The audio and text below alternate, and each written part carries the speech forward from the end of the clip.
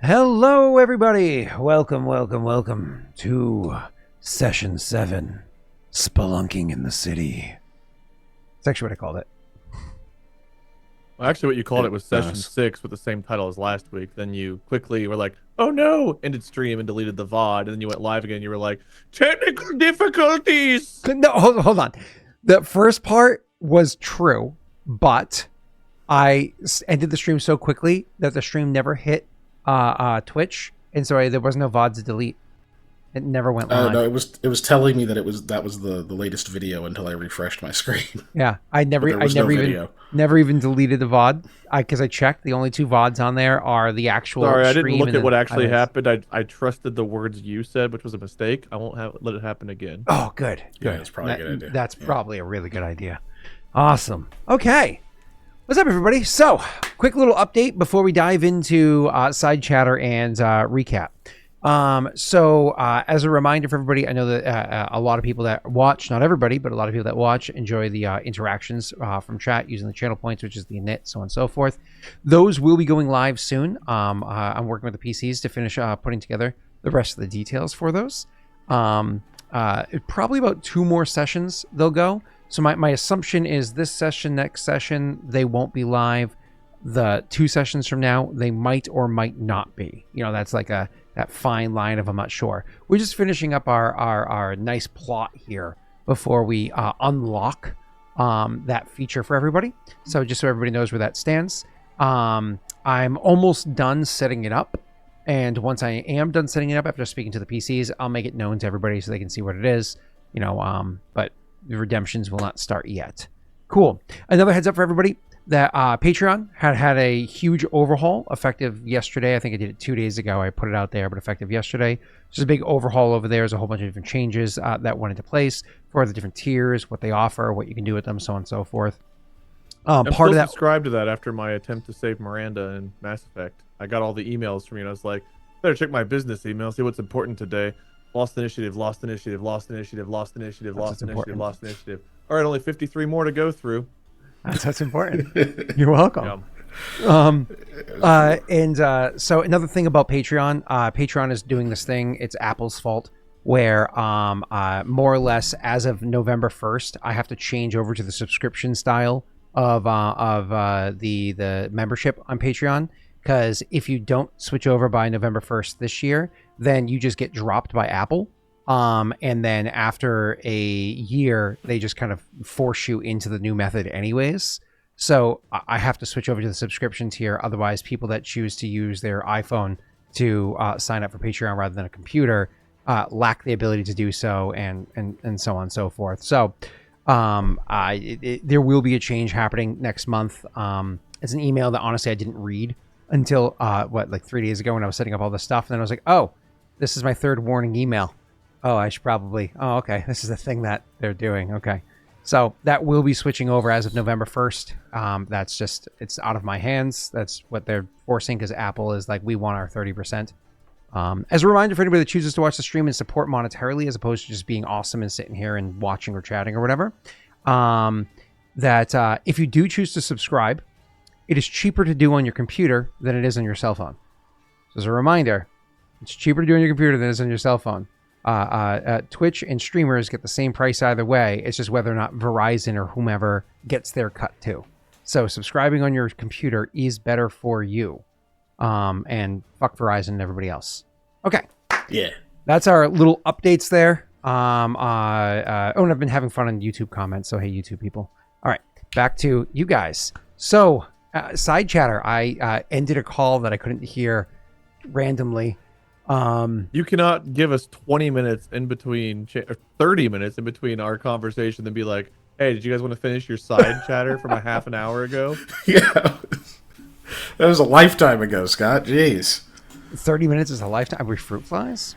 What the hell's going on here? It's 2024, Scott, and not for that much longer. Apparently, you see how much my left eye has aged in the time that we've been waiting? That's true. You are an old man. He was a young man when this started. Well, did you ever get your surgery? I mean, Molly said you needed it. Which one? The penis enlargement? No. I meant the... I don't know. Was it? Which one did she say I need? What is it called? The nose one. My appendix. Yeah, my nose appendix. I forgot. Yeah, I was supposed to have that removed because apparently humans aren't supposed to have that. No, I still have my nose appendix. I don't know what those would be called mixed together. Maybe deviated septum. Rhinodectomy? What the? I don't know. I don't know. Nosedectomy. Whatever it's called. I've had no surgeries. I don't have time for surgery, man. I might as well just die. Okay, that works. Yeah, awesome. Pendoplasty? Cool. So, do we do a prediction? Should we put a prediction in chat? Does Wade get his appendectomy before he dies, or whatever it's called? Rhinoplasty. Appendectomy. Rhinoplasty. Because this horn. Why are you wishing this on me? You're putting it in the Why universe. would we put a now my prediction? appendix is gonna burst midstream. Why would? What? How do you even? Oh God! I don't know why that word's in my head. Why are I'm we sure I saw a here? movie recently and somebody said appendectomy, and now that's just what's in my head. I don't know. Yeah, that's a thing. It's not what a. It is a thing. It's not what a rhinoplasty is. They're I don't need they're that. I need a very deviated different septum. parts of the body. I have a deviated septum. I don't need any of that stuff. Yeah, I don't know what that operation is. I'm not getting my breasts augmented either. I'm not. You're not. Flap tear. I'm just saying. Deviated septum. Wait. They can Flap take a little. tear. They can take a little off. Deviated septum. They could take. I'm not trying to body shame. But You're can, not wrong. They they can help you out. My doctor pats me on the belly every time I go in for a physical, which I just had one this week, and he's like, "It's 30 minutes, man. Can you just walk for 30 Does he more really? minutes?" Oh yeah. Wait, does he really?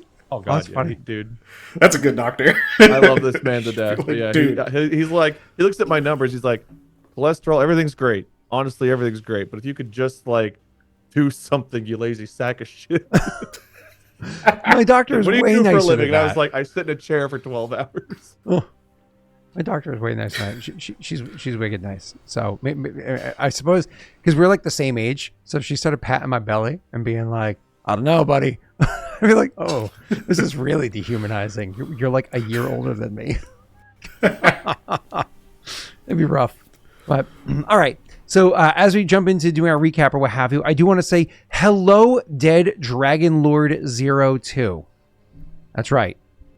Dead Dragon Lord 02. They said, and I quote, first time watching live, exclamation point. I'm excited, exclamation point, exclamation point. I'm going to call out some people from my community here. I've been on this channel for what, 5 or 6 years now, at least. I think it was 2018 we decided that I've been here since. I've advertised this channel pretty much every stream I've done over the last 6 years.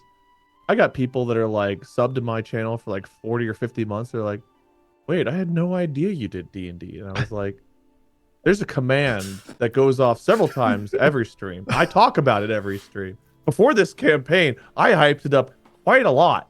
I'm like, hey, if you guys want to catch up on the VODs, they're on the YouTube channel. Scott's actually doing a good job for once. Won't last, but for now, good. Damn it.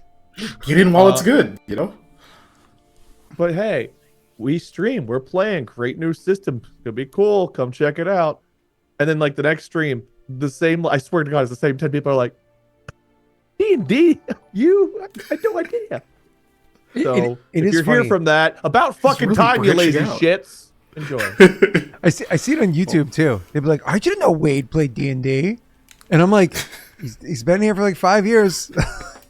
Like, no exaggeration. I want to say it was early 2019, maybe I just late told 2018. you it was 2018. Oh, you know for a fact it was 2018. I'm pretty sure that's, well, I was talking to Mathis in like April or May, and I think things sounded like they started around like June, July, August, somewhere in that range. It checks out. I believe you. Yeah.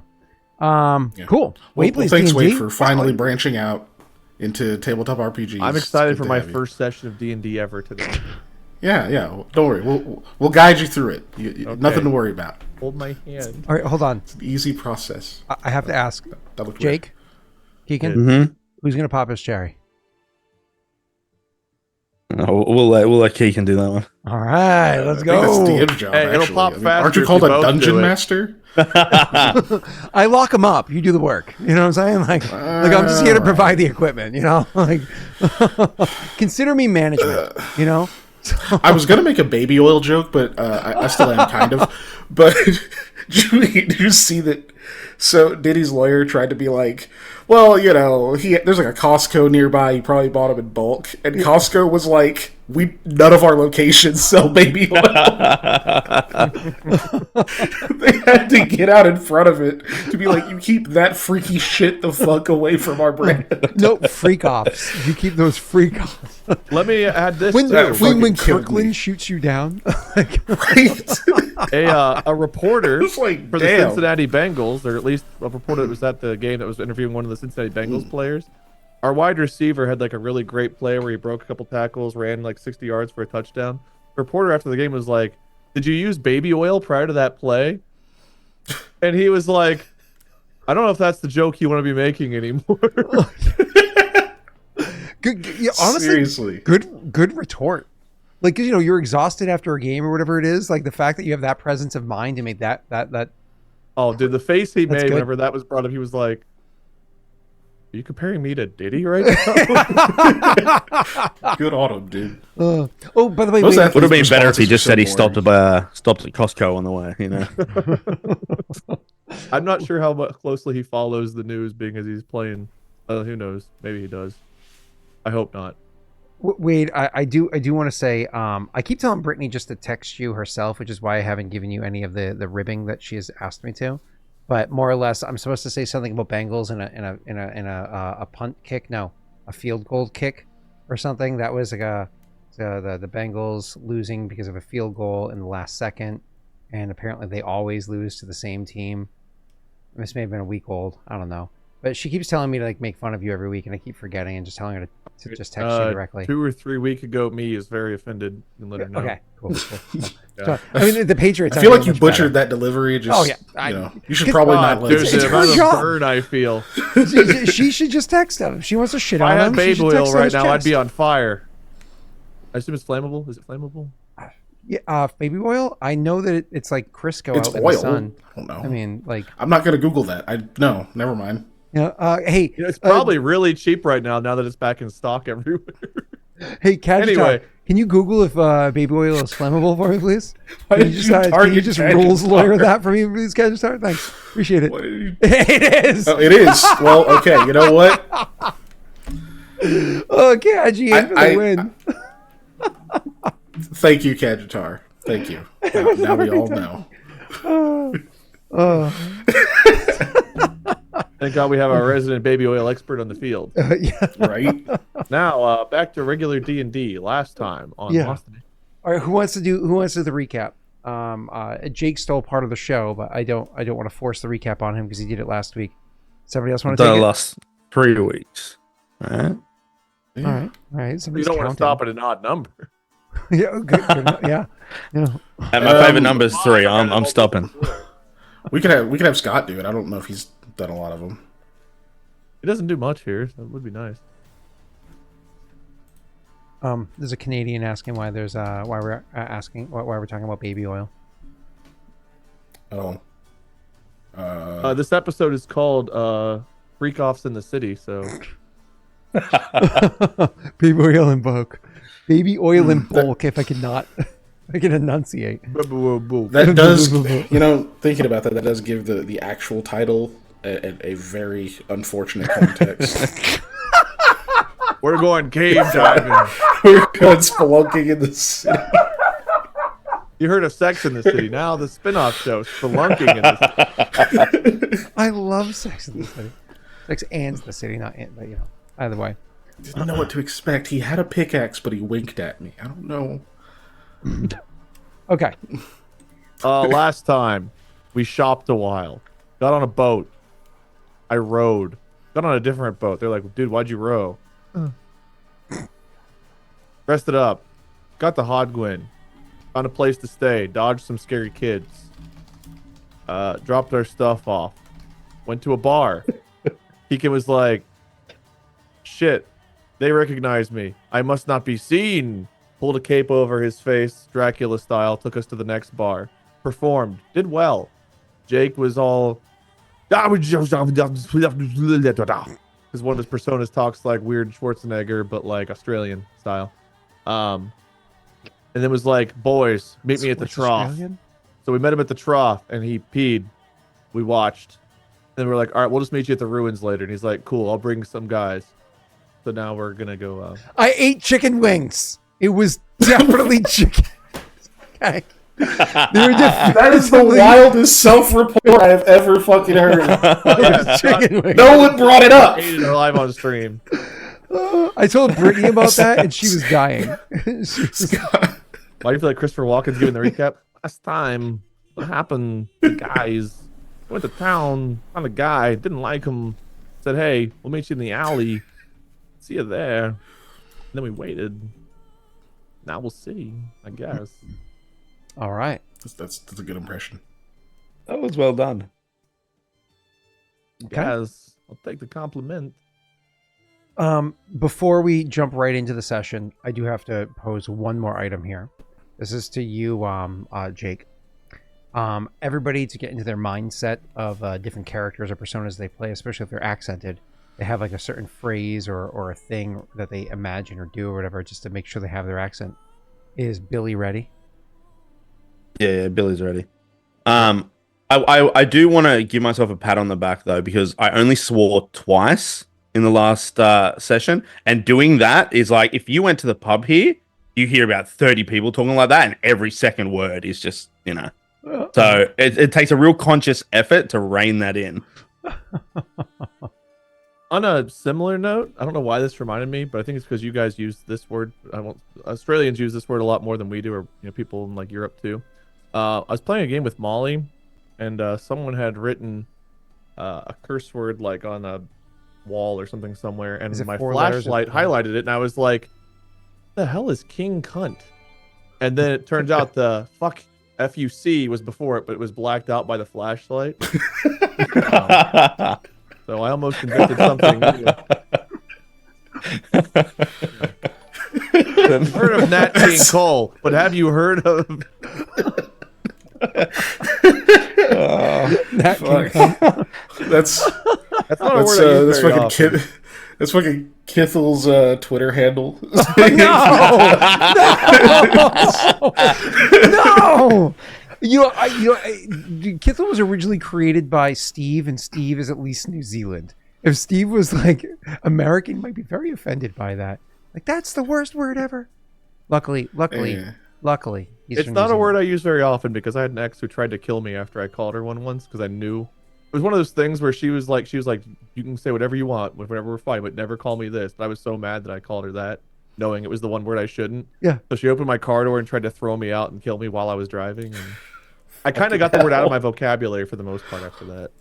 It's one of those things too. Like you wouldn't even use it normally. It's literally because it was on the no list. It's like, well, now that it's on the no list. Yeah, exactly. It was one of those, like, I thought she was going way overboard how she was being, so I was like, naturally, I'm not going to be the bigger man. Let's go smaller. That's true. Wade is the smaller man. Wade is 14-year-old me. Wade is the smaller man. All right. Then some people, I guess. So we have gone the longest we ever have without starting. This is the most podcast we've ever been, and Roz isn't here to yell at us, so I say we keep going. Hey everyone, welcome back to another episode of Lost Initiative. I'm today's host, Wade, joined as always by my three co-hosts, SirKiken, Jaaek, and whatever the fuck his name is. So last time we talked about, fuck you, Scott, let's play. Yeah, okay. Cozy kitty cat yelled at us. They got redeemed. As did Snago. All right. Us. I don't know if that's us. Cool. So where were we? Session. Let's go.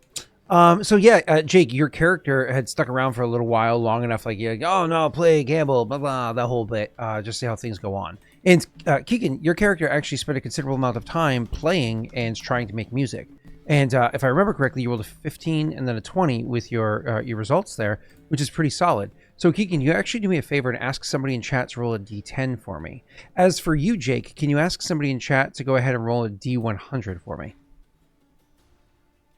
I'll go with the sorry girl. I forgot we had a mission whatsoever and was just watching you guys the whole time.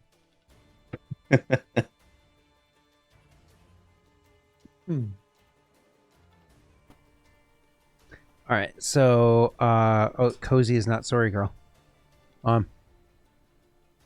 Waiting on sorry for the D100 and Kaji for the D10.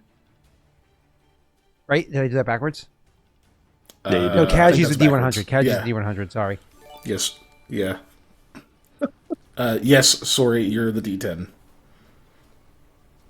By the way, Joey, if you didn't know, I know you always like to press spend, but if you literally just do exclamation point, like that should work. Oh no, sorry, it's like this. That one felt personal. That works. Okay. Oh, a 1. Who rolled a 1? That felt was the 10. Oh, on a D10. Oh, that's not so bad. Yeah. That's not so bad. Okay, cool. So, so that just means you, Keegan, at the end of all that whole night of playing, you unfortunately only earned the total of 5 shims, which equals a copper, right? So you earned 5 shims throughout the night of playing between the 2 different establishments or whatever it was. As for you, sir, with your 78 on the thing there, can you go ahead and do me a favor? Roll me a d20. This is you, Jake. This feels like when I used to like fake DM and I didn't know what I was doing years ago. I was just like, roll some dice. You get a car. Solid. So that night of gambling that you did as Billy, it actually went pretty well for you. Like things did not go poorly at all. Jake, if you want to go ahead and roll me a 4d4, that's how many shims you're able to get from cleaning up for that night. Kaz, you played well in your favor. And 10 shims, that's the equivalent of 2 copper. That's awesome. So you are able to clean up with 10 shims, walking away from the day of gambling. So after that's done, it's kind of like, all right, boys. And, you kind of like handed the cards, dice, whatever it was for the evening. You can... Sorry, Scott, which one was shims? I don't have that noted. I thought it was... Slivers. I'm saying shims. I mean slivers. I don't know why I'm saying shims. So, you know why I'm saying shims? Because I was fixing my garage over the weekend, and it was literally working with shims. Like, the... Back on track, man. We don't care about your garage. Okay. Sorry. So, Jesus. So, back to you boys. So you are, so you're getting out of the place. It's kind of like excusing yourself and getting up and leaving, Jake, or I should say, not Jake. If you changed your names inside the thing, I'm turning on the AI.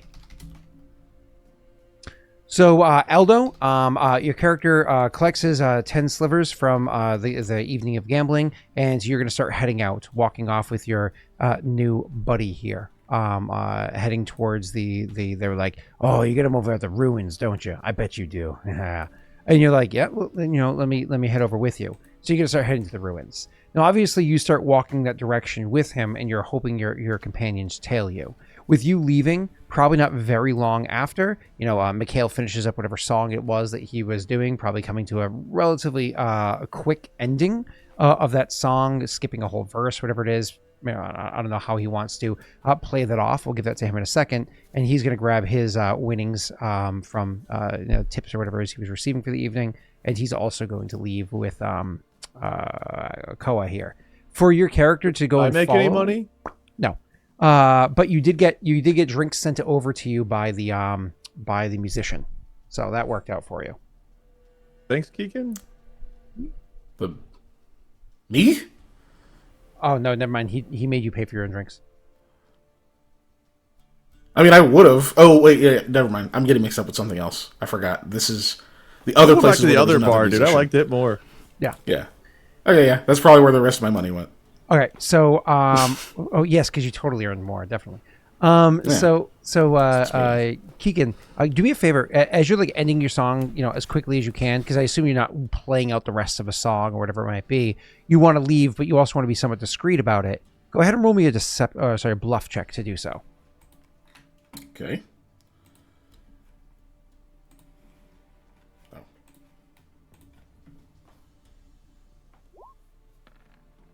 Good start to the evening so far, gentlemen. So, yeah, with your bluff check of an 18, like I said, it's one of those things where you play it off pretty smoothly. Like, I can't remember the end of that song, and I don't want to fluff. Kind of. It's one of those like people are disappointed but not upset sort of a thing. And you're able to get yourself off stage and make yourself, gonna go get some fresh air. Good evening, and make yourself out there with Koa to go following. Now, before we jump into whatever RP the two of you are going to have as you're trying to set trail, let me ask, how quickly after the departure of Aldo are the two of you trying to leave? Well, we need to be able to keep sight of him. So I know the layout of this place pretty well. How far are the ruins from here? Yeah, it's a great question. Let me go ahead and see if I can grab that image for you. So from where you are, the tavern over in that part, it's actually a decent distance. It's most of the way across the town, so it's a good walk. Meaning, you might not, if you can't see them, you might not know the perfect path to get there, but you can at least move quickly or whatever it is. You know that you might have time to catch up. I'm gonna resend you that image there, Wade. Okay. I mean, assuming they're moving at like a normal pace, probably leaving like a minute or two after. Okay. Given some distance. Yeah. That's a reasonable time frame. That's not like some ridiculously quick period of time or whatever it might be. So yeah, you guys can definitely do that. So as for you, Aldo, obviously you're making your way over, and you have to maintain some degree of conversation. You already, I believe, rolled like a nat 20. 25 total, whatever was in your bluff check before, which is like really good. And your character is not bright, and so you probably did continue drinking throughout the evening, even if not getting entirely sloshed. You are still having a couple of drinks, so you do have a bit of a warmth to you as you're making your way through the town. Conversation is going to be mellow enough. It's not like you have to make a bluff check or anything to maintain the situation you put yourself in. But the question I ask is, are you just playing the part and walking with him, or are you trying to do anything else as you're making this way? Maybe leave air quotes breadcrumbs for your companions to follow. Keep an eye out on where it is that you're going, or what's your plan here? Or are you just going with it and expecting your friends to save the day? No, I will be a considerable amount slower.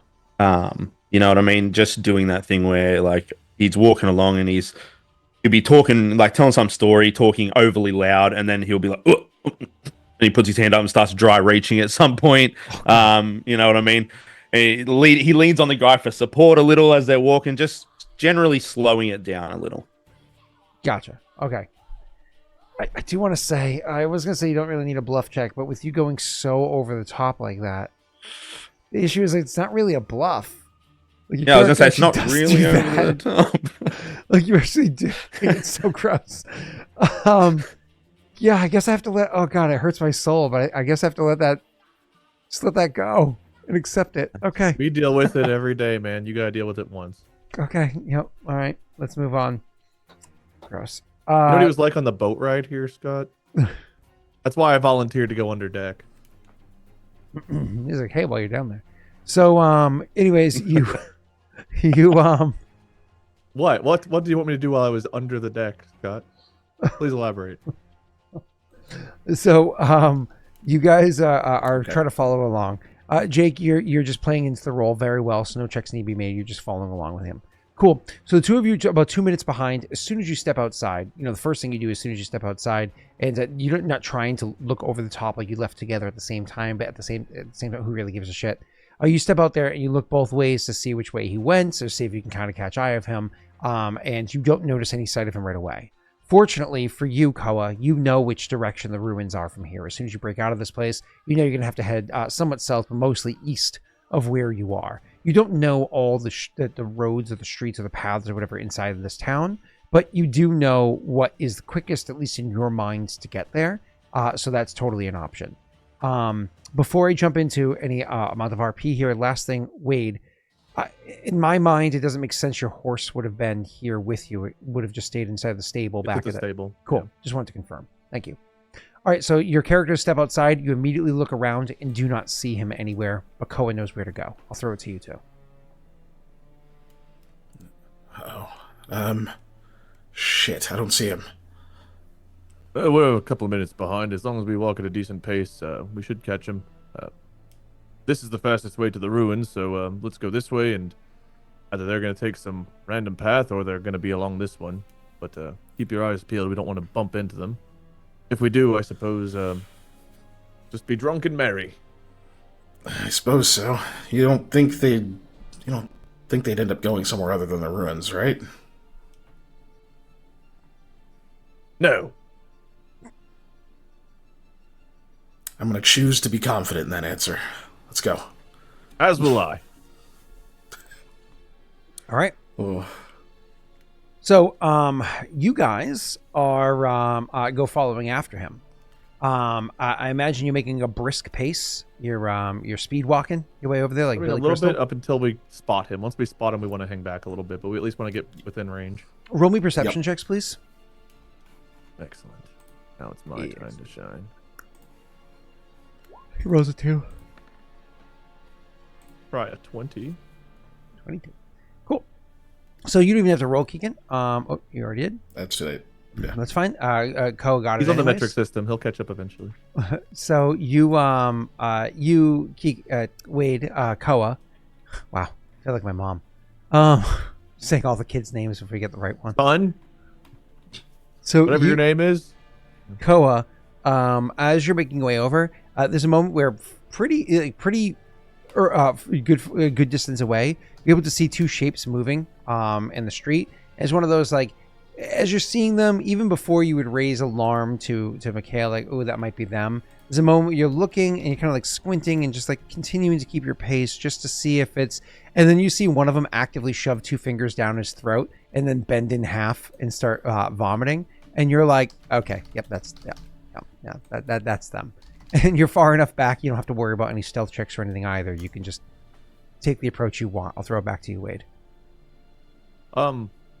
I think the idea is to hang a ways back until we're getting close to the ruins, and then it's like, okay, now we start to close. So that way, whenever they get to the ruins, we want to be there whenever the guy's like,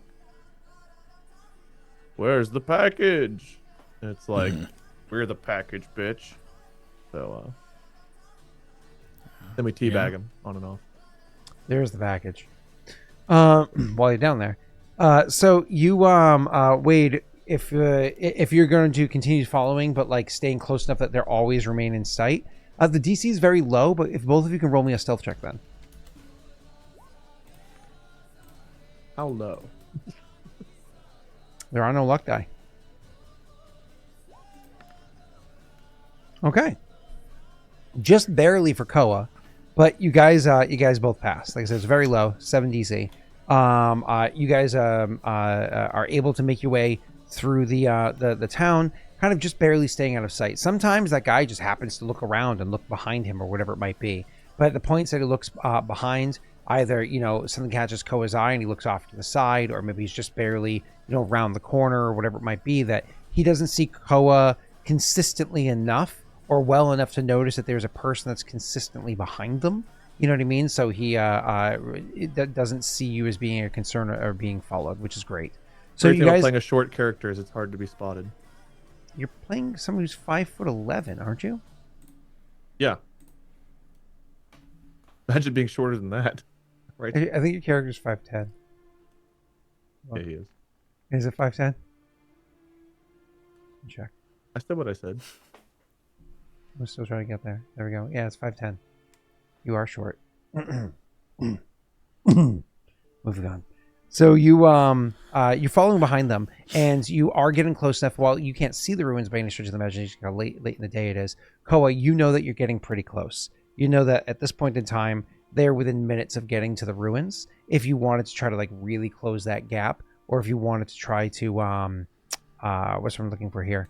If you want to really try to close that gap, or if you want to try to get ahead of them or go around them, or whatever it might be. I'm not sure what the plan is. If you want to talk to Mikhail about it. We're far enough back where we can kind of communicate without it being... Oh, yeah. Yeah. Like, they're in sight, but, like, even Mikhail can see them from time to time, but he has to squint through the darkness to see them. You can see them fairly consistently, but... So my understanding is, like, the ruins areas, even looking at it, is a decent-sized area. So, like, once we start to disappear into there, it's kind of like we're going to want to close anyway because it's going to be harder to spot people in there. So I imagine it's one of those things where, in my mind... I guess we'll RP it. As we get closer here, I'm thinking we should up the pace a bit and get right up on them, just in case. What once they disappear into the ruins, it's a large-ish area, so it might be harder to find them if we let them get too far out of sight. Plus, if something goes wrong and we're too far back, then... Well, I dread to think. Yeah, that would be a problem. Yeah, I think we can close in. I have to follow your lead. You'll know better than me once we're, at the point where things are going to get a little scarier. Right. Well, let's move up a little bit closer then, and as they start to walk into the ruins, let's try to get there as fast as possible. Got it. So we're going to close a little bit, and then Speed kind of up like a when they little bit. get to the ruins and start going in, that's when we really try to catch up. Understood. It's at this point in time, actually, I'm going to have you go ahead and roll me a perception check. Well, I'll let it be both of you. Yeah, both of you works.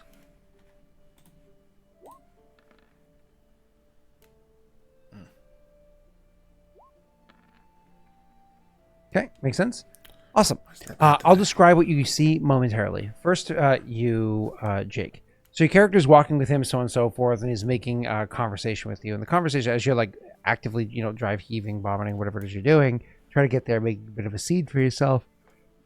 Making a bit of a scene for yourself, you can see that he's growing increasingly agitated because like he just wants to get the deal done, and he's dealing with this drunk idiot.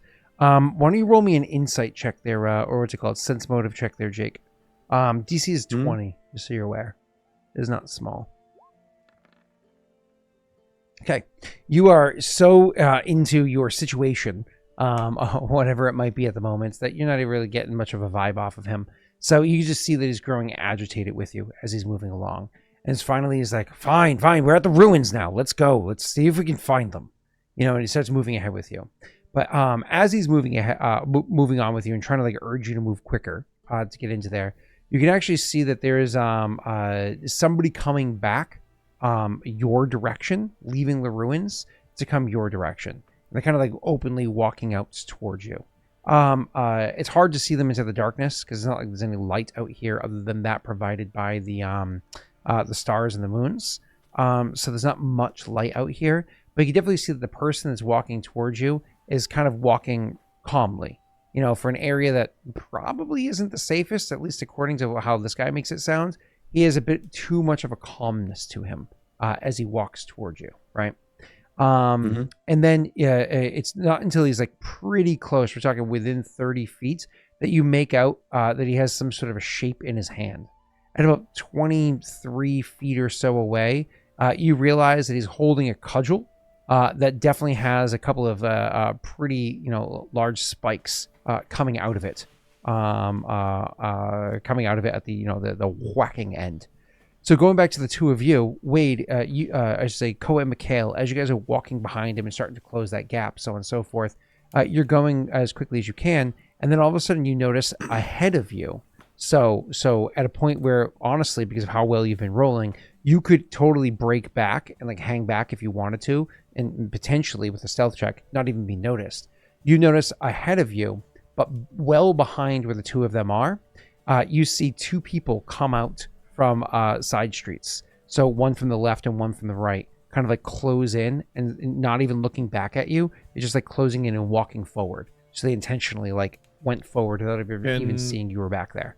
Can we roll like a sense motive to see if they're approaching hostilely or like casually? You don't even need to roll that. It's pretty obvious because as they're walking forward, one of them is actively grabbing like a chain, like like an iron chain that you would find, to almost like what you see behind me in the screen over here, like a steel or an iron chain. They're grabbing it and kind of like starting to wrap it around their wrist a little bit, and you can see the other one is stepping forward and they're pulling out a dagger. So it's pretty obvious what their intentions are. I'm just curious why we'd want to hang back if it looks like they're just about to stab Aldo real quick and kill him. Up to you. It looks like Aldo's about to be, there's a group approaching very hostilely. Shit. But he starts speeding up.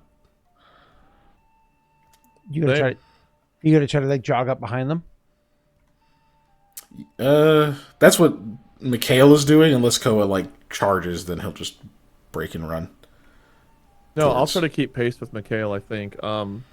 How far back are we right now from them? Yeah, I was gonna say, does it seem like we can get to them before they get to Aldo? They're walking with purpose, but they're not like jogging or running. Like they are using a hasted pace behind two drunk people who now, as you heard in the meta, have their attention pulled directly in front of them. They're, as a distraction, they're able to move up quickly behind them and catch them off guard. They're not jogging or making too much noise to attack. So you could catch up. I misunderstood the way they were approaching. I thought they were approaching him like head on. They're coming in behind, so he has no idea. One's head on and two are from behind. Yeah. Oh, and we're okay. I see what you're saying. Mm-hmm. So we're approaching from behind them. Two people come in front of us, so between us and Aldo, and Aldo sees a person in front of him. And that's why they didn't look back and see you coming in. Yep. Unless they have another layer that's even behind us.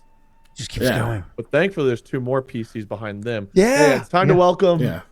Wait, there's no one else here. Yeah, I think we still would like to close in the gap because this is now a 4v1 if we don't get there. Yeah, and do we have to break stealth or to catch them, or can we get to them while still stealthed? So stealthing, the way it usually works, is you have to move at half speed to stealth. You know what I mean? To take no penalty. Yeah. So yeah, correct. And if you move full speed, it's a -10, I want to say, to stealthing. And if you want to double move, it's a -20. Actually, I think most people can't even double move it. I think it's an unlockable feature. But to move at full speed is a stealth of -10. So that's if you want to really try to catch up to them. Up to you. How far back? So basically, at half speed, we're not going to get to them before they get to Aldo. At half speed, you most likely will not. No, they're moving with purpose, but not moving super fast right now. They are themselves walking with a degree of stealth, if you will. Not pretty quiet though. So to answer your question, Wade, honestly, about maybe 30-40 feet away. It's it's in and out of light from lamplight, so it's kind of hard to properly judge, but about 30-40 feet away. So you could totally charge them, right? Like that's within your speed. Yeah, range. the thing is, I just don't know if I want this fight to happen out in the streets. I feel like for everyone's sake, it's better if it's not, because it'll be harder to explain in the heat of the moment what's going on. Yeah. Yeah. It's in the ruins would be better. So, I don't know if we can roll for this, but it would be nice to try to time our catching up to them with getting inside the ruins. So you could try to play. So in the meta, Jake's character is about to come to a stop because he has somebody approaching from in front of him. Your characters in game do not know that, so you very well can plan for that. But in the meta, we know that that's not going to play out exactly as you expect. I saw the guy in front of it too, right? That's why I see all three. You see the guy walking with Aldo, and you see the two behind Aldo. I don't see the other one. You do not see the one in front of Aldo. Okay, then my character would definitely plan to try to get to. So the plan that I'm thinking of out of meta would be what Koa would think. Yeah. Same. Cool. So yeah, we would try to get to them right as we're inside the ruins. Okay. So why don't you guys go ahead and roll me a stealth check? So if you want to do a full stealth check, you could try to stay quiet and just approach, or you could try to also close the gap some now. Wade, you're comfortable with the gap right now, but Keegan needs to get a little bit closer. So if you guys just want to do a full stealth check, you just won't close the gap at all. I need to get closer? If you want to go melee, yes. Then I'm good. Sorry, last time you charged in, you're like, ah. Yeah. Last time I didn't have, first level spells, so. My apologies. Is there a penalty on our roll? Not if you're moving proper half speed, no. Okay. Oh my god, Wade, you actually do close the gap a little bit. Because you're so fast. Yay. Aldo, thank you so much for being a slow night walker. No worries.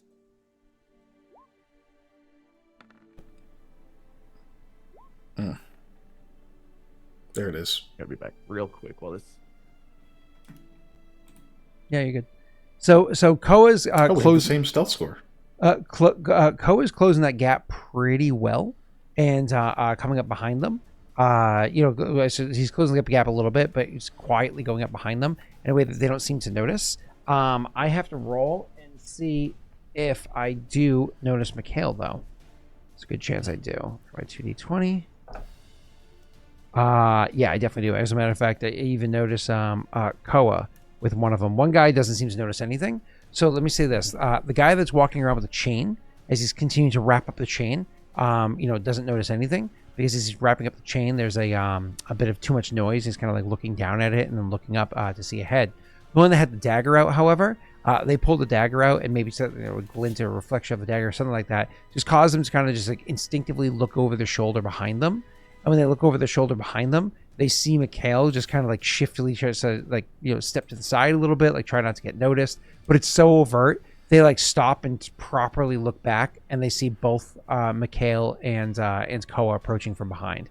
So, like I said, Koa did close that gap by about 5 feet, so now he's only 25 to 35 feet away, which is great. For you, Keegan, he's still 30 to 40 feet away. And they notice you. And they look back, and they're kind of like, hey! And to the other person, so the person can like slow down and look and see you guys approaching too. So they both turn back to notice the two of you, as again Jaaek has another guy approaching him from the front. So do you guys immediately jump into physicality here, or are you hoping for chattiness, or what's going on? If they don't immediately attack or anything, I'll just for now I'll say Mikhail doesn't immediately go physical combat, anything like that. Koa has gotten in less trouble not throwing the first punch at a bar. So out in the streets, probably better if they make the first move. Okay, cool. So you guys kind of like hang back and see how things play out. So that's what goes on. I don't know if we hang back, but like we don't charge in. Like we might still just keep approaching, but like. Okay. Well, in the time pause for a second, right? Going over to the other group, if you will. So Jaaek, your character would have seen this person approaching, and you see the club, and you see the spike in the club. Would you have said or done anything as soon as you saw that? Because it said you noticed them about 30 feet away, about 23 feet away. You noticed the spike in the club. Would have said or done anything? Yeah, he says to the guy that's with him, he's like, friend of yours? He squints into the darkness, and he nods and says, yeah. But he looks a little, like he sounds a little like offbeat in saying, like yes, but also slightly surprised. And then all of a sudden you hear from behind you, hey! Which of course gets your attention. And you turn around and look back and you see, holy shit, there's two people behind you. And they're not far behind you either. Maybe like, 40 feet, 30 feet, something like that behind you. But squinting into the light, there's two more people behind them too. They look familiar. That's not Dan's close. Aldo, it's Koa. It's us. Hi, buddy. So you hear that hey, and you look over your shoulder and you see that behind you. Anything else you care to say or do at the moment, Jaaek? He looks back to the guy again. He goes, please tell me this isn't your idea. He shakes his head and says, wasn't the plan. And then looks ahead and goes, what's going on? And the guy says, not there. Huh? Not there. And he kind of brings the club up, and obviously not where a spike is. Starts slapping his hand with the club. Again, obviously not where one of the spikes are. And starts slapping his open palm with the club. And he's looking pointedly at Aldo as he's making his way over. He's like, but we can find it. And the guy looks at you and goes, huh? You were lying then? I wasn't lying, mate, but if this is the route you're going to go, the merchandise is going to go from 2 to 5.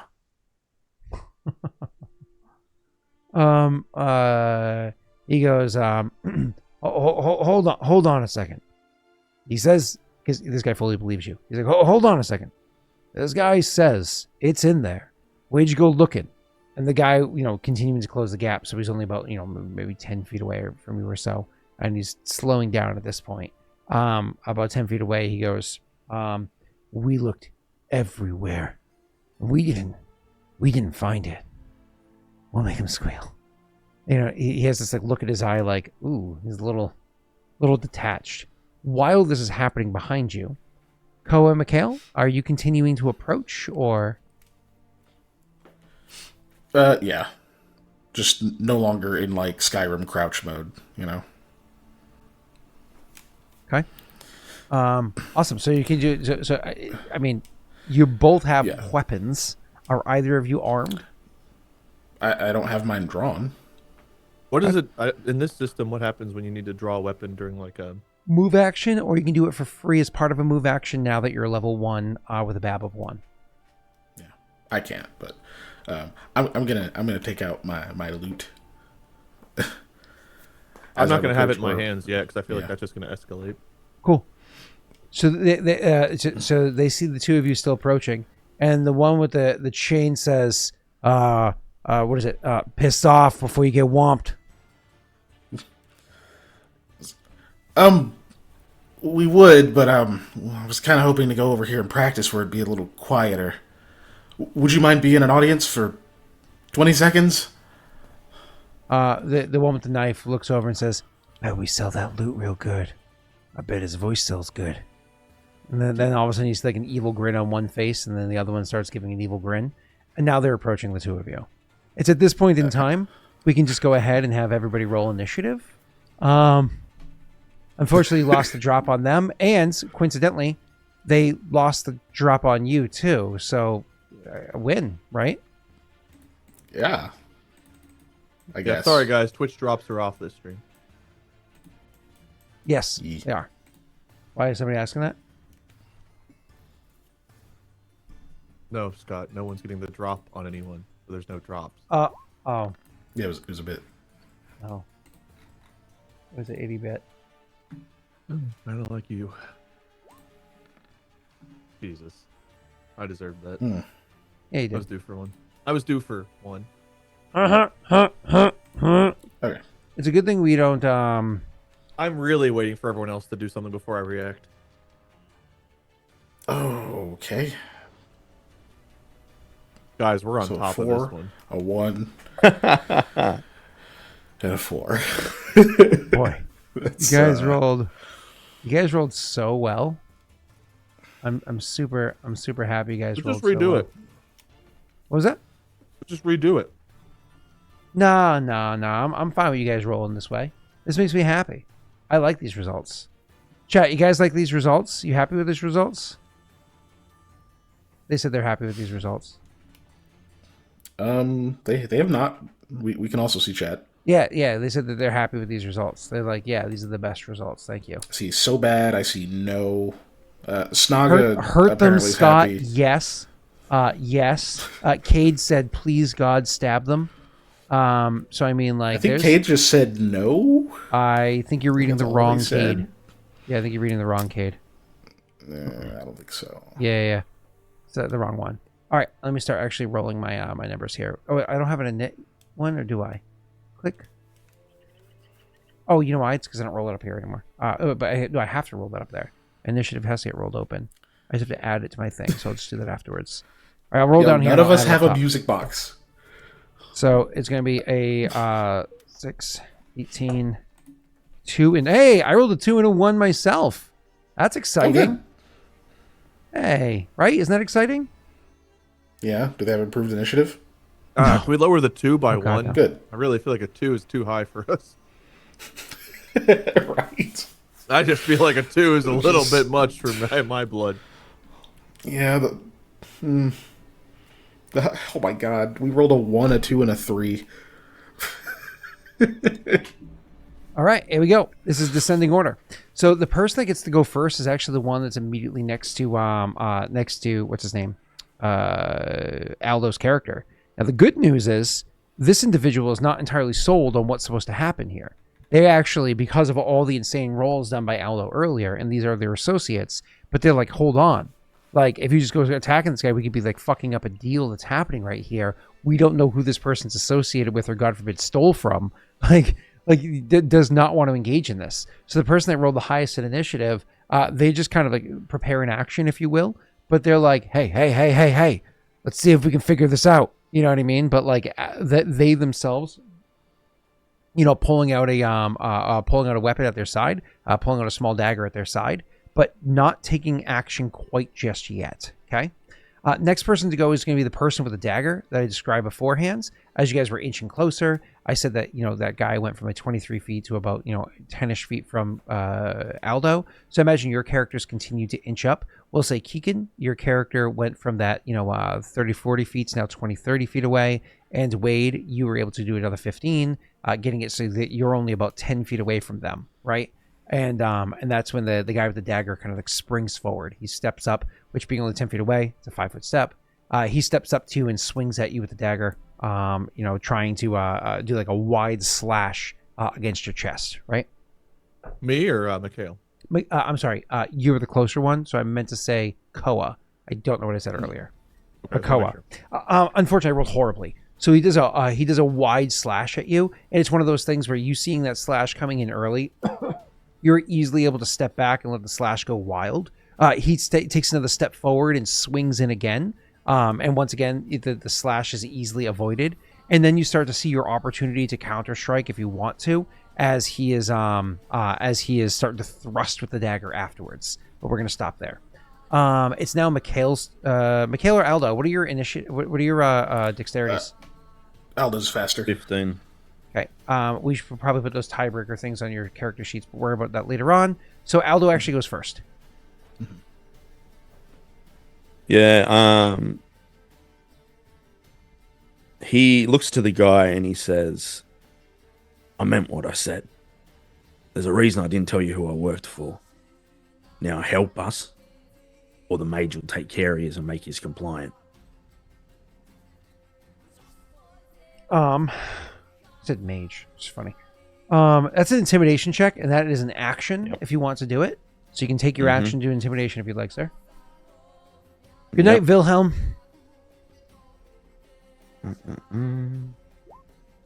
How did you know what I was going to do, Jake? Oof, nice. Nice roll. I didn't, but everyone seems to freak out at spellcasters, so hey, hope these guys are the same. Right? Just tell them your That's friends were a good Suga, check. apparently. It's not just it's not just a good check. So you technically you demoralize him, you give him the shaken condition. And the good thing about the shaken condition is it actually affects his saves. He has a -2 to attack rolls, weapon damage rolls, saving throws, skill checks, and ability checks. No, that's second, sorry. Shaken is attack rolls, saving throws, and ability checks and skill checks. So now if Kiken does something that requires a saving throw, I have a -2 to that roll. It stacks.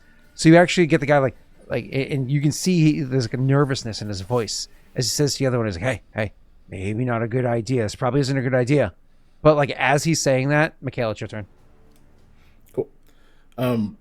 How many of them can I get in a 10-foot radius burst? If you rush up next to what's his name, like diagonally next to Koa, you can absolutely get the guy that you originally saw with the chain wrapped around the arm and the one with the dagger that just slashed at Koa. You can get both of them in there. Sick. Yeah. This is a burst, you said? Oh, so this isn't a cone. Yes. Oh, you don't have to move up at all. You can just from where you are, you can do it. Okay, excellent. I will do that. I'm going to cast Sleep. Ooh! I was wondering what you were going to do. All right. Did you hit me with that in about 4 hours? You know what's funny is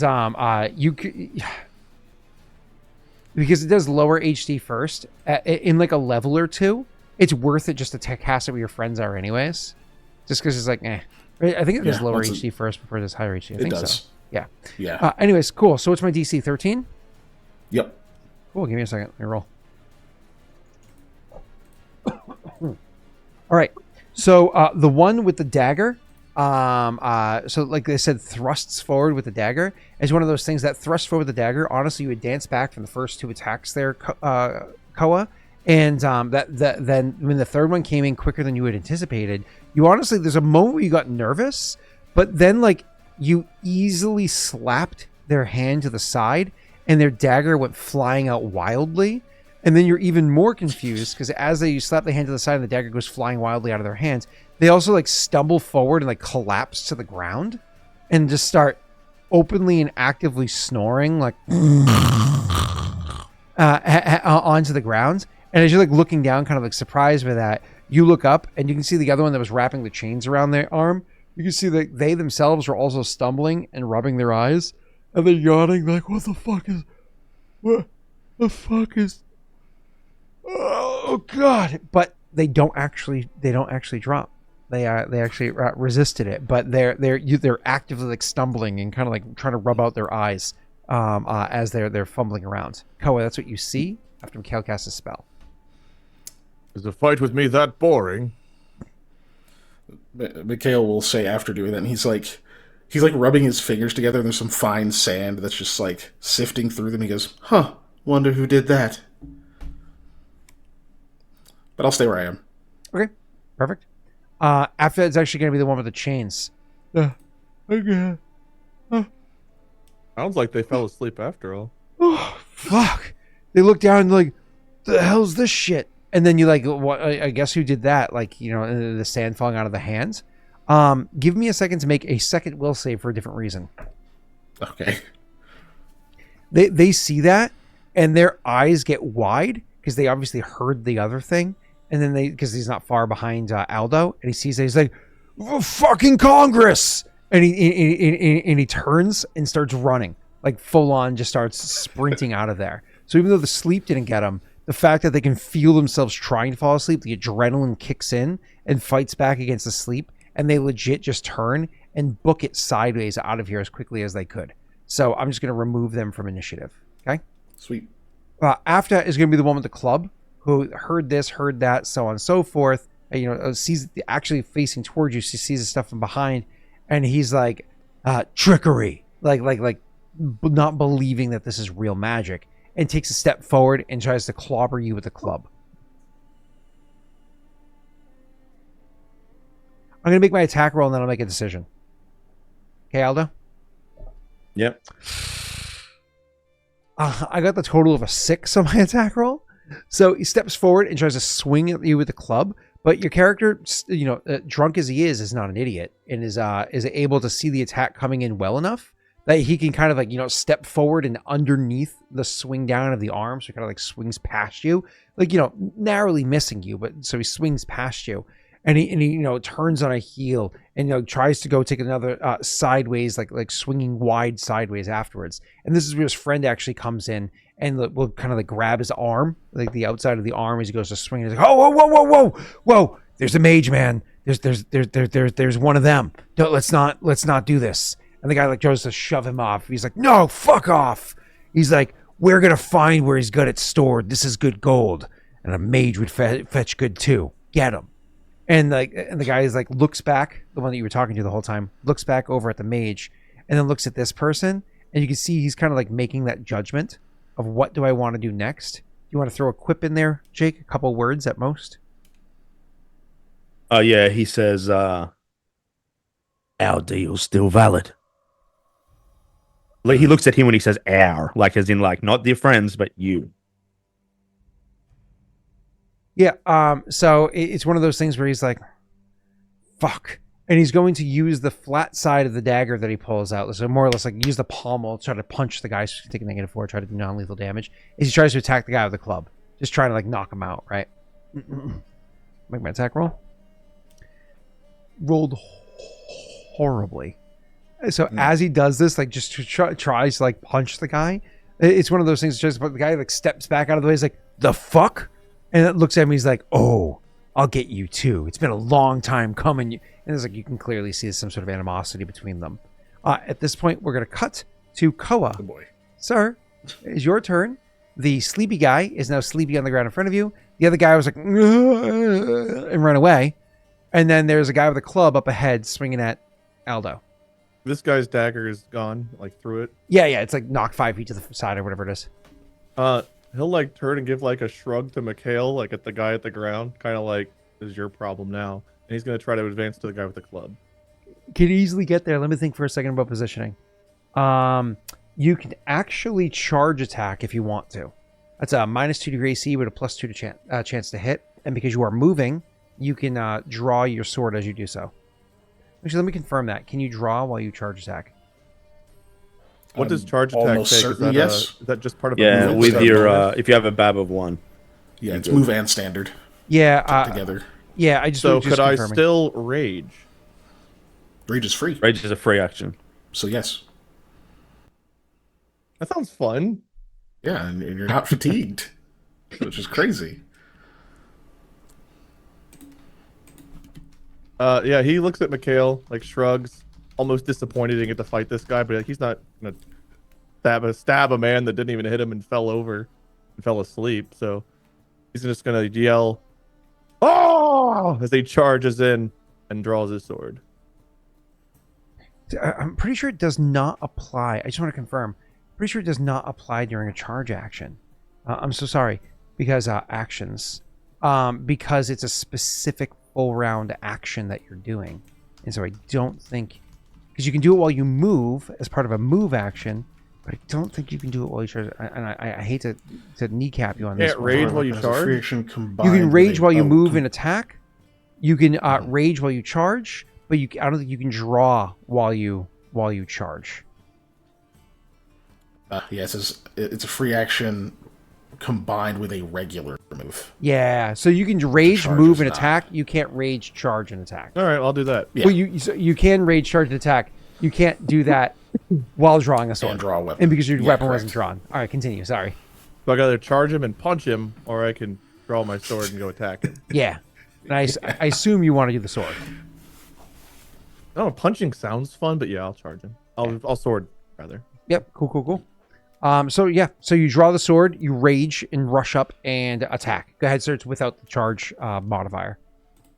Okay. The other dude just non-lethal. If I try to non-lethal with the sword, does that give me a penalty? Yeah, -4 chance to hit. I'll take it. Ooh. Fine. Okay. I'm trying to play by their rules, man. Okay. I assume you're not using what's it called then? Power attack. Because it's just too many penalties. Yeah, not for this first hit. Okay. I mean, this guy's about to be like majorly out. So, how do I temporarily give myself a -4, or do I just roll it? And let me put it onto your character sheet because this is like I think the second or third time you've attacked with a non-lethal. Let me throw that modifier onto your sheet for you. So let's go conditions. We're gonna add Does it not ask the bonus query when you're attacking? attack, and then I don't remember seeing that. Huh. what'd you say? My sheet he doesn't have bonus query on now. Okay. -4 to attack, and now you have that on, so your total modifier is much lower. Yes. And you can do also. Yeah, no, never mind. You're good. Oh, are you flanking him? Because you can charge. You actually. Oh no, he doesn't have a weapon out. You're not flanking. Sorry. All right, you're good. The other dude does. Yeah. He is a hostile. He rolled Okay. bad. Yeah. Yeah. Yes. What does that give me? +2. It's on your sheet. You can click it. It gives you a +2. All right, so let's be clear. Let's recap this because there was a lot of shit to go over right here. So his character draws his sword as he rushes forward. Battle cry, whatever it is, raging, the way you describe it, raging. And then he's going to try to hit this guy with either the pommel or the flat end of his great sword as he's doing so, but also as he's rushing forward as quickly as he can, using the distraction of an armed enemy opposite the person to try to find an opening in his defenses. Way to let you describe your rage, if you will, and you can make your attack roll. Yeah, so Koa starts running in, lets out the "Ah!" and like goes to swing, and then like he remembers that the dude didn't try to hurt, because I imagine while raging, I know raging you don't have all of your senses, but like I think you can probably still be smart to be like fine, and he like turns his sword the other way as he goes to swing it at the guy kind of like sideways. Yes, sir.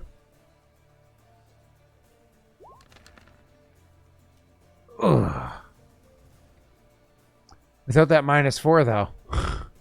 Yeah, sure would have been nice, Well, wouldn't it? he's only at a -2 technically. No. Flanking. It's a -4.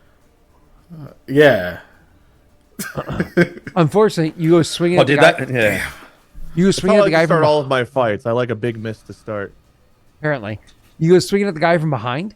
But what ends up happening is as you were trying to do like this big non-lethal attack, you notice partway into the attack that you're actually, because like the length of the blade and how close you are to so many people, you actually almost clipped Aldo, who's like kind of stumbling a bit and kind of in the way of the attack. So you had to almost like recoil and like, even though you found an opening, not take the next attack against the guy because Aldo was kind of like right there and in the way. And it's like, fuck. You had to take the chance. Do I stab Aldo or not? I'm not going to stab him. And so you miss, unfortunately. That's, I think, your whole turn. Move, free. Yep, cool. You have nothing with swift actions. So we're going to go back to the top of initiative, which is going to be that guy.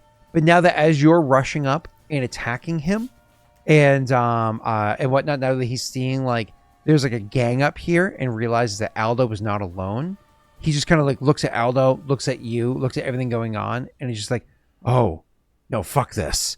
And he uses a withdraw action to disengage and turn and just start running the other way. He's like, "I'm out of here. I'm not a part of this shit. No." And so he goes to run away. Withdraw action means he does not provoke an attack of opportunity for the first 5 foot square around you, which you don't provoke beyond that. And never mess with the musician again. Okay.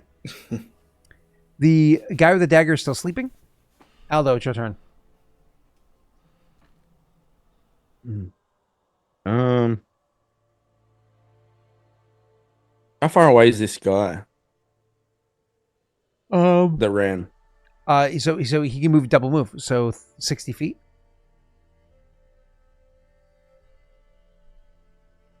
Withdrawing doesn't take any of his move. Withdraw action is a special action that allows you to ignore just the first square and then double move away. It's a full round. It takes its whole turn. Yep. You can do that and double move. Yeah, double move is like a part of the whole thing. Yeah. Gotcha. Technically, if you could do a limited withdrawal if like for some reason you can't take 2 move actions and you just get to do the 1 move. But, yeah. Depending on positioning, you can kind of thwart it because if you threaten too many squares, then they only get to ignore the 1. Or if you have a reach weapon, they still take an attack. Like or if you have a reach weapon, yeah. Mm-hmm. How far away is Mikhail? Mikhail is, let's call it 30. Let's call it because he never moved up. He's about 60-ish feet away. But the opposite. But like, let's say Mikhail. So there's like 120 feet in between them. Then no, the other guy like went west. So they're not opposite directions from one another. Or we came from the west. Sure. Then this guy ran south. All right. Just think 90 degrees off of Mikhail. 5 I just foot want to steps keep the free world action, building right? correct, okay? 5 foot steps free as long as you don't do any other moving. Fuck. You can do move action like draw a weapon, but not moving. Yeah, at this point I will 5 foot step, take a move action to draw my preacher stick. And my battle. No, I know what you have. I was expecting free 5 foot step, move action, draw crossbow, swift action, load crossbow, standard action, fire crossbow. I don't have my crossbow. I didn't bring it. Oh, that's right. All right, Yeah. continue. I know what you have. I know you brought your preacher stick. Yeah. He draws that and he just says to the guy that's running away, he says, "I need you for the deal. Your friends are going to give up your name. Come back now, we'll find you and you'll join them." Diplomacy for your standard. Yeah, I know. Sorry, girl. We know what that means in Catholic. Oh, I thought it was going to be landed on 1, but it just kept going. All the numbers were low except for the final one. Like 1, 7. That was a journey. Yeah. That die roll was a journey. It was like double 7 plus 1. All right. So, anyways, you're 21 total. You think you see him slowing down. You can't confirm. He's 60 feet away in the darkness. It's hard to see, but you think you see him slowing down. You think so. But that's your turn anyways. So we'll stop there. Mikhail, it's your turn. You're about 60 feet from where Jaaek and them are. The other guys, again, he took a turn, so he's behind a building from your side or whatever. Can I see the guy who's running away from Aldo? The guy that's running away from Aldo, you cannot currently, but if you move up your full 30 feet, you can probably get an angle where you can. Okay. No, he's probably going to leave that to them then. He's going to go up to the sleeping person and make sure that they don't have any other weapons. Oh my God, I thought you were going to say wake up. No. Make sure they don't wake up. No, they didn't sell my stuff. Take the lute string, snap one off, put it around his neck. Yeah. Play a little Just fiddle. fucking garrote them. Oh my god. I was gonna say his lute strings are actually garrotes. Like that'd be fucked up. That'd be fucking dope. But is he otherwise armed? Like like to other than check. the dagger?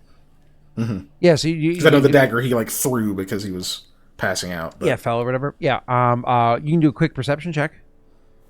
sure. Pack of chewing gum. 6 packs of playing cards. That is not All skill limit. jokers. Click.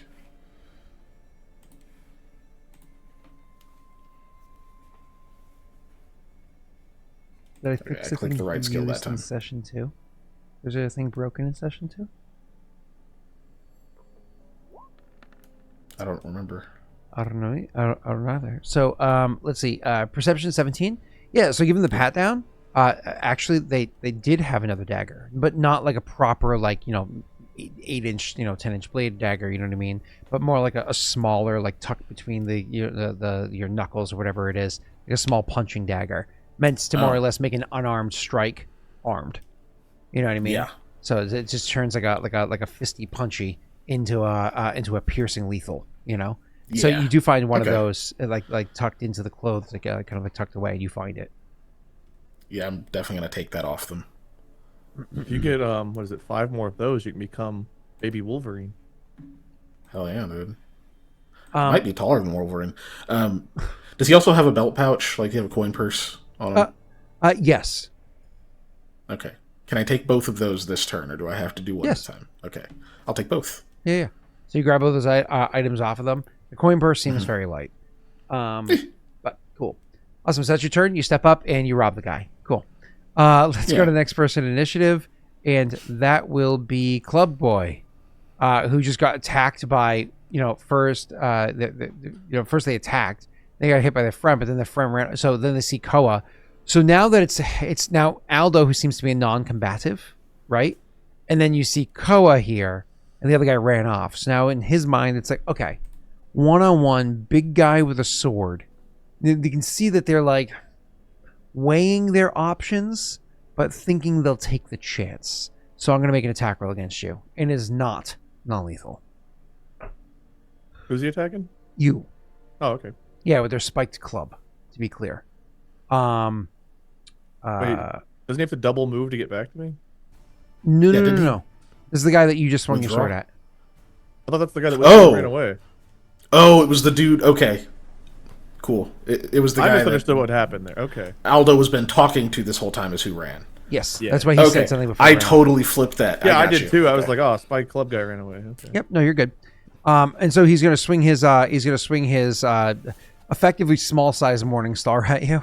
But I'm gonna swing it. He does hit you. My total chance to hit is a 15. And since you're raging, your AC is 2 less than normal, so it was pretty easy to hit. Wow. I do hit. I rolled pretty well. It does 5 points of piercing lethal damage to you. So, does swings at you with this thing. It's one of those because you had opened up and you didn't take that other opportunity because you're trying to do non-lethal. You're trying not to hurt Aldo. All this chaos is happening. That guy ran off. You're looking at him because your instinct was always to chase people before.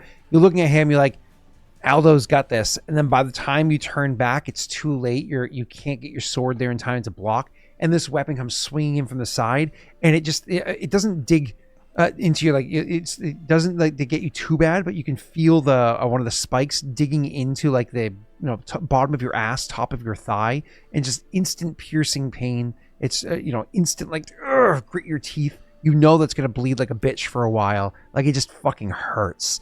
And these pants were actually relatively new. Like you threw away most of the shit, but Dan's pants were actually fit comfortably, and now there's a giant hole in them.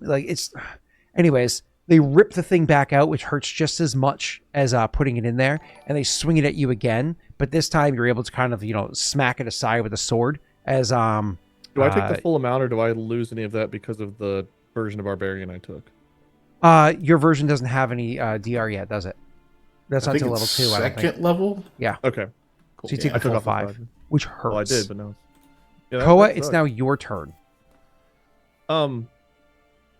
Koa's raging, and he tried playing nice. This dude just fucking hurt him. So We're trying to hurt back now. This is no longer non-lethal. Does the shepherd stick count as flanking? Is that a weapon? It actually is a weapon.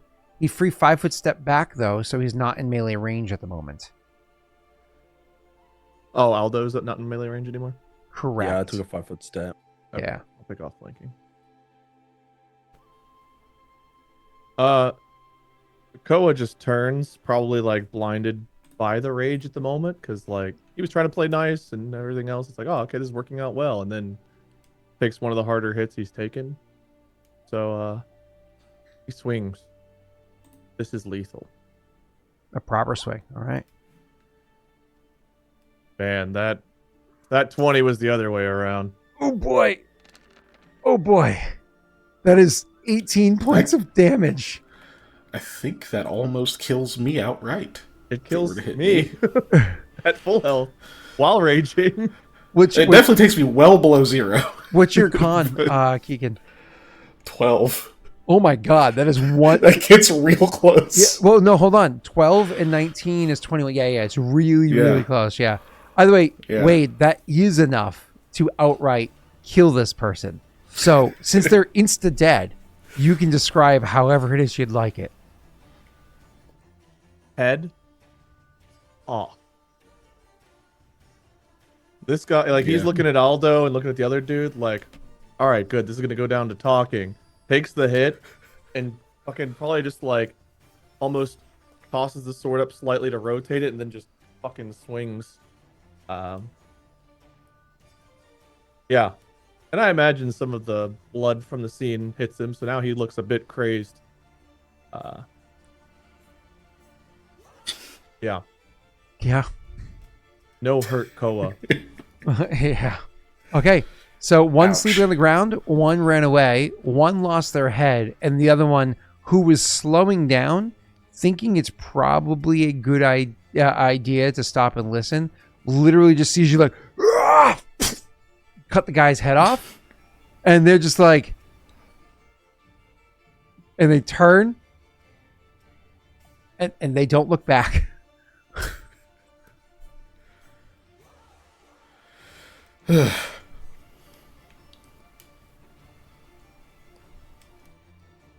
up to you, boys.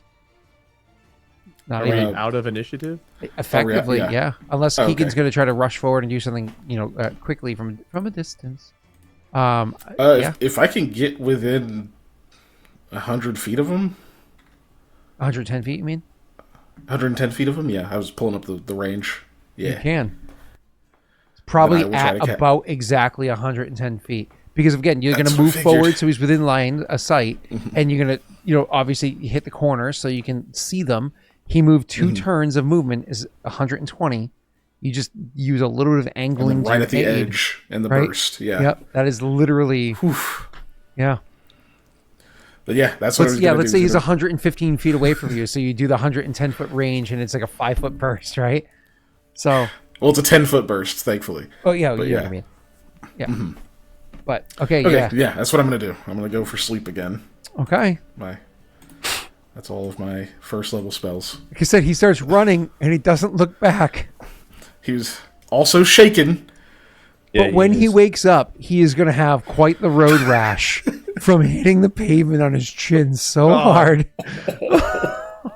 Oh boy.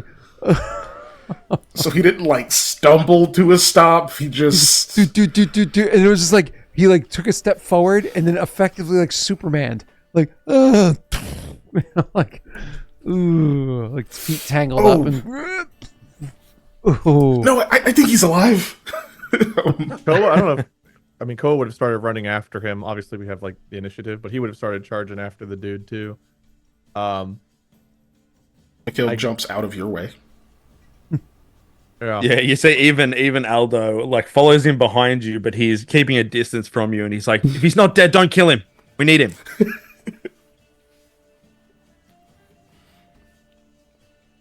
This guy was on our side. He didn't do anything threatening, so I think he's going for the bar. Yeah, I think once we catch up, Koa would leave his rage. So is that 3 rounds of rage? Yes, sir. Exactly. So you'll be 6 rounds of fatigue. Yes, sir. I will turn to Mikhail though and say, the other guy, Dead? He's like, looks over at Koa. No, he's asleep. Just like this one. Can you restrain him? Yeah, fuck, no. I mean, kind of. I don't have any rope. Well, we've got to make do. I'll come with you. Koa can bring this one back. I hope. These guys, maybe they have that I guy don't know. had a chain. Should we leave Koa alone right now? Yeah, the chain. And he kept it. Fuck. I'm fine. Wait, Scott, did he panic? Because if you panic, you drop all items held. No, he just ran. Fuck. Okay, And he wasn't holding the item; it was wrapped around his arm. It'd be pretty obvious, right? Like, he gets I'll go check. Layer you. I will. I want that chain. So I'll go. I guess we like run back and I'll try to go to the dude who's headless and see if he's got, I don't know, laces on his boots, anything that I can bind someone's hands with. Yeah, great question. You go over to find that person, and you do find that they do have actually a something that would be helpful. They have very strange manacles inside of a pack. It's one of those things you're like, look, what do they have on them? They have a small pack. And when you like move the pack, you hear like a clinking metal. And so when you like rip open the pack quickly trying to see what you can find, because you know that you're on a time limit here, you pull, you're like, yes, manacle. What the? You pull out the manacles, and it's like a really short distance between the one wrist and the other wrist. It's not like a chain there. It's like a hard link there with like a hole through the hard metal. And there's a short chain length that goes down that attaches to a similar set at the bottom. And you're like, oh, it's for hands and feet. Yeah. That restrains. So yeah, I'll grab those. Give them a taste of their own medicine. We don't need to restrain this one. It runs over to the sleeping person. Good observation. I'll give you inspiration for that. Keegan, Shouldn't have lost his head. do If you? he gets up, we got other problems. Oh Jesus, Keegan, do you do hands and feet? And do you hog tie or so hog tie style or in the front? No, we'll go front. So front is hog tie, or you can do like you know what I'm talking about. Yeah, no, we'll restrain in the So front. you do like the hands and feet in the front. Cool. Yeah. You can't if you tie a hog's arms and legs behind their back, that hog's squealing. They don't have arms and legs anymore. Is usually what that means. Yeah. But Very anyways, mean. so where were we? So you get them, all chained up, whatever it is, but it takes time for you to do that. So, literally as you're kind of like finishing clamping and stepping back, wondering, we have a key for this. They start to, what the? We'll pause on that. For the other two, Wade, you went over to that one that's sleeping on the ground. What do? You just like grab them and throw them over your shoulder? Like, what's the plan here? You're fatigued, but you're not. I would throw them over. Let me put fatigue on. I forgot about that. Yeah. Let me throw them over my shoulder and probably carry them into the ruins. I imagine we don't want to be just chilling on the street because we're going to look like the slavers at the moment. Yeah, you can imagine Aldo, I guess, and Mikhail would be kind of trying to get this guy over into the ruins as well. Exactly. Also, so You probably got the guy up on your shoulder, and Mikhail and Aldo are like, ugh, dragging this guy. It doesn't look pretty What did for you Koa eat? doing it right now because of the fatigue. Like he went from looking awesome to looking like lethargic and old almost. Like there was a big shift in his Yeah. We know it's post-performance. Yeah. We know. We know. Why you always take a nap back? Yeah. That's right. Give him a sandwich and some juice. He'll be fine. That's right. Anyway, so Wade, by the time your character like throws the guy over your shoulder, and sure you're tired, by the time you get him inside the ruins and slop him down, you take like a moment. Your fatigue's gone. It only lasts 6 rounds, right? For the two of you, you get over there and you're able to chain him up or whatever, and then literally you're like, one lifting the chain by the legs, the other one lifting the chain by the arms. So they're literally kind of like lifting almost like hog tie style, trying to like carry the weight. Like, no, let me get the shoulders instead. They're like, what the? Coming to as you're quickly trying to like run into the ruins at this person. Like, what the fuck is going? What the? Uncomfortably being chained, being brought in there. Wade, the one that's in with you, also like as they're trying to run in, but still a good distance from you. I'll actually jump to you first because they still have to get to you moving as slow as they are, as this one wakes up a few moments after the other one did. So they wake up and they're like, oh, what the? Oh, my chin. Oh, You should not have run.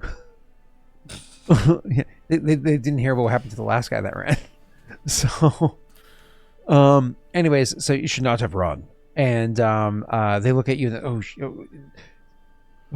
the gods have mercy. You have not attacked me, therefore I will not attack you. But you will sit here and be compliant. Yeah, they say, and you can see that they like quickly pat their side, not necessarily reaching for a weapon, but patting to see if it's there. And they very well know that it's not. It's not, because it obviously would have fallen out of their hand as they, spilled to the ground before. And they're just like, yeah, okay. Your weapon is far from you. And even if you had it, well, you wouldn't stand a chance against me. Just nods. And he'll kind of like smile, which probably looks terrifying because he still has the other dude's blood on him, and just waiting for the other two to catch up. At this you point, see Koa just smiling when you guys approach. At this point, they're showing up, but just before they show up, about 3-4 seconds before they even show up to being like right by you, you say, "Hey, hey, hey, help!" Clamp. Yeah, you know what I mean. Hmm? If the guy's screaming, I cover his mouth. Yeah, you're gonna go try to cover his mouth. Yeah. Do me a favor. We've both got him, so I'm just gonna. I just had a weird visual when you're like, if he's clamping and you put your arms up like that, I was like, what are you doing to him? Well, well, we have him hogtied. I made sure the backside was accessible. Anyways, God. Squeal like a pig. No. So I was just picturing nipple clamps, man. I wasn't going that far. Could you do me a favor, Jake? Could you roll me a CMB? Just bloop the CMB button. Sure, CMB. That's great. And this guy, since he's all I'm aware. chained up, he's effectively pinned, right? Yep.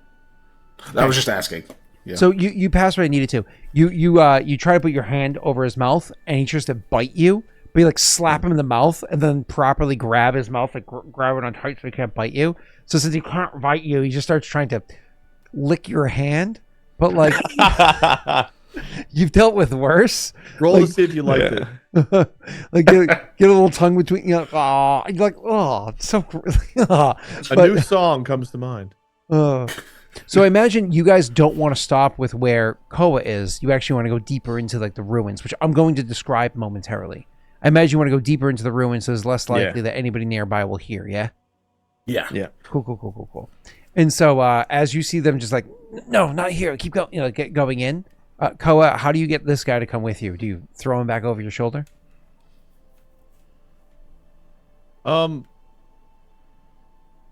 I think drawing his sword again, he'll just say, up. It's time to move.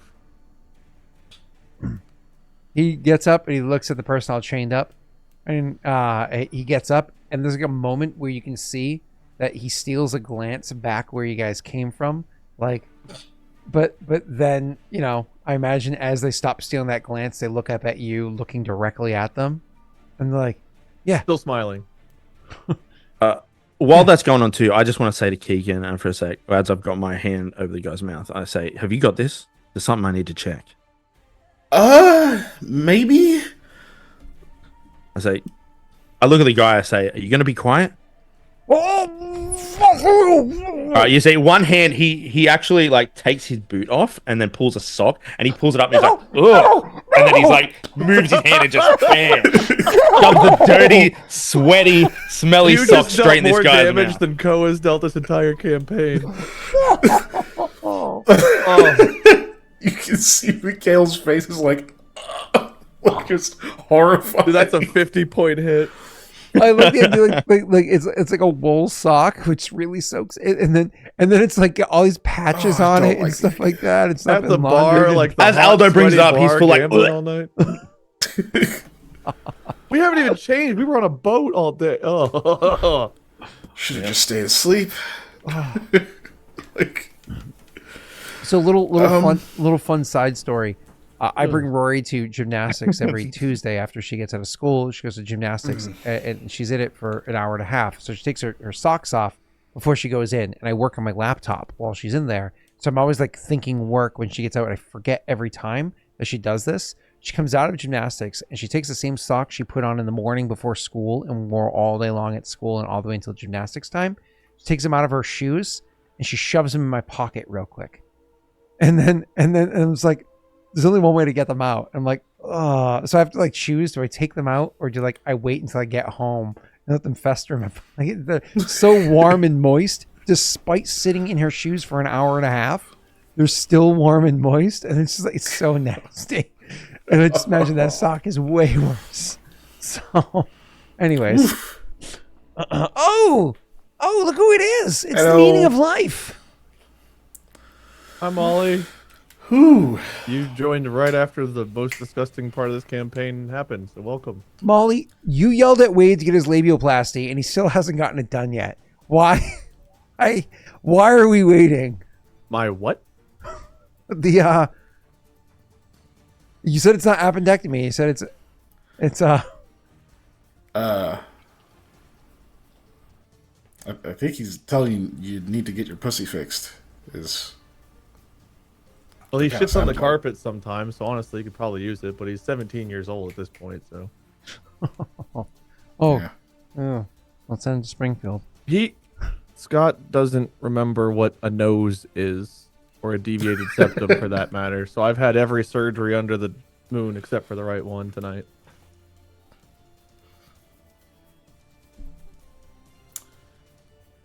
Yeah. Wait, do not say I can't believe Wade said that. I did not say that.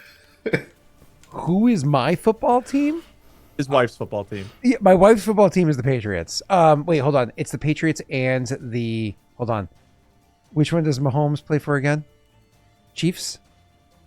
Number 1 Patriots, number 2 Chiefs are what Brittany goes for. That's crazy, man. Imagine being a bandwagon that only picks the best team every year. I mean, is the Patriots the best team for the past 3 years? Patriots, I think, have lost I think they had 20 years of enough success to... Whatever. Anyway, we're playing D&D. Welcome, everyone. So, but Brittany keeps telling me to shit talk Wade after all those Bengals games. And you already did it, man. You did such a good job. I'm never going to forget it. And I'm telling her just to resurrect the group text and shit on Wade in the group text. But, I think she's too lazy to text. So, well, it's hard to text when you're constantly hopping on a new bandwagon. She's been a Chiefs fan for a long time. Now, I don't want to say as long as I've known her, but for at least several years. I don't know how long they've been good. How long have they been good? I know they go, oh, I know they do that. That's the Chiefs, right? That's not the Washington Commanders anymore. Right? That feel racist to anybody else? No, but that's what they do. Like, that's literally what they do at the stadium. I didn't say they didn't. Yeah. I mean, there's the reason the Commanders are called the Commanders the now. Chiefs, So, it used to be worse. I'm pretty sure it's the Chiefs Stadium that does that. Anyone who wants some blackmail on Scott, you've got it. All right, back to the campaign where we have a man hogtied with a sock in his mouth. Yeah, we just saw a guy get beheaded, and this is so much grosser than that somehow. Yeah, I'm covered in like neck blood and saliva, and that's not nearly as gross as what Aldo just did. With the Braves. Yeah, I have to roll a fear. Baseball does it. I'm pretty sure there's a football team that does it because I watch football sometimes with Brittany. She makes me, and they do that during the football games. I think it's the Chiefs, but I could be wrong. But anyways, cool. Yeah, it's usually best to move on in these situations and to hope people forget. No. Back to the sock. That means Dagger Boy's a free elf. Aldo gave him a sock. Well, so that guy's probably taken care of now, right? So, does he need to roll a check, or is he just... Do you just assign him a greater madness or whatever? Like, I don't know. He just can't... Oh, God, I don't even want to roleplay it. It's so great. It's so gross. Yeah. God, you roleplayed a guy on the toilet while you had shit on your fingers and you won't touch this. That's crazy. That is crazy work. We are devolving. We're devolving. Just true. Yeah. Okay. So he can't talk. I've got him. What does Aldo do next? I want to run back to the guy that now has no head, and I just want to check his forearms. See if he's got like that tattoo. Oh, great question. That's a great question. So you go rushing back. You go rushing back to that guy to see exactly that. And the answer to your question is yes, he does. Perfect. All right, and I'm going to go back. That's all I need to do. Someone looking out their window, see someone run out of the ruins, grab a decapitated guy's arm, nod, drop it, and run. They're like, that guy just laying there. Okay, we gotta move. I Googled it and I confirmed it. Every home game to this day, they still do it. Just so you know. But yeah, I congrats. Yeah, I believe. I was like, I'm not psycho. It happens. All right, cool. It still felt racist. I don't know what you're disputing. It also says draws considerable criticism as of late, so on and so forth. So you did it? I read it afterwards. I Googled afterwards. If you think this is bad, you should have seen the ghost costume he wanted to wear. Oh, shit. Listen, it's not my fault I had an angle, okay? I couldn't round the... No. Just imagine a room full of people like, Scott, no, you don't. It's not it's not just a Casper costume. No, it's okay. I separated No, it's the pointed-headed brother. Look at the head part. Does that look like anything? All right. Anyways, so where were we? Yeah. So you go rushing back there for that. So while he's literally now dragging this person over the rocky ground or whatever here. So that really sucks for him. And the other one's just walking along like, oh shit. You go back and you rush and you get to the person. And there's like a moment you look down and you literally see like blood, like, you know, at this point it might still be squirting out. I don't know. It's not been a crazy amount of time, but there's definitely a pool of blood on the ground there. You look around, you can also see a couple of people have kind of like popped out to see what the fuck is going on, because there was definitely considerable noise here, but nobody's like investigating the scene yet. They're just kind of like looking from a distance to see what's lying there or whatever. And you go over, you grab an arm, you lift it up, fuck, grab the other arm, you lift it up, and you're like, all right, one lash. All right, I just drop the arm and I just run back. Cool. So let me actually describe the ruins area, because I haven't done that yet. So I'm just using the word ruins, but ruins actually what it was is at one point in time, this would have been a pretty massive structure that would have been over here, not an individual building. Almost think like a walled keep that existed inside of a pre-existing town, city, whatever it may have been. So there was an outer wall to whatever this building was, this keep, kind of this walled keep, whatever it was. There was an outer wall that's there, and almost that entire wall has been collapsed to the point where it's like literally like piles of stone, broken stone, whatever it is, that you can climb up on or, you know, climb over, whatever it is, just literally rubble. Then there's small sections of the wall that still exist. As a matter of fact, for people like you, Wade, who have been here before, say Koa, who have been here before, you know, there's even a nice section of wall that's not short. It's like a solid like 35 feet long. And if you climb up the rubble, be careful. Sometimes like the rocks will slide and it can be dangerous, so you can get like a foot caught or something. But if you climb up the rubble, you can actually get to the top of that wall that's up there, and you can stand like by the parapets, which is kind of cool. And it's like a 30 foot, whatever it is, length, that you can be up on this like wall that is in and of itself about 20 feet up. So it's like a good, you know, like, oh, I can see a good portion of the town or whatever it is from here during, you know, daylight. Unfortunately, even if you were to climb up there, it's still a little dangerous. You know, there's the rock that you're walking on has a couple of holes in it. Sometimes you can almost feel the rock shifting beneath your feet. There was there's a story of one person like literally leaning on a parapet, and then the parapet fell, but like a bit of the jagged stone grabbed their you know, tunic or whatever and pulled them down with it, and they got crushed by the rock. So it's not super safe up there. But I'm gonna climb back down and remember that we're doing something else right now. Tongue story. And then inside the walled area, there are also multiple building structures that existed at some point in time. Most of those are rubble as well, but again, some of them semi-exist or you know, whatever it is. Now, you've never seen this before, but you've heard that there are still, you know, the catacombs or whatever it is of this building that are around. And they're like, you know, down there, it's like where the thieves are, or, you know, it's, you can go down there and get like, you know, the good stuff. But you've never actually visited that yourself. It wasn't of an interest to you, and you certainly weren't paid to go down there. But so when you're coming into this area, you can see these big piles of rubble around you, but even what you're walking on is kind of collapsed stone. Over the years, you know, there have been attempts to use this to rebuild towards something of value, but that has collapsed over time. Much of the stone has been removed to be used part of construction elsewhere, like how it was that we originally found the Rosetta Stone, right? Like, so it was, bit chunks of stone pulled away to be used elsewhere. So the whole place just kind of like looks a bit of a mess. And because of that, there are, generally speaking, unsavory people will spend time here because others are too afraid to do so. So if you're being out here in the middle of the night, it's possible you could bump into somebody else who is of concern. Right now, though, all you're seeing as you're running through, Koa, I should say specifically you're seeing, because you're not the one dragging somebody or wildly running to catch up. You're able to have your eyes about you. So lit by the stars and the moon, you can see like occasionally rats will kind of like run or scurry away, trying to get away from where you guys are, or, kind of like scurry along the side of rubble as you're moving deeper into the ruins. Does the stone look special like the stone of Leshev? It's a great question. It's hard to tell because of the moonlight. But if you actually spend a moment like going over and just like looking at it, it is. Interesting. It is that same kind of like metal work through the rock or whatever it is.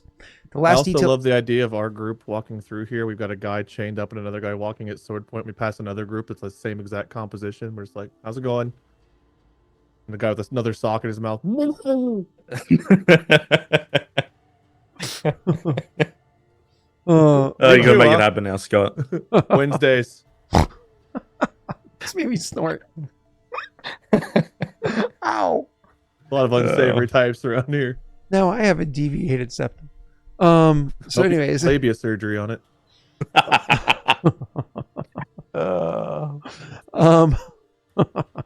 So you Wade, where were we?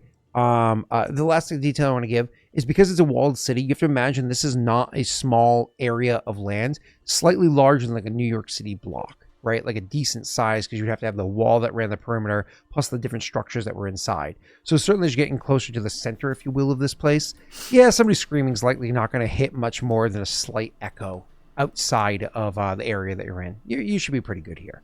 And you could always hit him with a rock. All right, so he's like, and the other one's like, and we're eventually going to kind of come to a spot where you're like, this is good enough, and you can stop. You can drop back into RP at this point, with Aldo even catching up here, a bit winded, sweaty, side hurts, and honestly, he should drink more water. His whole health situation is concerning, but we can drop back into RP here. Whose health? Aldo runs to, like, as he's catching up to you guys. He just says,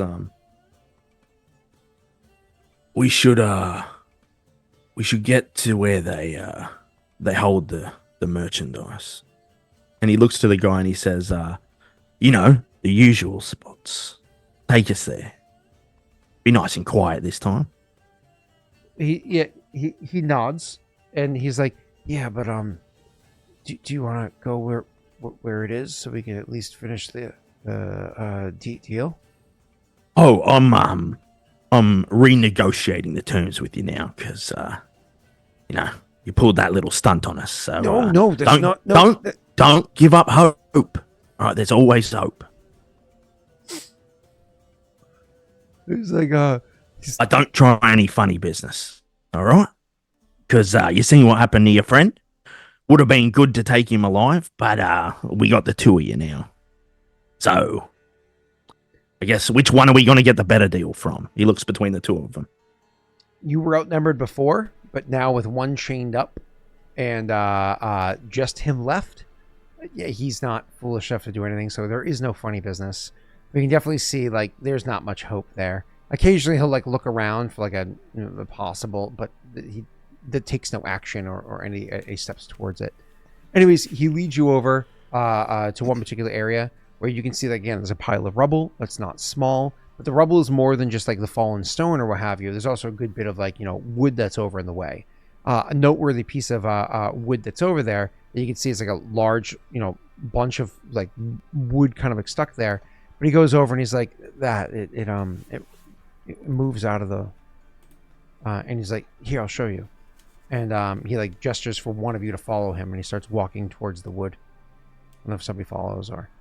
Yeah, I guess we all would follow, right? That's where we're going. Is this the guy holding at sword points? I mean, Koa's kind of like So Koa's Koa, so my definitely apologies. Koa. Koa will walk over with him. You'll see like there's a bunch of wood, almost like with you can imagine nails found from wherever, or you know whatever chunks they could use. A bunch of wood has been like strapped to literally part of a wagon wheel. So it's not smooth to do, but almost think like a vault from Fallout. You can kind of grab a chunk of the wood that's strapped to it and like roll the wheel to the side a bit, and it will reveal a bit of an opening that's right there. He'll look at the other two and kind of nod like he's telling the truth. So, you guys want to approach or however you want to play it? Yeah, we'd go in, right? Yeah, drag what's his face over. Yeah. Anyone else we should be expecting inside? He shrugs. I'm assuming you two are within earshot of that, so he'll leave it at that. Yeah. Hale is kind of sweaty and out of breath from dragging a person around, but he continues. Koa's bleeding, but like also it could just be the other dude's blood. Hard to say. Yeah, I imagine the shock of it hasn't fully dismissed yet, so the pain of it hasn't fully kicked in yet. The smiles become a little bit more of like a, oh. Yeah. So I imagine Koa is the one that like rolls the wood out of the way. Yeah, he'll look to one of you two to like take over watching the guy, Yeah. and then he'll go and start moving it. He hands you the sword, but you just don't. No, so There was a dagger, right? Yeah.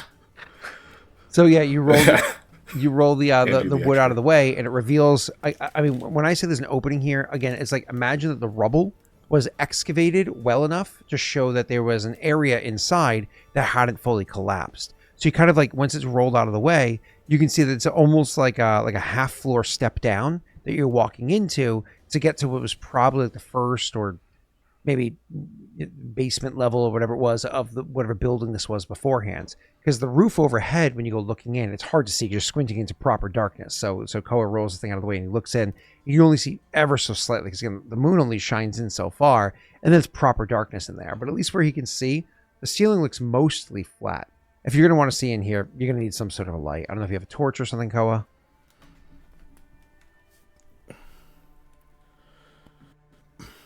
You need light? Oh, yeah. Forgot you could do that. I have a flint and steel. I don't see a torch anywhere on my list of things. Maybe you didn't grab one. Light would be preferred, yes. Okay. After a second, he'll cast dancing lights. Oh, never get used to that. That's our sorcerer supreme. He whispers This in the one guy's is, ear. Mostly harmless as long as you don't touch it. He takes a step back. Just have them like kind of sway towards him a little bit. Just being a dick.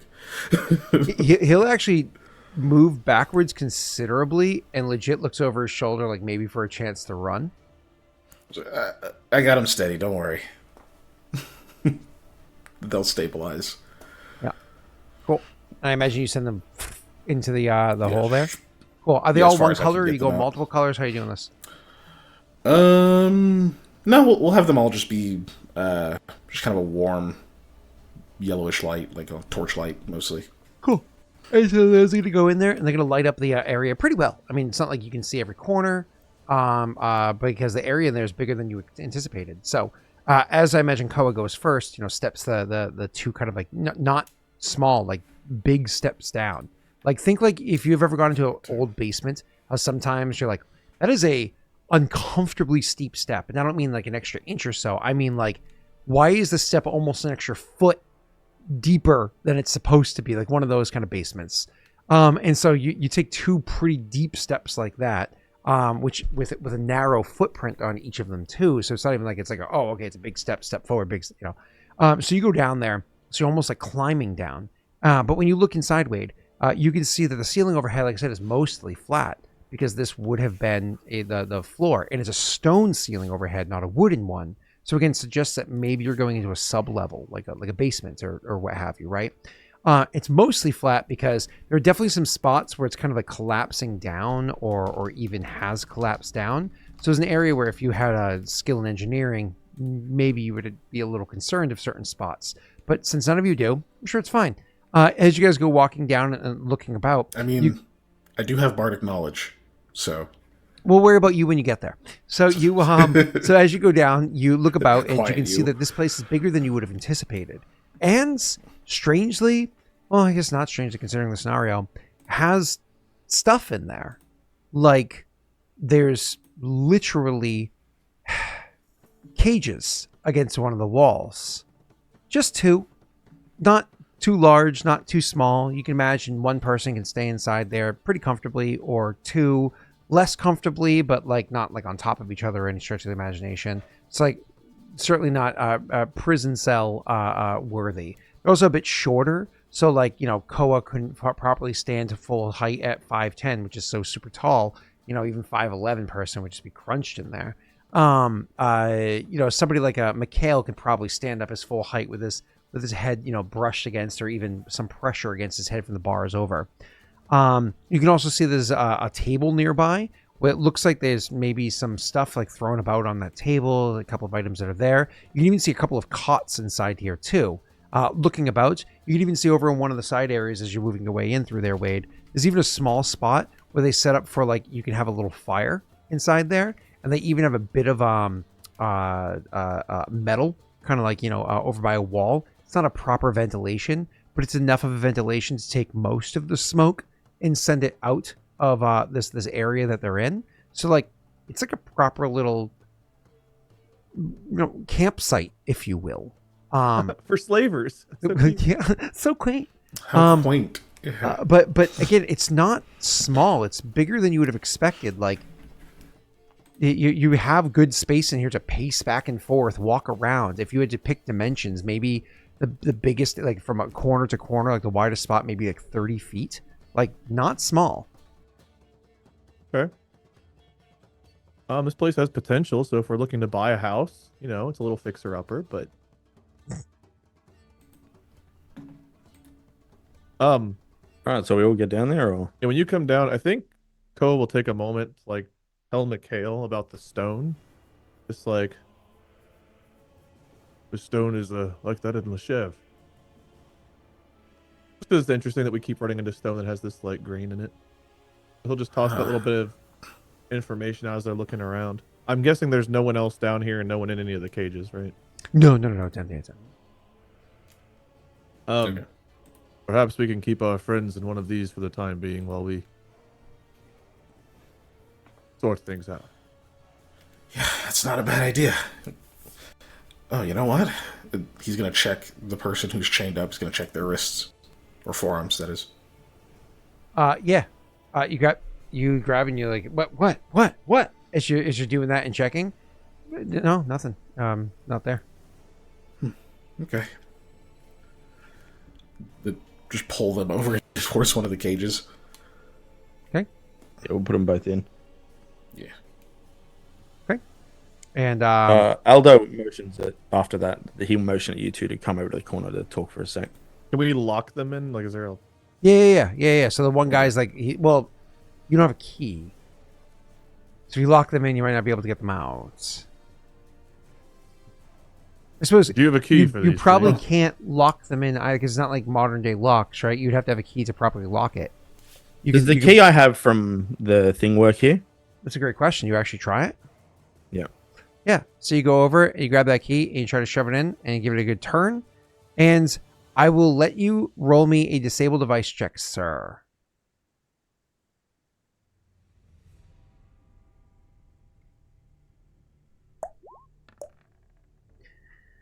So the answer is no, it does not work here. It's not meant to, but like, you're pretty sure the lock is simple enough. If you jiggled this the right way, you might be able to get it to work. You're pretty sure you can get it to work.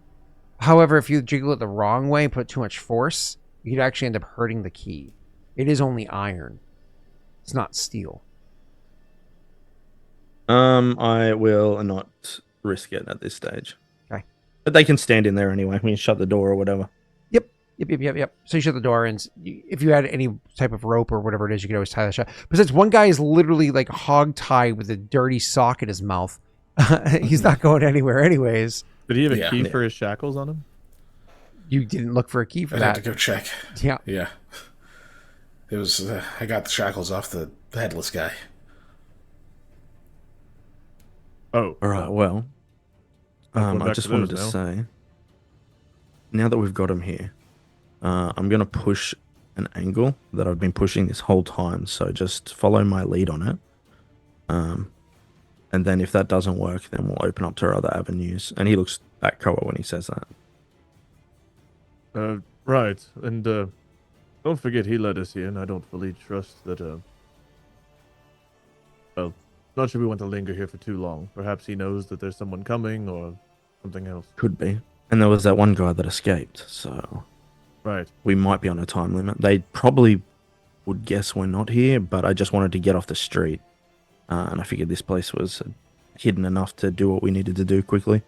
Well, as things currently look, we probably look like the bad guys if the guards were to find us. We're the ones with people in a cage and one chained up, so probably best we don't linger in our current circumstance. Yeah, also, though, I don't know how much the guards patrol here, or if they do, this place seems to have been secret. This is where they store the merchandise, as they call it, before it's moved. Speaking of which, shouldn't there have been merchandise here? I think what they do is they must offload it into Haudh-Gwenn, bring it here, and then take it off-site from here, out of the city somewhere. At least that's what Dan said, right? They stored, like, people were somewhere outside of the city. Yeah, this is that location. We need to figure out where that is. We have some time, we think, but time is ticking. But we will follow. I will follow your lead. Looked at Mikhail like not wanting to speak for him. He nods. Says, "Yeah, you got this one." So Aldo will approach the guy that he's been talking to all night. Yep. He says, "Comfortable?" No. Oh, good. Well, I have an opportunity for you. See, have you ever heard of a hostile takeover? You see, like, there's a moment, and it's like, for the first time, a hint of hope in his eyes. He's like, yeah? Yeah, well, before I get into it, just roll up your sleeves for me. You know what I'm looking for. He screws up his face for a second, and he's like, no, I don't. And he rolls up his sleeves and shows. Nothing there? No. He says, good, you're not spoken for then, eh? Well, your friend back there, the one that's missing a head, see, he's part of a little group. You know, speaking of, did he lead your little merry band of people here? He gives like doesn't shake or nod his head. It's almost like his head dances around a bit. His face looks like it's contorted, like it's hard to answer the question. And he's like, no. Go on. It's you know, always looking for people to work with. Groups kind of got together, and you know, this isn't what we usually did. It's just, you know, it paid good, and they always paid. They just started getting more, and things started getting worse. And he just shook his head. He's like, and then if you're mixing with the different groups, they again shaking his head. He's like, yeah, he was. I never liked that guy. And you can roll sense motive on this if you guys like. He's like, yeah, I was about to ask. I never liked that guy anyway. He's kind of an ass. Not a 10. I don't believe him anyway. Not a 10. Top half. Give it a second. 16, and SirKiken's will come in about 45 minutes. Wait, apparently, Jesus. And here it comes now. Still wrong. There we go. All right, 216. I can react now. So the two of you, are. We all three literally roll an 11. We did. You can see that he was starting with truth, but now his truth is extending as he sees like an opportunity to tell a story. Right? He's like, no, like he would work together with different groups of people, and it's almost like we did other things, but you didn't really want to work with the way that the groups worked. You mess with the wrong person, it could be bad. And actually, yeah, he would he was kind of an ass anyways. I never liked working with him. He he's the one that really pushed for us to keep doing this kind of work, and none of us really liked it anyways. It was we just kind of did what needed to get done, take care of the family and stuff, right? Oh, you have a family? Not me. I see. But one thing before I get my little speech out of the way here. See, when I was looking to do business and you made yourself available, see, you were in the whole time with me. So how did you set this little thing up? All right, so the one with the chains, he was watching us play, and I gave him a nod.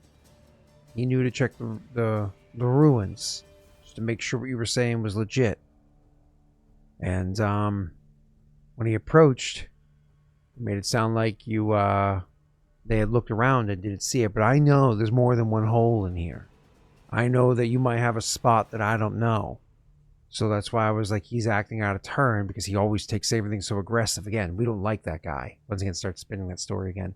We don't like that guy. He's a problem. He tends to make things go sideways when they don't need to, But so I don't know where you've got the people, set.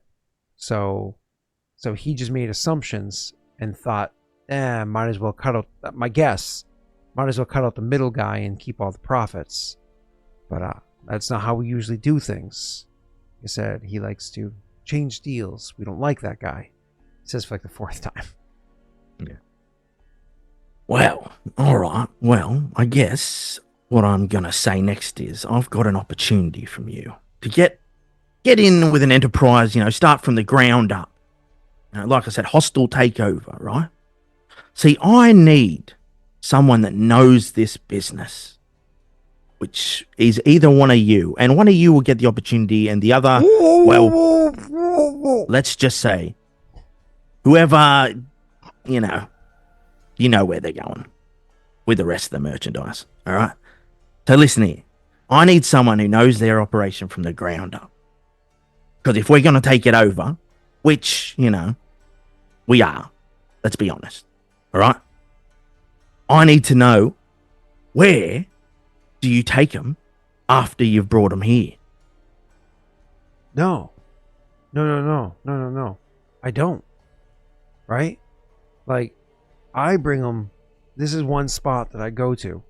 I bring them here. And then that's my job. And then they take from there and they go somewhere else. And I get my coin. Right?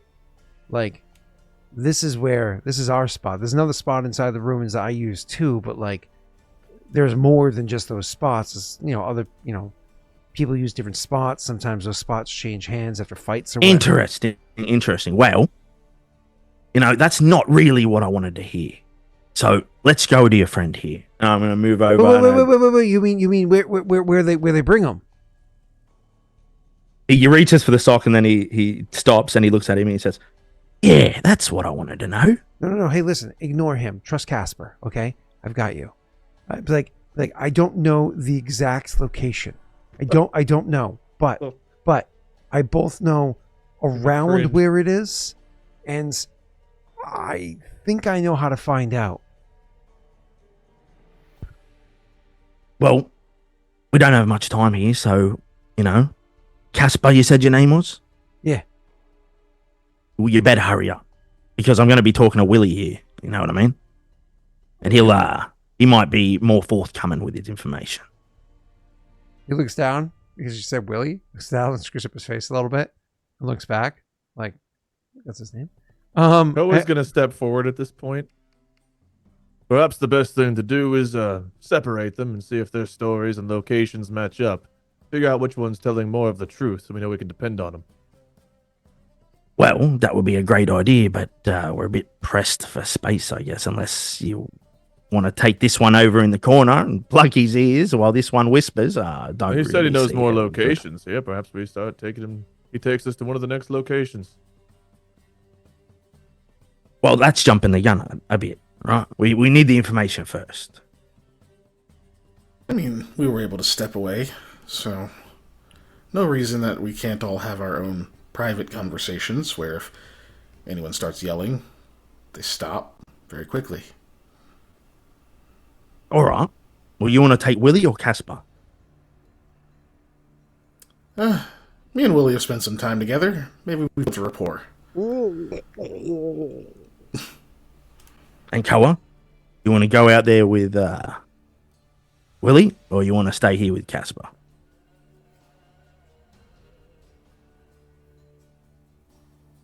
I think Casper's taking a bit of a shine to you, though. He likes you, don't you, Casper? He's a good fella. This guy. Just kidding. He'll look over, just kind of like give that smile again, but now he's grimacing a little bit. The other guy might not be able to notice, but Aldo could tell like a little bit of the bravado on Koa's kind of like, ow. Oh, perhaps I'll help get Willie out of here, and I'll stay close by. Sounds great.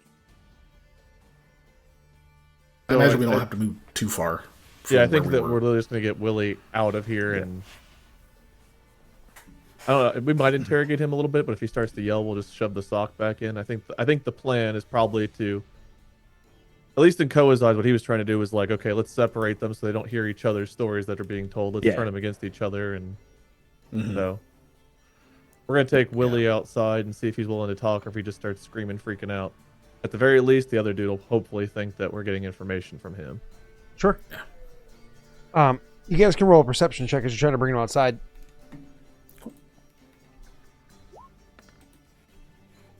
Clear as it ever has been.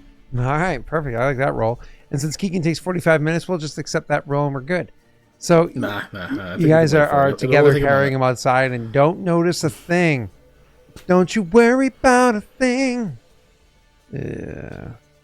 As you're trying to carry him outside, you notice that his head's starting to loll as you're bringing him out there. Like, seems like maybe he's losing consciousness. What do you soak your socks in, dude? What did you say again? Having to breathe through that fucking sock is just poisoning him. He didn't even hit this guy. Like, he doesn't even knows. You wouldn't need You have to make a fort save for filth fever, please, Scott. I'm aware. Yeah.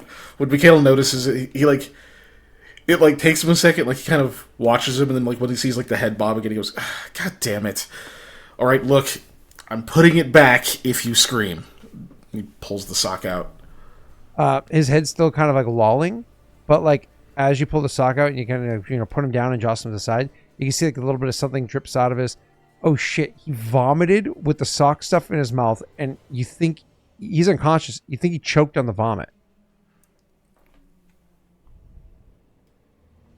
How does? Okay. It's gonna be a heal check to maybe yeah. He's staying quieter than I expected. He's choking. So yeah, roll him onto his back. Does anyone have a choking? spare I think he healing vomited. This is the cheapest way for Scott to ever try to get a fucking healing potion. No. Healing potion works. This is the fucking cheapest maneuver he has ever played. Hell no. No, it's just a heal check. This guy's been literally, he's banged up and bloodied too, because literally dragged across a rocky ground, because Keegan's character wasn't strong enough to carry him, dragged across a rocky ground, getting concussions with a filthy sock in his mouth, so nasty vomits, choking on the sock. Scott, can I press the digitation the vomit out of his throat? You rolled a good enough check that you noticed it. I would say yes. I will let you circumvent a heal check in this scenario. You wouldn't be able to do water out of the lungs if you're drowning, but But I will say yes, it's enough to get this going. Okay. Okay. You know, you, Oh God! Don't Fuck you have this. to fling Stand it back. somewhere? Yep.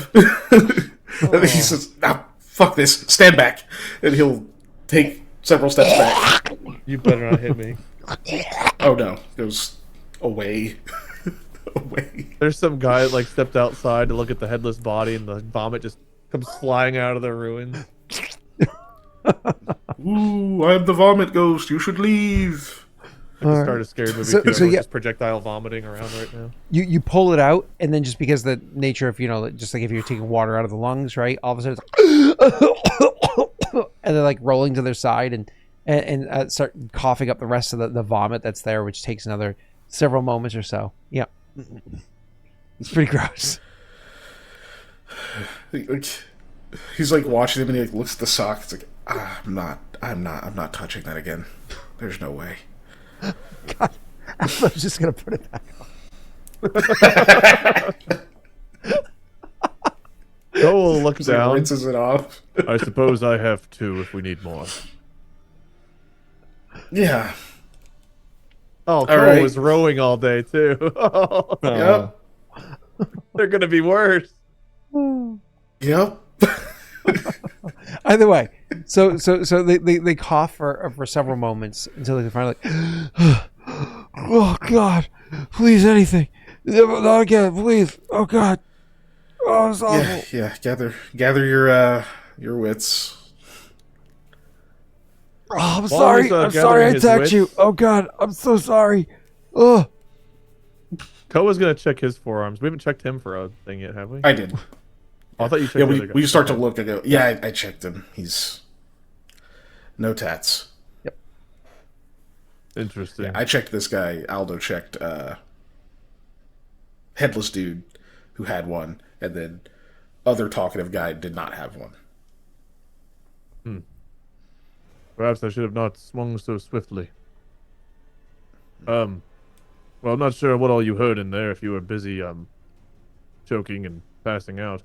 But we're gonna have a little game of we have one spot on our team, and whoever gives us the best answer gets to join. The other one gets to become what was the term? Product. Yes.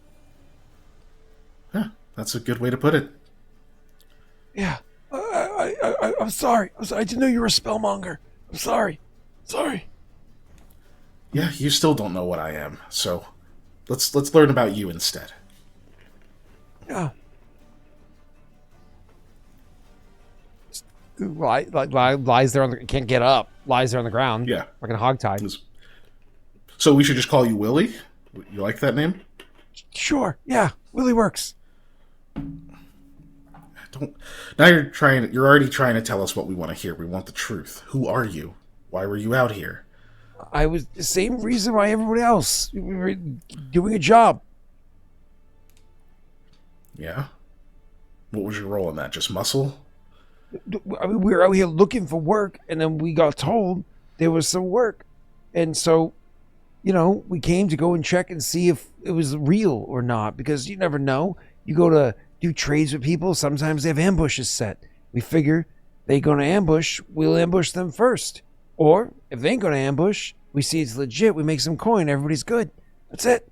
Oh God! Who gave you your gross. last job prior to this little escapade tonight? Shrugs and says, I don't know. Ooh, not a good answer, Willie. No. Not a good I start. got it. I got it. All right, yeah, go ahead. Listen. There was this. I don't know if he was a nobleman or whatnot, but he was pretty cross with the blacksmith. So, you know, he sent us in there to, you know, break into the place and smash some shit around, and, you know, so we did that. And then afterwards, he didn't even pay us, which is pretty fucked because now she's pissed. So, yeah, that's, I mean, we didn't get paid for it, but that was the last job. Some asshole wanted us to go and be. Anyways, that was the last job. What was the last job where you had to use the temporary holding cells?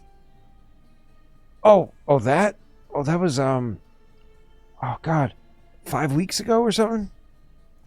It was about 5 weeks ago. I don't know who gave us that job. I don't. Your memory gets brought it very to you? bad, Willie. Very bad memory. Not great. Yeah, who brought the job to you? There's like a moment where he pauses, and he's like, listen, I can help you find where it is that they're going. Koa will draw his sword. No. To take off a sock. No. Okay. Casper was the one that told us about it. All right, sense motive. Do we If need that's to okay. sense motive that to see if he's telling the truth? That's what I want to do. See if I get a vibe off him. Ah, not a 10. Yeah, it's different. Yep. It's different.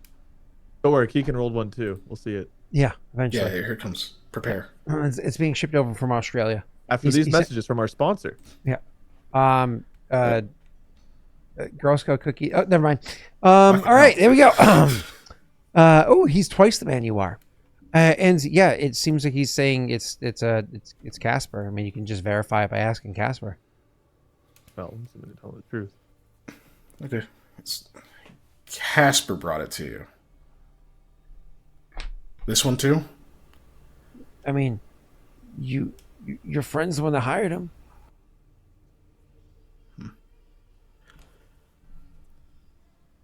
How many of these kind of jobs have you been on? Shrugs. 8, 9, 6.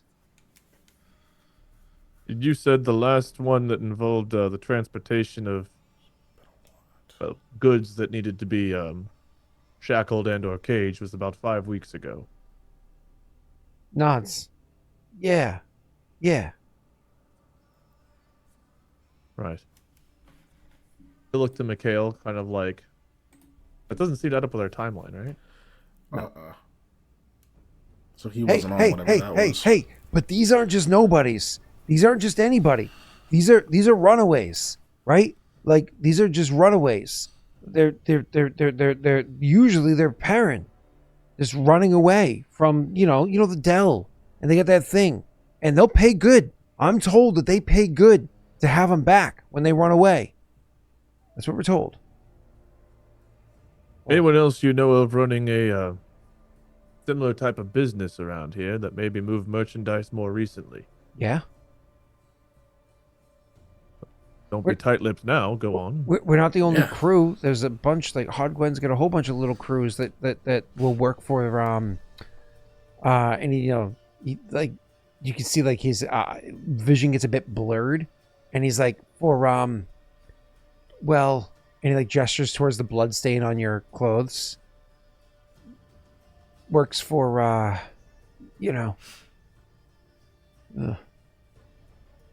Go on, say it. I don't know. He just died tonight. I don't need his specter coming hunting me or something. I don't even want to If his invoke his name. specter is anything like he was a shit shot. He took his and missed. So mine should be the one you're more concerned with. He shakes his head. No, I don't need to be saying no names. Night people die. No. Well, if you don't want to Just say say anything, something that then rhymes with Koa it. will start removing his boot. No. Come on. No. I'm sorry, it's either names or, well, Whisper it. Say it in a different language. very With an nice. accent. Maldrock, take the pain. Fine. Is Victu. Are you sure? Yeah. Are you really Victu. sure? Yeah. Oh, never mind. Apparently, You certain it was Victu. apparently it was Gargalith. Ah, Gargulus. Hold on. Let me see if I can.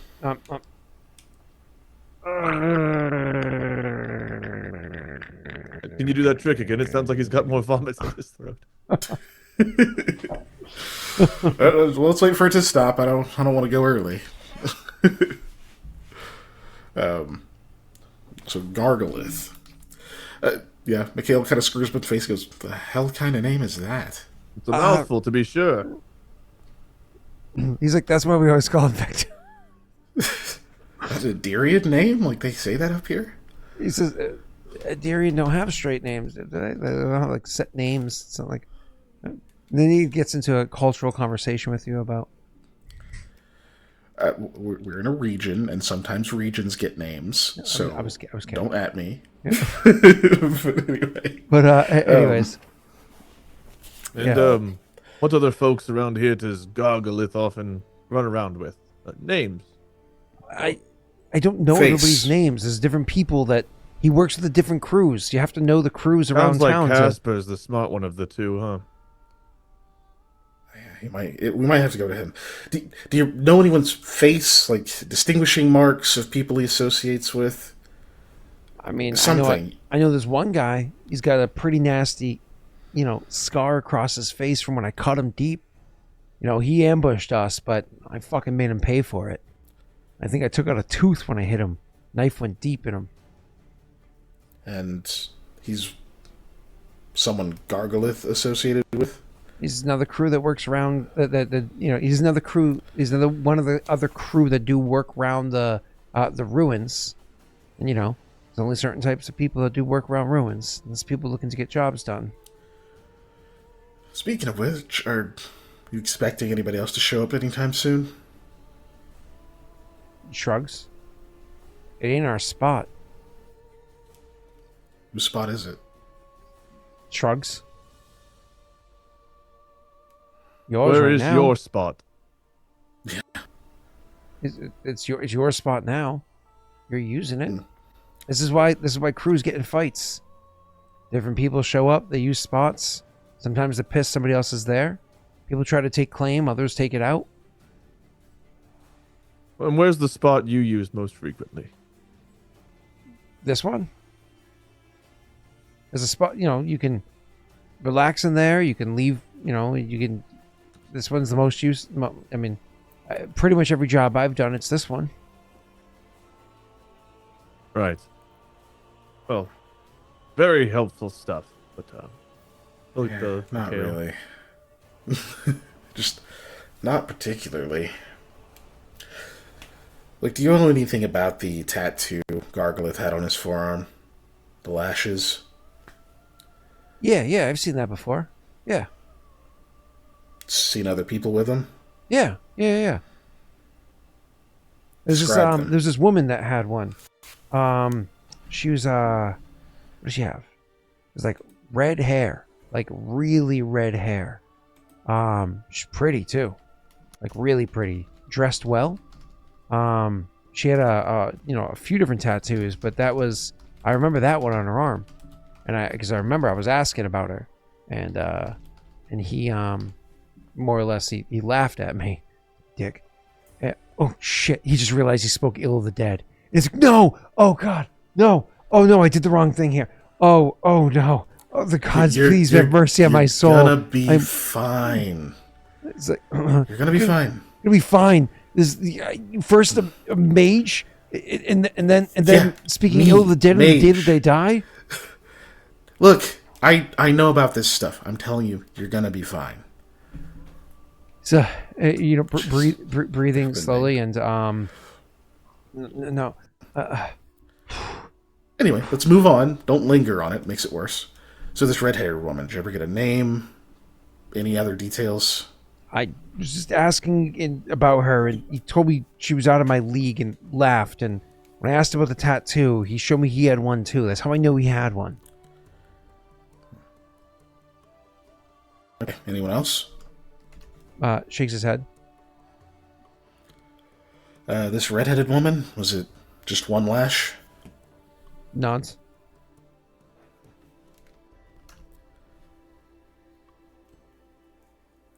Where'd you see her?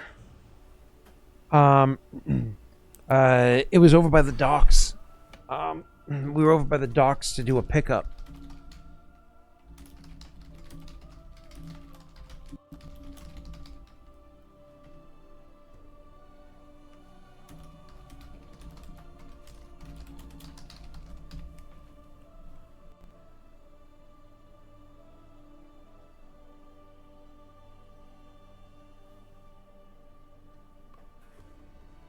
He just looks, waiting.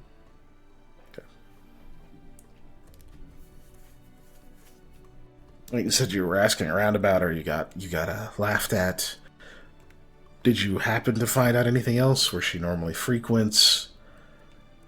Names Anything are like always that? helpful. I didn't get her name. He wouldn't tell me any other details. He just made Pats. He just made fun of me, and that's it. You only saw her the once? No, I've seen her around since. Seen her every few weeks or so. I see her around, and not. It's not like every few weeks, but sometimes every few weeks, and sometimes no. But So she's in the city often. Well, I might have to ask around about her. shrugs. Maybe she lives here. I don't always see everybody around. Maybe. Haudh-Gwenn's a massive city. Well, look, we've Always like, taken yes, a lot the of your biggest time, one. Willie. No, you can take more. You can take more. I'll help you find. I'll help you find her. I'll help you find her. She knows where everything is. You'll help us find her. Why? Yeah. But Just how please, would we not the trust sock. you, Willie? Please, not the sock. Please, I'll help you find her. And you can lock you can lock Casper up. Huh.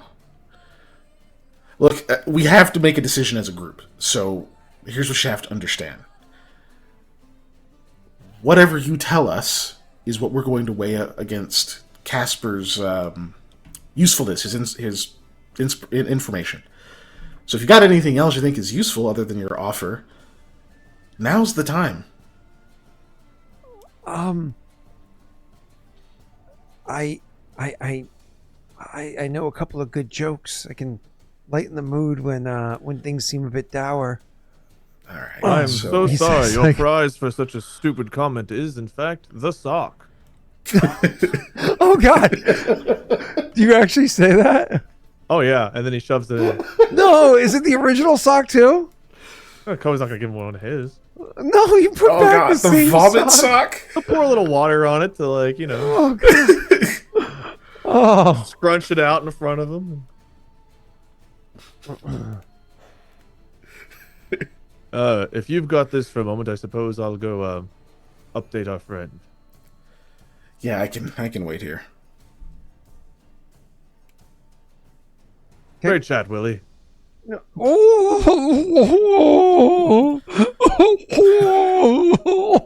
Recommend not throwing up this time because, might be the last time. He'll smile and go off toward where Aldo is. It's horrible. So mean, honestly- this is such a good person we're doing this to. I mean, yeah, I was like, it's horrible, but at the same time, this guy's legitimately was doing. Even if they were some part-time offshoot, you fucking participated. The give a fuck meter is pretty low.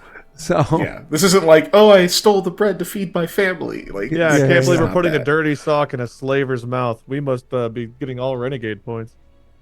yeah, oh yeah, absolutely low. So many renegade points. Yeah. Anyways, so you, what were you doing the entire time that they were outside there, Aldo? I've been just questioning this guy. That's what we're gonna do. Separate him, interrogate him, and see what they said. Okay. Any questions you want to ask specifically? Yeah, I want him to give me a rundown of what these jobs have been, who they get the jobs from, more or less their procedure and how it relates, especially with the guy with the tattoo. I also want to know, I'm going to outline to him that I know from the docks, they come here, and from here they go somewhere, and, that's where he's going to shine here if he wants a chance in our organization. We want to know where they are. Yep. He'll say, so just kind of like running through details as opposed to RP on this one, it sounds like. Yep. So it's kind of running through details pretty quickly with you. He's going to be like, yep, they will, the more or less people, sorry, cargo, I was like, cargo Mhm. get dropped off various ways. They might come from wagon, they might come off a boat or what have you. They get collected. They'll get like catch wind from jobs of different, almost exclusively. Actually, I would say exclusively from Garglemouth, and so they would go and collect the person and the cargo, and they would store it here for, it might be a few hours, it might be several days. The longest he's ever had to do it was a week, and that was like fucking awkward. And then after the time passes, then Garglemouth will come by and grab them and bring them to wherever it is that they go. Like I said, he says he knows around where that is, and he can find out where it is, but he doesn't know for certain. But he always gets the job from that one person, and they always, will bring them here until eventually that one person comes by here and collects the cargo or whatever it is. All right. And how does he intend to find out where they're going? Yeah. So,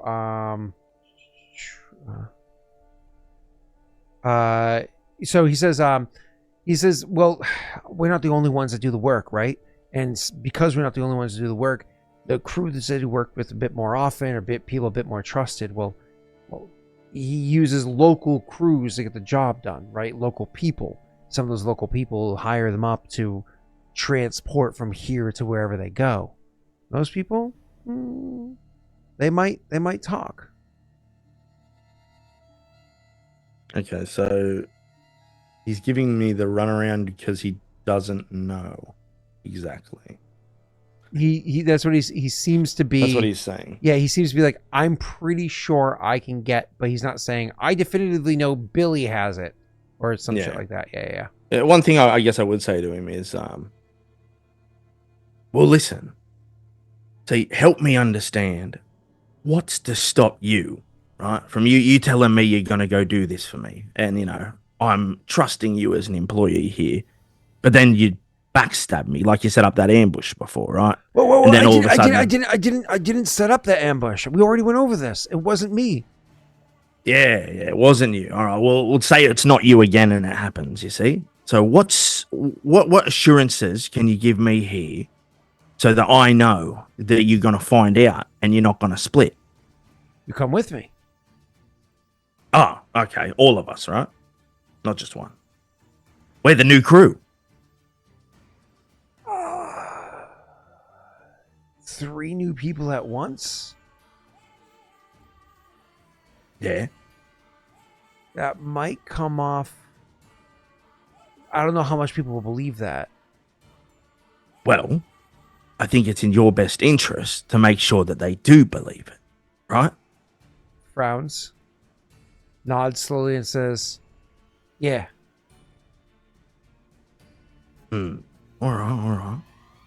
Well, I wonder how forthcoming your friend has been outside. Well, I'm going to have to see whether or not we're going to be taking you on board or your friend. Yeah? There's nothing else you want to say? Maybe tip the scales in your favor? He says, like I said, I can find out where it is that they bring them. I can find out. I know I can find out. I just have to find. Kind of like flailing a little bit at that one. But I know I can find out. I'm the one that gets the jobs from. Like I said, I worked with them. I can't stand that guy. We don't like that guy. But he worked with a good number of people. I was there when he worked with other people. I know who he worked with when he was doing other deals. I can find out. Word's going to spread quickly that he's dead. Maybe there's a... Well, that's angles. I could find out by talking to those people. Well, this is going to be have to be something that's done rather quickly. No rest for the wicked and all.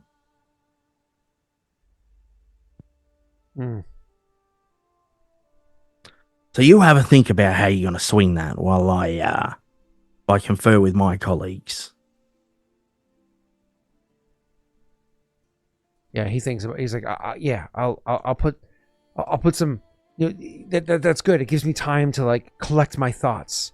A lot kind of happened real quick, yeah. And we had a few drinks. We had a good time, and so Gives me a second to work through it. He just nods at him.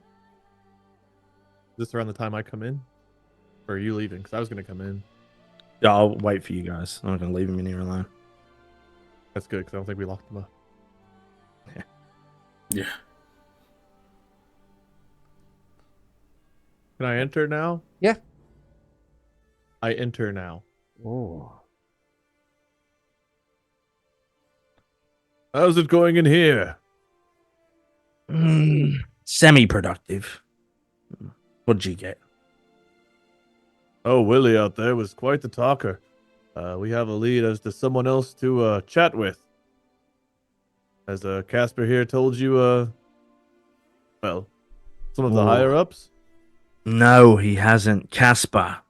Oh, this isn't looking good for you, buddy. He frowns. Says, I'm thinking.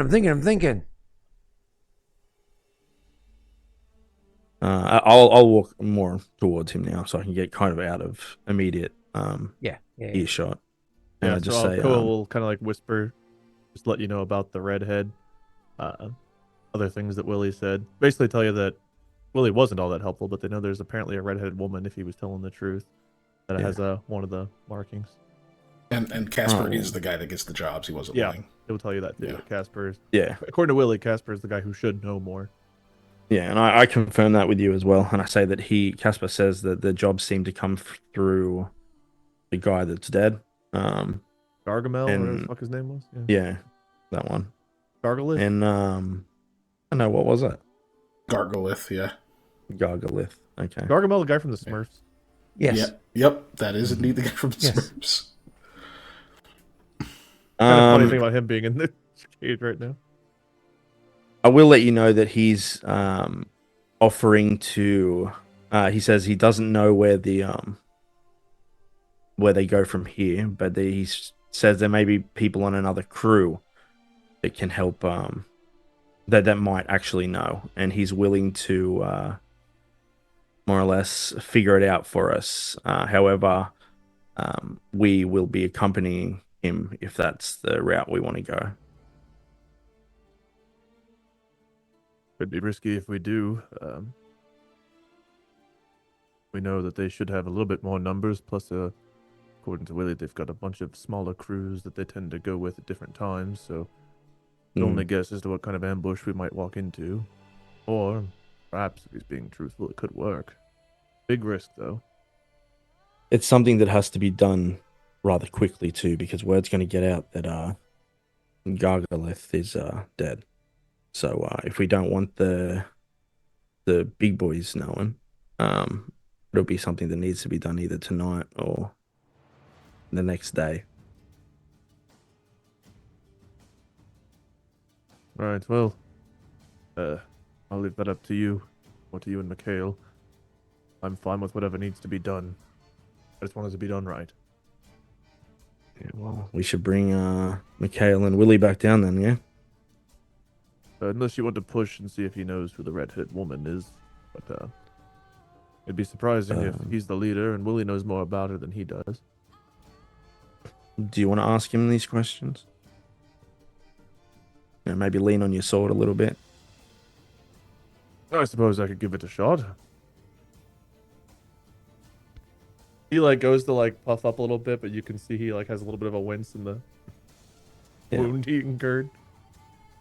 Right. Aldo just looks back over to Casper and he's like, "Oh, Casper.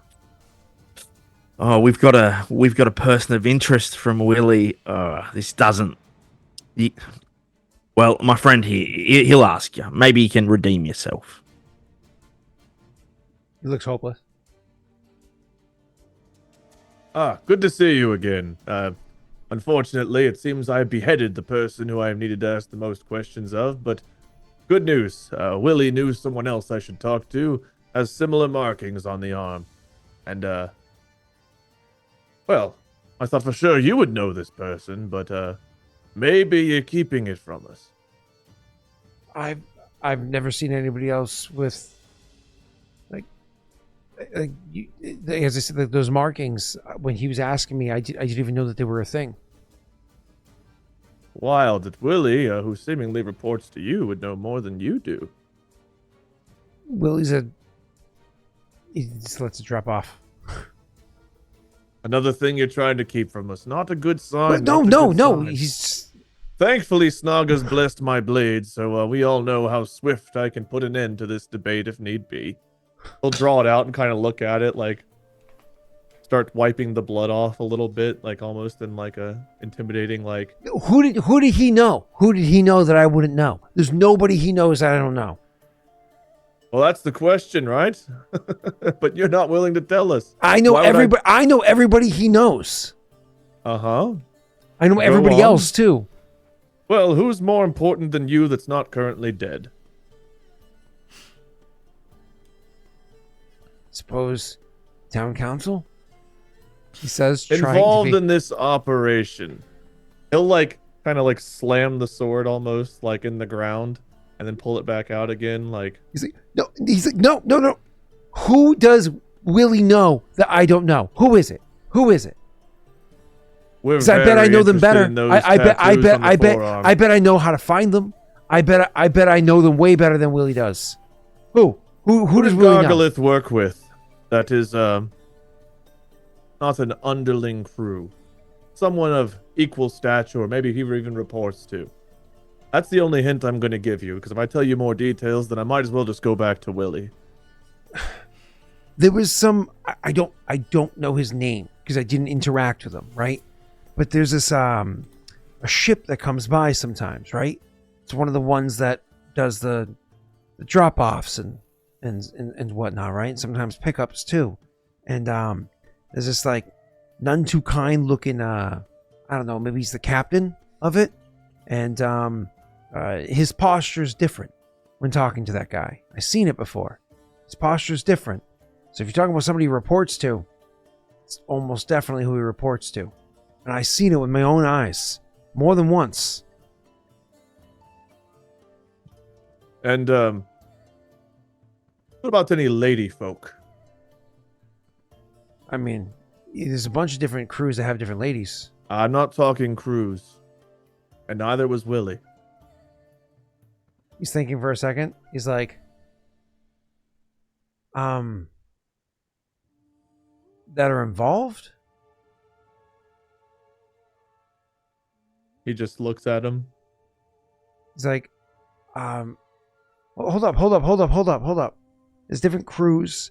There's lots of different ladies in different crews. He talks to ladies outside of those different crews. I've seen this him isn't locked, right? I can get in here if I need to finish this. It's not locked, yeah. No. He's like, hold up. Yeah. Oh, sorry, in the meta I was saying. He's like, hold up. He talks to different. I don't know what his dating life is like. Is there a particular lady that he was referencing? The tattoo. Oh, come on. Give him... Listen. I like Casper. I don't know about Willie. But give him a chance. Give him, we might need something to jog his memory here. Remember what he said. Whoever Willie knows, he knows them better. And he knows how to find them. I can start with a foot, I suppose. We do need more socks for old Willie out there. Then I won't be able to bring you there. I won't be able to bring you if I need my feet. Just come on, give me something. It'll be easier if you sit down and roll up the pant leg before I come in. Something. Just give me something. I don't know who you're talking about. There's so many women. He's like half the council's women. If I have to feed you the answers, then what are you possibly giving me? I'm so sorry, but it seems like Willie's the one that will be joining our little crew. He's like, what has Willie told you that is like, what is it? What has Willie told you? He told me all about the red-haired woman. Red-haired woman. Oh God, red-haired woman. She has the marking, he'll say, looking back. A red-haired woman with the marking. Oh, you mean the tattoo? I've never seen the tattoo before. And he like looks up like hopeless and scared. You're sure you like him? I'm starting to like him a little less. It's like, no. Astara!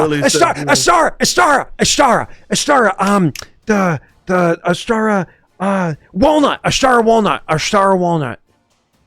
That sounds like a fake name. No. It's Astara Walnut. She's beautiful, red hair, human girl.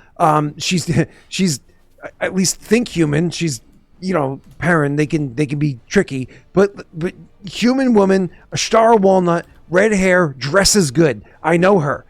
That's a good friend of his. I didn't think she was a part of the operation, but I know her. Her family left her an estate here. Not a big one, but a small one. She lives here. Well, sometimes lives here. But I know Ashtara.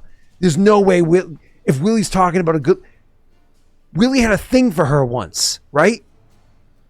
I mean, yes, he admitted as much. I mean, you've seen the Crazy how he thought of her so much faster than you and knew the marking, knew everything. I've never seen the marking before. Business together. I thought you were the man with the knowledge, Casper.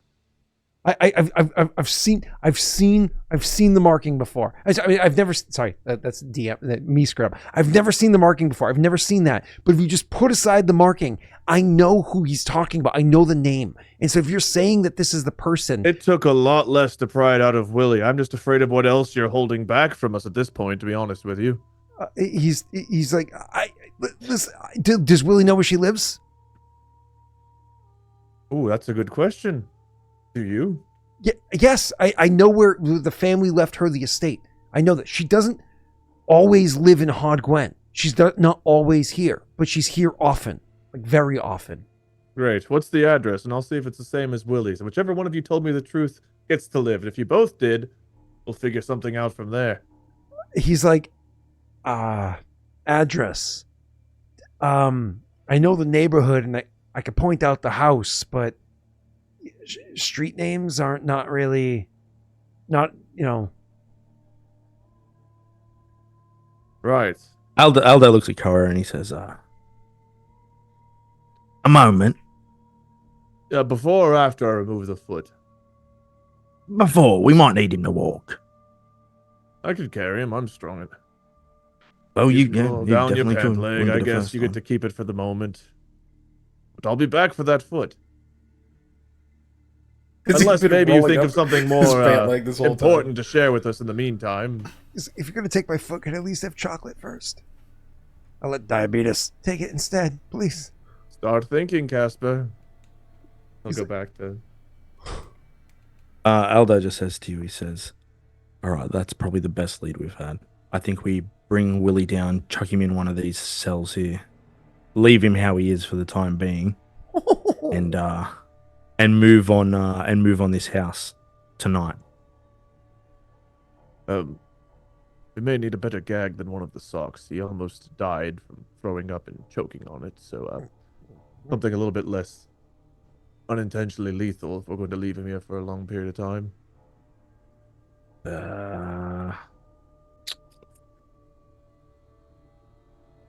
Would knocking him out be less lethal than the sock?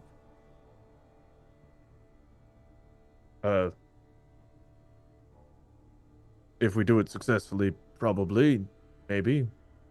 Well, sure. You look like you've had nearly fallen back into character there. You look like you've had experience with that, so you'd be able to properly do it, right? Yes, but normally they fight back, knock out someone chained up. We got the sock. Right.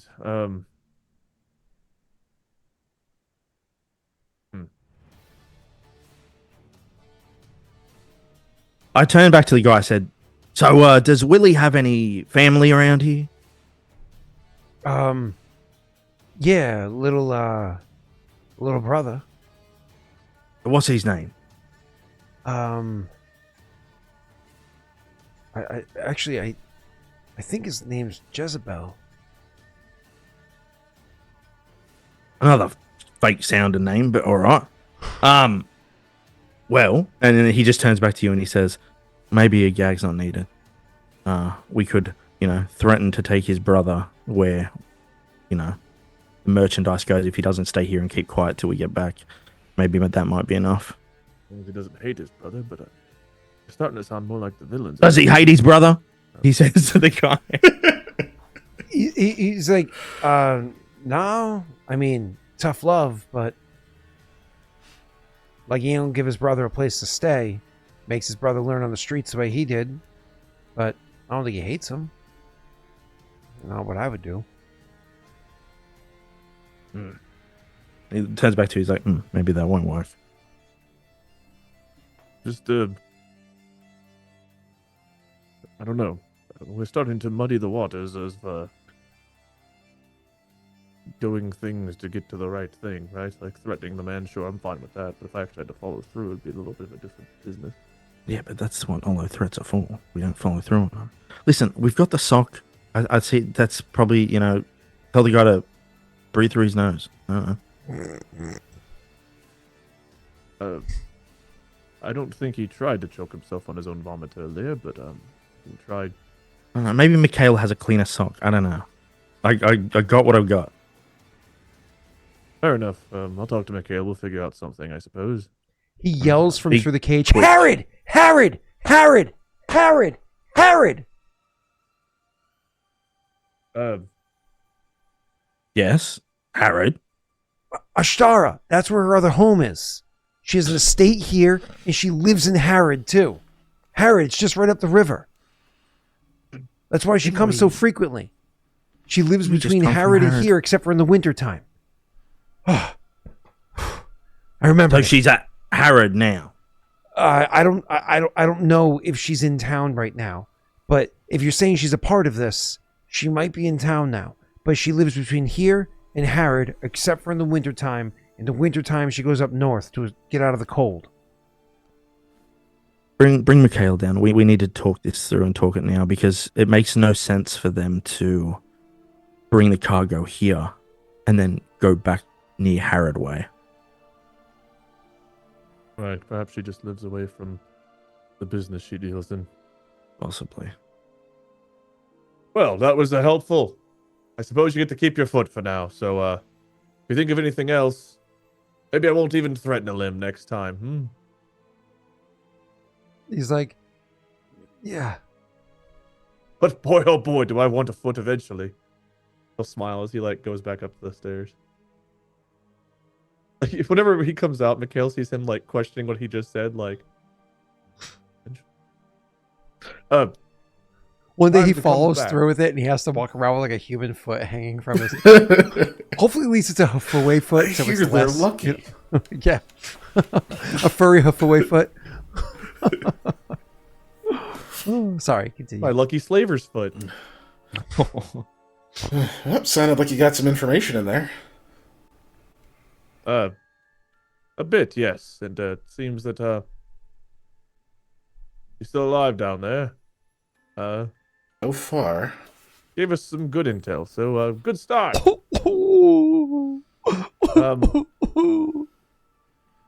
He'll take Mikhail a little bit further away to where we're out of earshot. Aldo wants to leave Willie here, perhaps in one of the cells. I'm not worried about him escaping, but we need to figure out a different way of gagging him so that he's not a death risk. Well, you need to gag him. I mean... Yes, but perhaps something less... this? No, I don't think we need to at all. You think him screaming out while we're gone is... He'll be deeper in here, and at this point, he's vomited, he's had a sock in his mouth that long, and no water. How loud's he going to be able to yell? Right. All right, good news, Willie. We're going to take you back downstairs. He'll say as he picks him up and starts moving him. When we get down there, we're going to take this out of your mouth and well, two of us are going to go on a little excursion while one stands around and keeps an eye on things here. And you're going to stay nice and quiet, or well, boy, Liz, but I'll be right here ready to cut something off should you make too much noise. Look, we really just don't want to have to put the sock back in your mouth. It just seems like something you'd do. I already took off a head tonight. I'm excited for a hand or a foot. I thought I'd get to do it already, but, well, I guess I'll wait for you to make a peep. He'll go, I guess we'll take him downstairs and take the gag out, see how he reacts. Thank you. In the name of the gods. Thank you.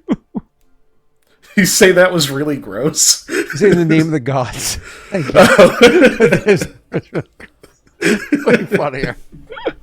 Koa's gonna take the sock. I look at that's what that's what Mikhail hears.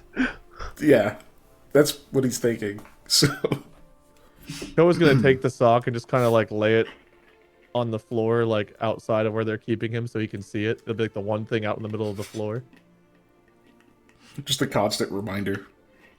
A reminder just in case we need to use it again. He'll say as he wipes some of the blood off of him onto it and sets it back down. Hey, hold Not on. the wound, not his wound. Okay. I was like, what? Sprayed from the other guy. No fever, what?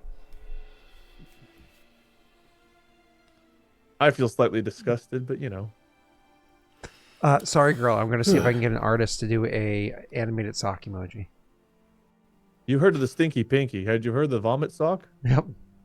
We want vomit sock or gag sock. One of those two. Vomit sock emote.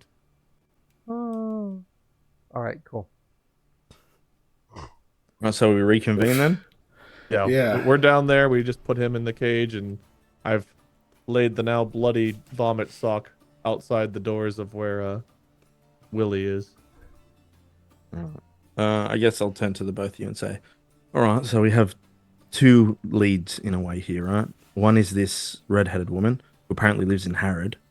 The second is Casper here reckons he can make some ins with some of the crews here and get a location. I don't know how much I trust that, but that's obviously the quicker option, because if the redhead is not in town, she'd be back in Harrod, and it doesn't really make sense that they'd go back towards Harrod.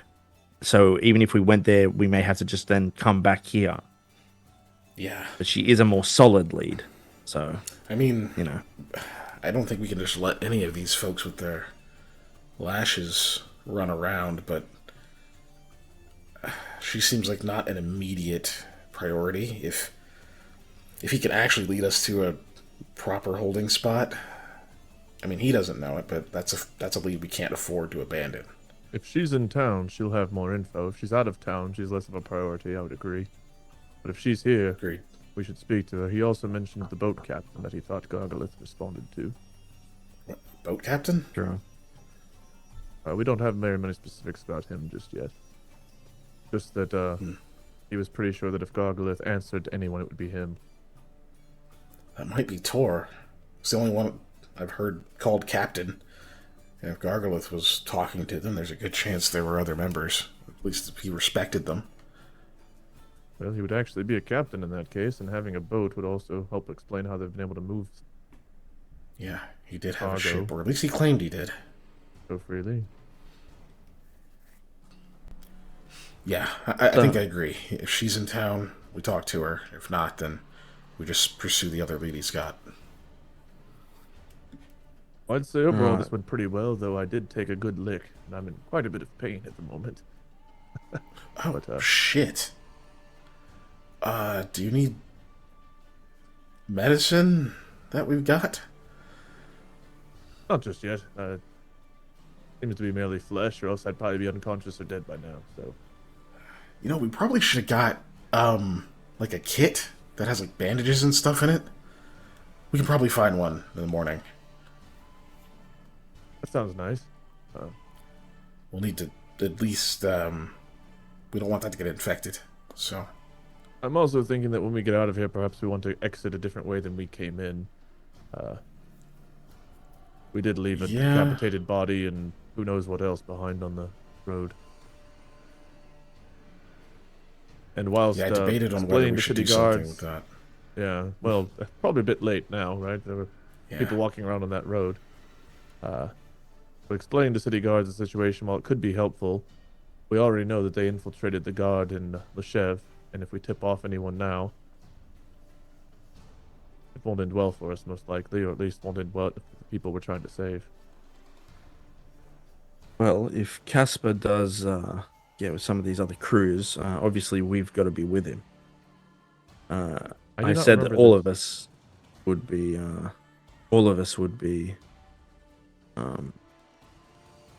members of his new crew, but he seems to think that's a bad idea. But I know I ain't going to meet with these people alone. So if the red-headed woman is not in town, and it does come down to getting information from some of these other crews, how do you want to approach that? You have to try to pose as new members. We either have to truly strike fear into Casper here into working with us, or bribe him or something, because he's our in at the moment. If a crew completely disappears and all of a sudden we're just here, it might raise some suspicion. I'm not sure how much they all mingle with each other, but it seems they have a bit of a rivalry fighting for these spots for different jobs. Like, even if he finds us a way in, we can't be beholden to him. We can't trust the guy. Fear is only going to keep him under control for as long as your reach with the sword is. Right? The instant he's got an out, he's going to take it. Yes. So, let's say things go well. He leads us to the place. This lady's there. What do we do with him at that point? I'm not for just killing someone who can't fight back. But also, if we assume that the guard has some kind of corruption in it, then again, we might be tipping off the slavers. It puts us in a tough spot. I think we've got no real choice other than turning him loose. If he manages to give us the information that leads to where this place is, what else can we do? Can't turn him into the guard. Can't kill him. Hope Completely hope letting a we've scared slaver him. go also sounds pretty awful. It is. If we had time, we could it's- take him back to Leshev, right? But we don't. I mean, we could, if we... I don't know why we... If we do end up going to Herod, apparently the captain, or the guard captain there is on the up and up. At least that's what the lady in the last village told me. Captain Jaaek. Well, hopefully Harrod's not running I on don't really want Leshev to drag because, him that far. you know. Perhaps we can... Got at least one trustworthy person. Getting a key or something to one of these cells, perhaps we could just keep them locked up in the ruins. Come and bring them food and water, and whenever we break down the slave ring, we bring the guard in to take care of them at that point, because by then we will have hopefully helped the people that are locked up.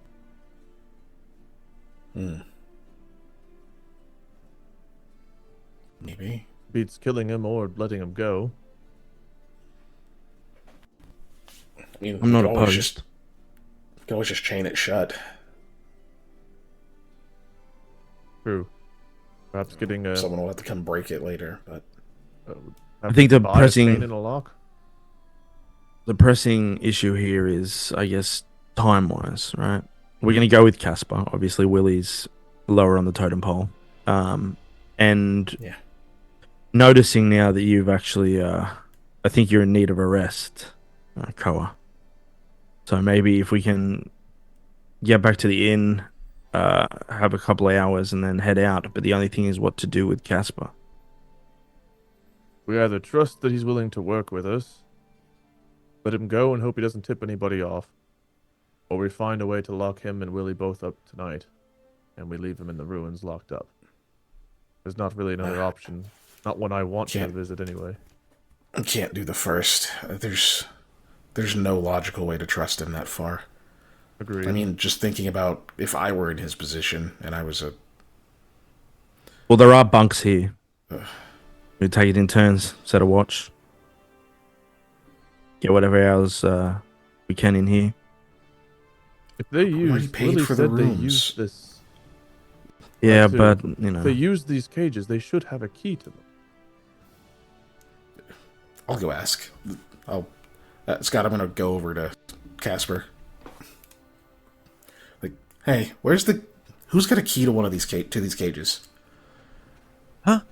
Oh, yeah. 1 second. And he goes through his pack or whatever for a second, and he pulls out a key.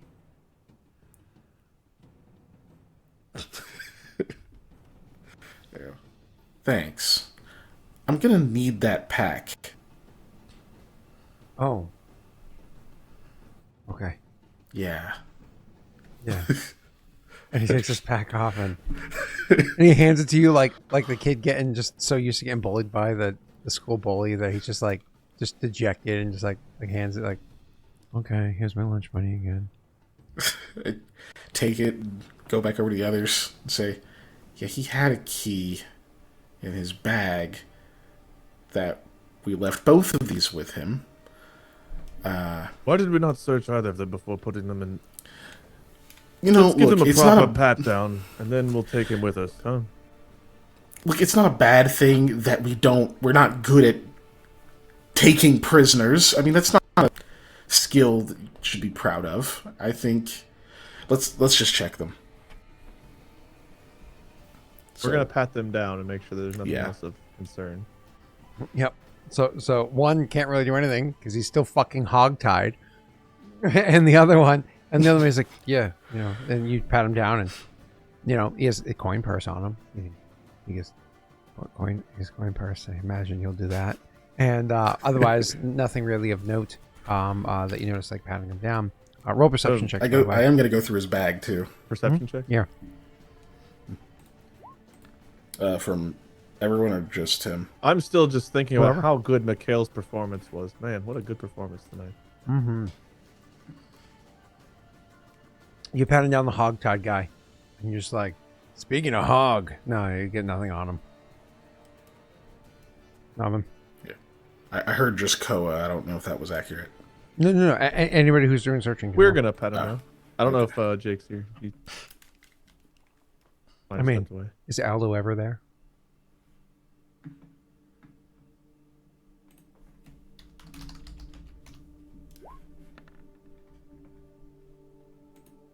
Trying to see it. Okay, 17, cool. Mikhail. Searching him down. You pat him down like I said he has a coin purse. Oh no, but it's one of those things where after you're done patting him down, you also like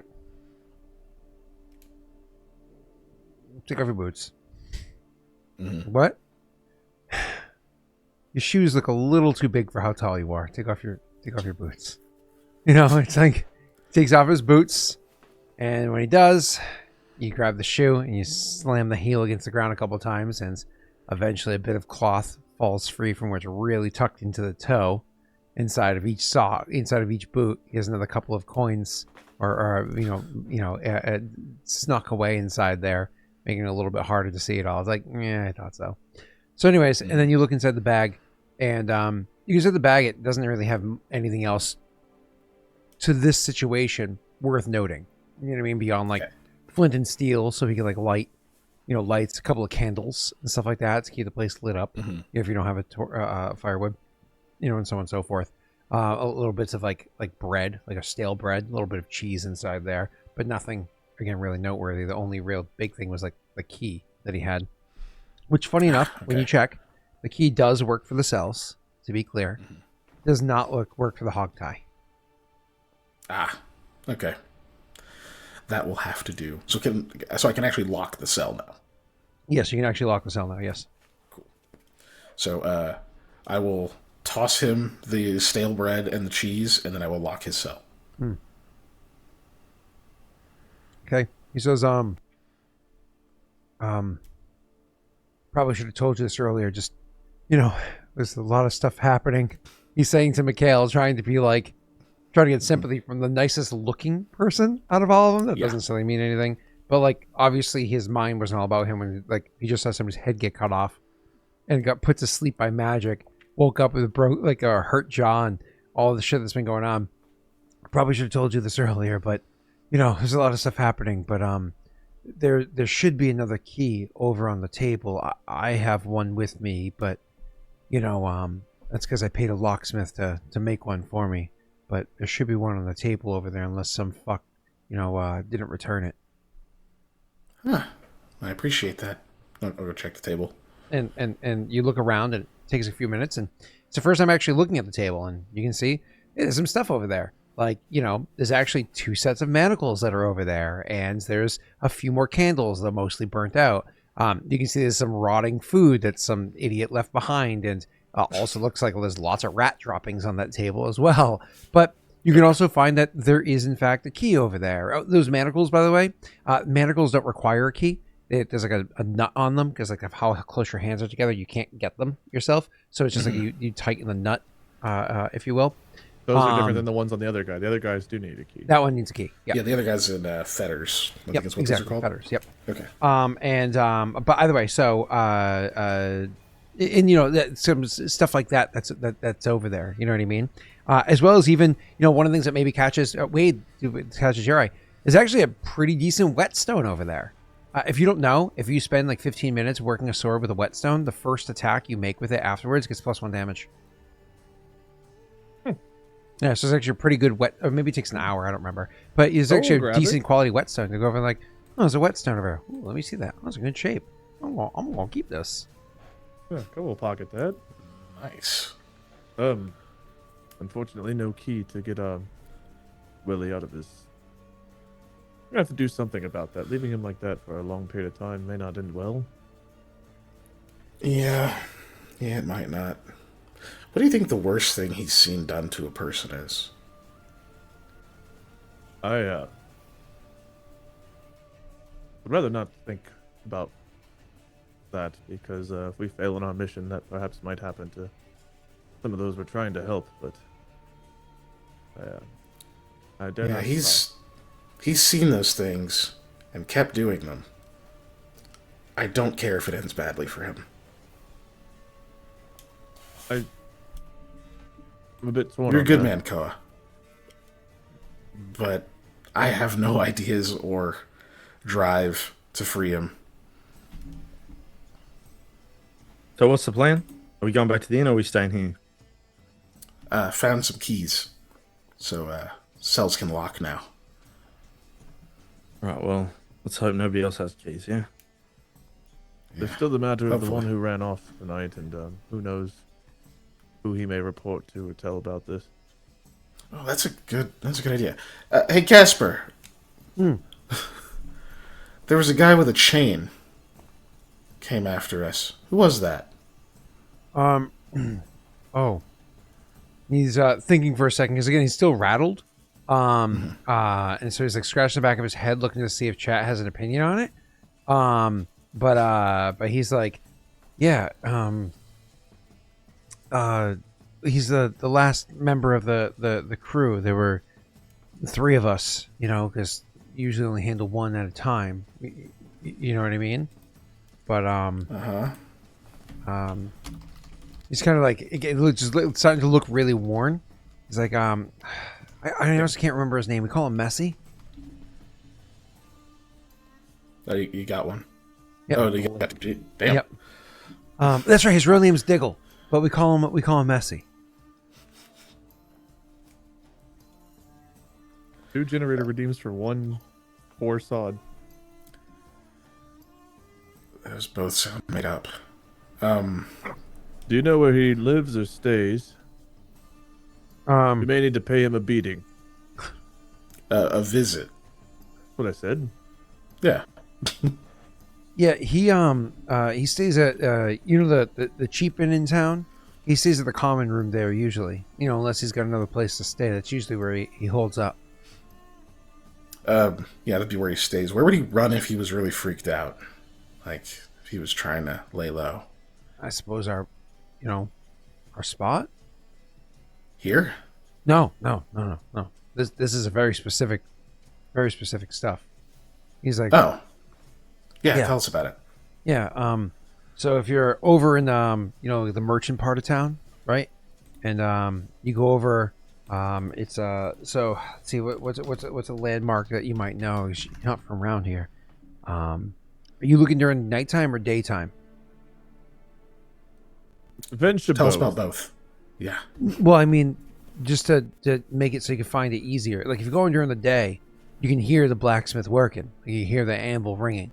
So you go towards the blacksmith, but not the front of the shop. You go behind it, and you go back 2 blocks, and then cross the way back 2 blocks. You're gonna see a tailor shop that's got some pretty bright colors out front and in the windows and whatnot. Anyways, there's 2 buildings down from the tailor shop. There's gonna be a shop that looks like It looks like it sells bits and bobs, but it looks like it's closed and maybe been closed a while. Yeah, that's our place. We put that stuff in the window so people think it's a shop, but no, it's our place inside there. It's been no one's been there for years. And is there a key Good for to that know. place that we need? The doors have locks, but we don't got the keys, so usually we just leave them locked. The front door we leave locked, the back door we leave locked. We get a way downstairs and a way upstairs we take. Yeah. Like bulkhead to the basement. That's a pretty easy lock to trip. I mean, anybody that, well, I suppose none of you upstanding people could do so. He says, clearly laying it on thick. Could do so, but anybody who knows how to trip a lock could pop that nice and easy. And then the upstairs one, it's a little bit trickier, because it's not just a lock; it's also a drop bar, but like it's set a certain way. Right. Okay. Any hidden exits or entrances in case you have to flee that place? Like a rabbit hole? Sure. No, you're not exactly burrowing under Haudh-Gwenn. How best to find it at night? Oh,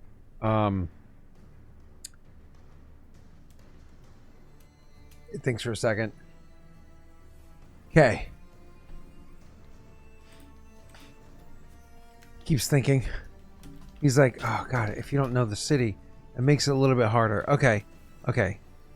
So to find it at night, what you gotta do is go to the docks, right? And then from the docks, you're gonna head to the market.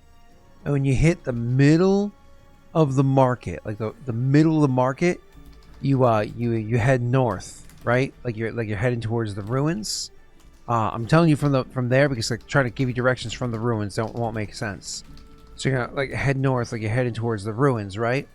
And then about like 7 streets up, you're gonna take a right, and then from there you'll be able to find the same street that has the tailor on it, but it's gonna be a little bit harder to see the colors at night, right? Because it's so dark. But if you see the tailor shop, then same thing from there. But if you go during the day, it's so much easier. You just hear the anvil ringing. Right. Well, obliged. Thank you for being forthcoming. Perhaps our business relationship may work out, after all. Can I ask a question? I'm not the one who answers those. I look over toward like Aldo, who's been the one who's been dealing with him. Oh, Aldo looks at him and just says, "Yeah." Obviously, you're not looking to. What is this? Aldo just doesn't care, and he just doesn't answer him. He's gonna leave. What? We would, We'll I just mean, follow. Koa would follow, yeah. We've Yeah. locked them both up at this point, right? Did any of you grab the manacles? Oh, Yeah, I no, would have no. grabbed them. All right, I'd have good, grabbed good. them. You said it was just one set, Scott, of manacles? Oh, 2 sets. Okay.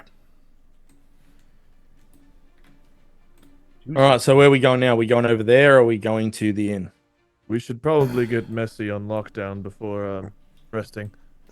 Yeah, if he's hiding out, that means he probably hasn't talked yet. We need to get him before he goes to a public spot or gets a chance to meet up with his buddies. Roll a perception I check. suppose You can talk while you roll. is that all of us, or Yeah, all of you. Yeah. But you can talk. what was I saying? Oh, I said I suppose if we get all the crew on lockdown, and it only looks like the guy with the tattoo was taken, nobody else might know what crew is involved anyway. Woo! Woo! You hear from like a muffled sound, like from the other side, like you rolled the wood and you're walking away, and you hear like a muffled sound coming from the other side of the wood. It sounds like somebody yelling. Like literally one of the two we just locked up. Yep. I'll be back. Mikhail will go back. Okay. It's Casper again. Good, you heard me. Oh man, I was so afraid the guy with the big sword would think I was just trying to set you up. Oh, I'm so glad you heard me. I wanted to warn you about well, because you're going out there, right? I wanted to warn you about Diggle. He if he's really panicked, he knows a thing or two about what's that called? You know, like with you mix things, right? And it like makes stuff happen. Like okay. Alchemy? Yeah. He knows like a little bit about that. But he apparently apprenticed a while ago. He knows how to make things go boom. So so you got to be careful, because if he really thinks things are going sideways, that guy can be crazy. I wouldn't be surprised if he just like blew himself up. There's a reason why we call him messy. Well, yeah, I appreciate you telling me that. Have you ever seen him actually make anything, or just him trying? No, yeah. Fuck. Okay. What do we worry about? Does he make something fire? Is it acidic? Like, what kind of things does he make? You know, like clay, or like jars, right? Yeah. Like he'll put things inside jars and he lights it, and then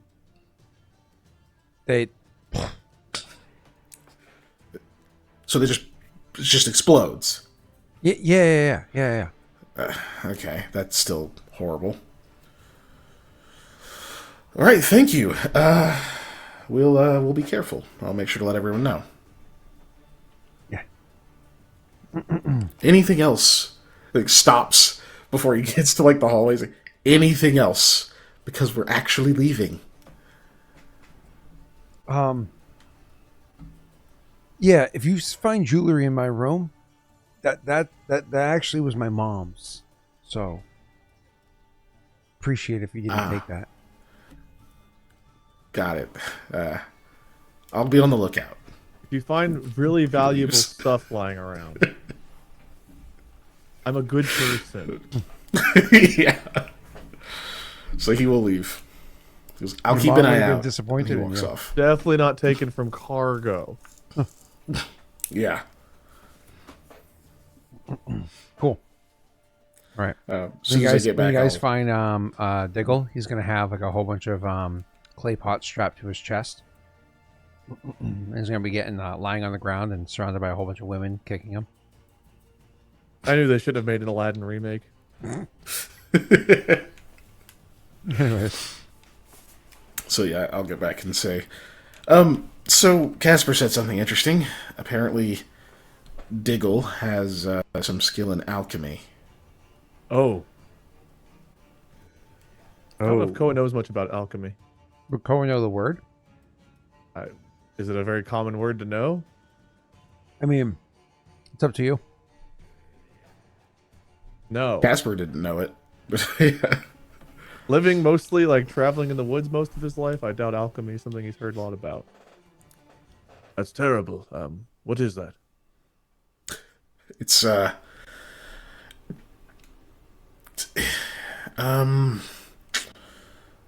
you've never been to a school, have you? Like at all? It's like bottled magic, right? Sort of, yeah. It's like cooking, but generally a lot more dangerous.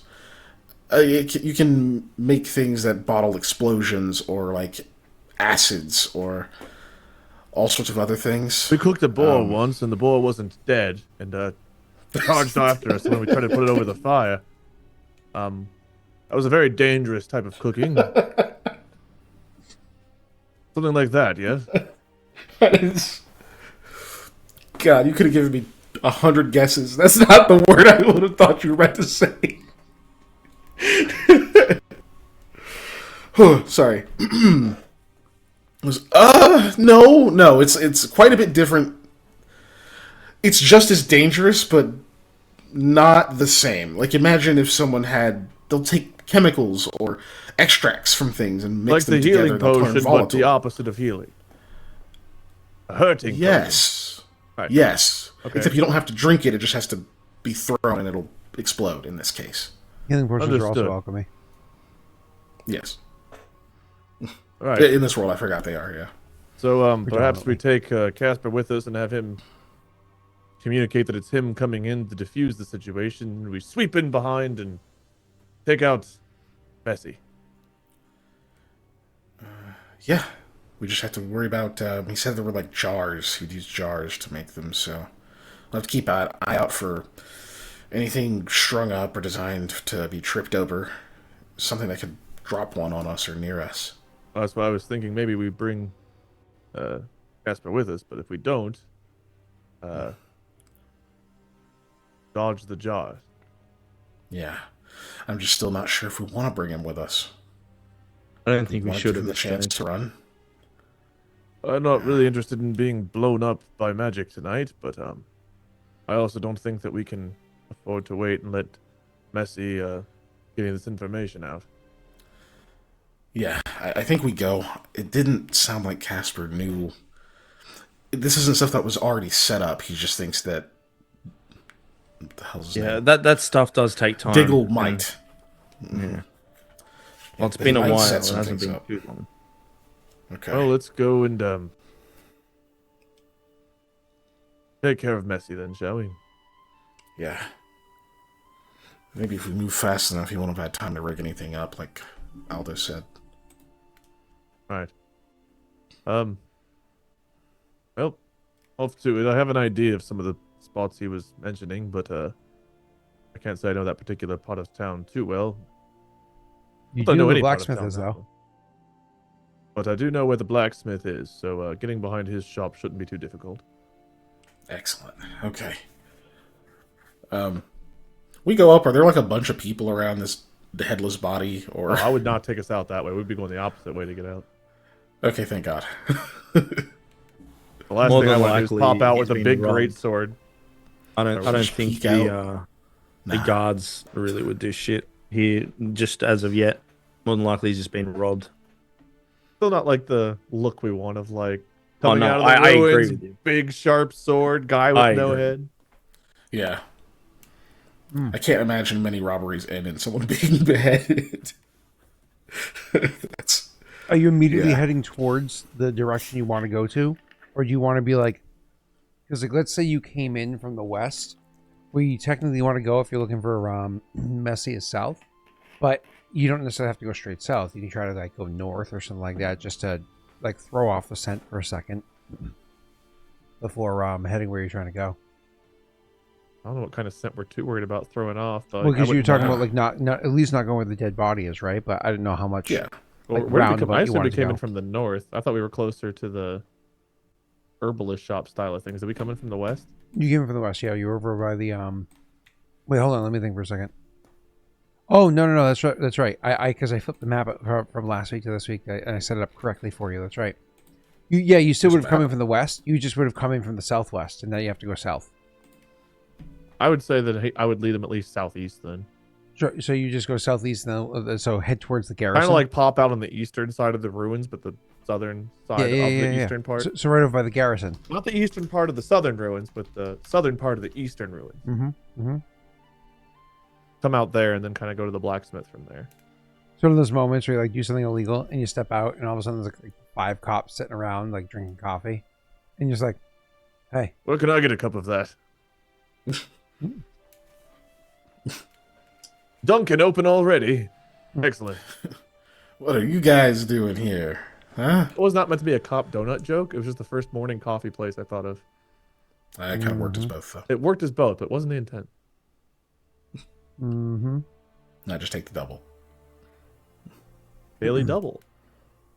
Wade's over here yelling "A cab." You know what I mean? He's got the flag flying and everything. All right. So You're welcome. Yeah, would you like to describe the scene there, Scott? yeah, so Wade was standing outside of his house, naked. I mean, technically tidy whities, but otherwise. Look, I'm sorry to interrupt you eating ice cream. We're just, we're trying to catch the slave ring here. Oh. Get rid of Yeah, him. you can eat ice cream after. Sorry, Joey. All right. So back to game. So yeah, so you're gonna head out towards the garrison, like legitimately. Yeah. Okay. It's nighttime, so when you go out that way, it's not like not like you're directly next to the garrison, but there's definitely some volume happening over there because there's they get bored. It's literally an army of people, not a very well it's not a very large army. It's not a very well trained or maintained army, but there's a bunch of people on retainer that are there and they're bored, so they get a bit rowdy at night. You can hear that as you're heading south eastwards and going towards that direction. It's one of those where you guys like, is there like a party nearby? Aldo. Before we walk too far out, I would turn to Mikhail. Any chance you could perhaps help me motioning the blood all over him? Oh, yeah, I can. I think I've got enough left in me. If we hear a big yeah. commotion, even if I don't know that it's like, guards or whatever, I think that walking around covered in blood would not be the look I would want. Mm-hmm. Yeah. Okay. And I will press the dictation. Which we should have done that on the sock. Nah. This is literally my last spell too, so I'm tapped. Yeah, I feel bad having you use it on that, but it seems like something Koa would ask. And it makes sense. If you make the sock taste like chocolate ice cream, but then an hour later it wears off. Oh. Oh, good. Oh, no. No. No. Ruins chocolate ice I'm cream not going to forever. explore that. Love the recipe, hate the aftertaste. Right? Oh. God, it'd be awful. It would. All right, will you find this place? Right. So you guys are heading around over by the way of garrison. You hear that, and again, Aldo probably like, is that like a party or whatever? And then Koa would know what it is. Like, oh, that's right. It's whatever day of the week. And the guards get rowdy around now, right? And so you know that that's the case. But you guys can circle back in and head over by towards the market area because it's so late. The market's obviously not open or anything like that. But you're gonna head over and head over to the blacksmith shop. Blacksmith shop looks different than you remember it last time. Looks like new sign, slightly different dressings, whatever it is, but it doesn't matter. You go past the blacksmith shop. You go 2 blocks back, which is what you said. You look around and okay, there's a tailor shop. A couple houses down from there. They never said which way.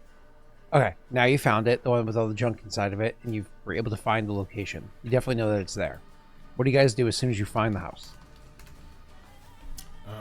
Sorry. Quick question. That dagger I found on Sleepy, I guess that was Willie, yeah. That was a punching dagger? Oh, the little guy. So all Yeah, that or does, something else. Keegan, all that does is it takes a punch, a natural punch, and it makes it piercing and lethal, but it doesn't give you, it's not actually like a katana or anything like that, right? And because it's still a punch, it means an armed person could still get an attack of opportunity against you because you don't have improved unarmed strike or whatever it is. It just modifies the damage type of a pre-existing punch, right? Gotcha. Okay. Yeah. And so the damage maintains the same too. Was it 1d3 plus strength, I think? Or is it 1? In this version of the game, it's either 1d3 or it's 1 plus strength. It's 1d3. 1 is 5e.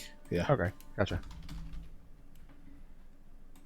Anyways, cool. So yeah, you find the building. What's the first thing you guys do? See if anybody's looking through the windows. Yeah, Koa wants to listen to hear, see, like, basically perception. He wants to listen to what's going on. If it sounds like clay pots are being moved around a bunch or nothingness or whatever. Well, it's not a standalone building. There's a bunch of buildings around, right? There's just the innate noise to being in a large town or whatever, right? So it's not like it's quiet enough. They're like, I can hear pots from outside, unless they're really clattering about. And if they're explosive, it's very unlikely they're clattering about much. So are we standing back and trying to like look through windows or see for lighting or whatever it is? Are you walking up to listen, like try to press an ear to the door? What's the plan? I don't think walking up to the like he doesn't want to walk up and like see the dude looking back out. I think it's kind of like if there's anything obvious happening, good to note. Otherwise, it's kind of like proceed to where Casper had mentioned getting in there, because I'm assuming he wouldn't expect us to come in through their entrance or know that existed. Yeah. It was the back door, essentially. No, Yeah. 2 ways. Mhm. Yeah. Mhm. Yep. Yeah, agreed. Okay. How about you, Jake? It sounded like you were going to do something. I was just gonna see if, like, anyone's on, like, if he's on lookout. But really, we're going to go through the back entrance, right? So So they did say that tripping the way to go downstairs is pretty easy.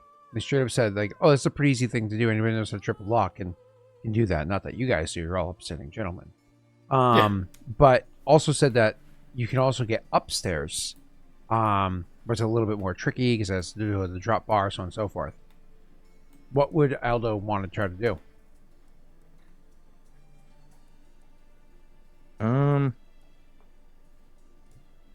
Aldo can pick a lock, but he's not a savant.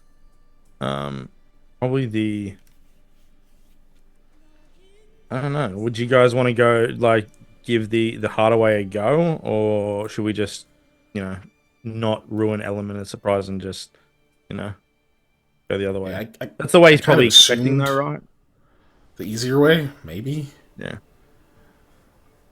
But yeah, thinking from his, it's hard to know what he would expect. If he's assuming we killed all of those people over there, then we wouldn't even know about this. Like, we probably wouldn't figure out that, oh, this is the entrance to go in, and this is easier. So, But he ran before anybody was killed. Like, he was the first one. He just ran. That's higher than ran away. Bravely. What's his name? Sir Robin? Messy. I see. but he did run out of fear, so he obviously was afraid something's going to happen. So, Pennywise gobble him up. I don't know. You heard Aldo talk about spellcaster and saw the magic and ran. Yeah. I don't know if that means that he thought he was going to die, or that he was going to be turned into a newt, or Yeah, arrested. I guess we should go in the easier way, I suppose. That's what I assumed we were going to do. I'm Yeah. good with that. Okay. So to approach that, you guys are going to just try to sneak around back. Why don't you go ahead and roll me stealth checks?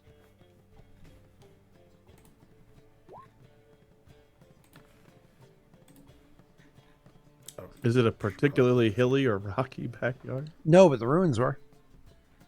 Yay. Nice. I choose to bring the ruined rocks with me. Nice, Aldo. Cool. So you get everybody sneaks around back, trying to go to where the bulkhead or whatever it is was, and you get there, and you two hang back just a smidge, and he goes all the way up to the door, and like they said, it's a pretty easy lock to trip. Why don't you go ahead and roll your disable device?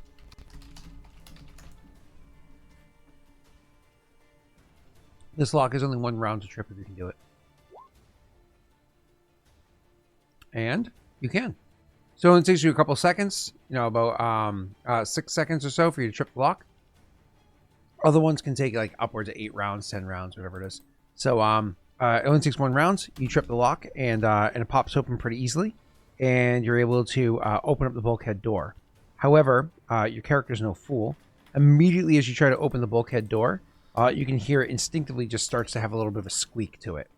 You can roll a sleight of hand. Try to do this quietly, unless you have some other way that you want to try to make this quiet. I do not have another way to make it quiet, so I guess I'm going to have to try and sleight of hand it. Okay. Fuck, Kua. Sit on that door. Oh, yeah. Okay. Keegan, do you see Josh Johnson's talk to a girl stand up? Yeah, I did. You know? Yeah. So funny. I watched the one that he released yesterday, too. It was pretty What? dope. There was a new one yesterday? Oh, I didn't see it yet. Oh, I got something for when I go to bed. Yep. He keeps dropping, like, when I'm streaming. Yep. Oh, yeah. Apparently Tuesdays is his day, right? Yeah, it seems like it. Is it a long one? Tuesdays at 9. It's like 30-something minutes. Or, Nice. Yeah, it's decent size. God, I love Josh Johnson. He's so good. All right, Oh, yeah. so back to this. So it's one of those things where I assume the heart of Slums is already built into this, yeah? So I assume he goes over, he starts, it's like, and it's like, fuck. Pauses for a second, and you see he just kind of like, he plays the door ever so slightly. Then you can see he actually goes over, and he just leans on the door and lifts it in the right way that it alleviates most of the pressure off of where the rust is. And like actually with this, so he does this like lifting it, and with one hand he cups over the loudest of the joints, the hinges, sorry. So even when it does squeak a little bit, it's kind of like muffled by his hand, and he ever so slowly opens up the thing to the point where, I mean, it does squeak a little bit, but even the two of you have a hard time hearing the squeak. You can imagine somebody inside does not hear that at all. I yell, well done. Wow! You rolled an 18. Incredible. Smart thinking. If only, well done. if only Wade can make attack rolls as good as you can make skill checks. Yeah, you're not wrong. So when I deal damage, I don't need a second hit. Mm-hmm. That's true. Mm-hmm. Great thing about great swords. They're great. Mm. Only as great as those who wield them. Yeah. Something like that. Back to game. Don't tell him. So you open up the door, and now you can actually go down into the downstairs. So you go into the bulkhead downstairs, and down there, go ahead and roll me a perception check there, Jake.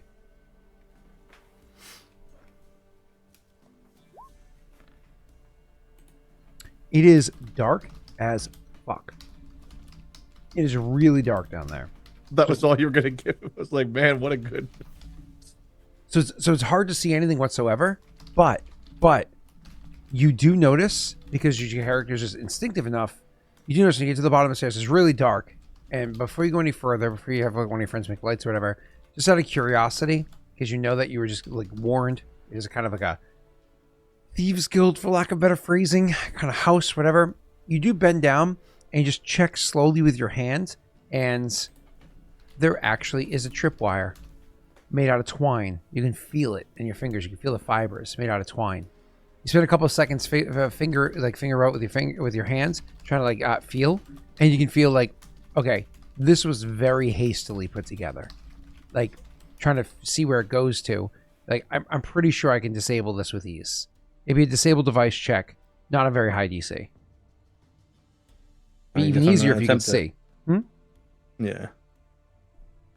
I'm going to attempt to do it. Hmm?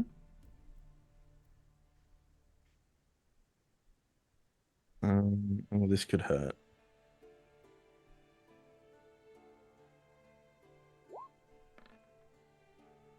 Okay. So, disabling it, you're pretty confident in what you need to do. You feel where the tension's coming from, and you literally grab the twine and you apply, like you just pull it to apply more tension, and then that makes slack down below, and you cut it, and then that all comes free, and then you can like follow the tension with your hand and go to where it is, and then you go over it and you're like, okay, literally it was twine strung up, holding up a clay pot sitting there. Like, okay.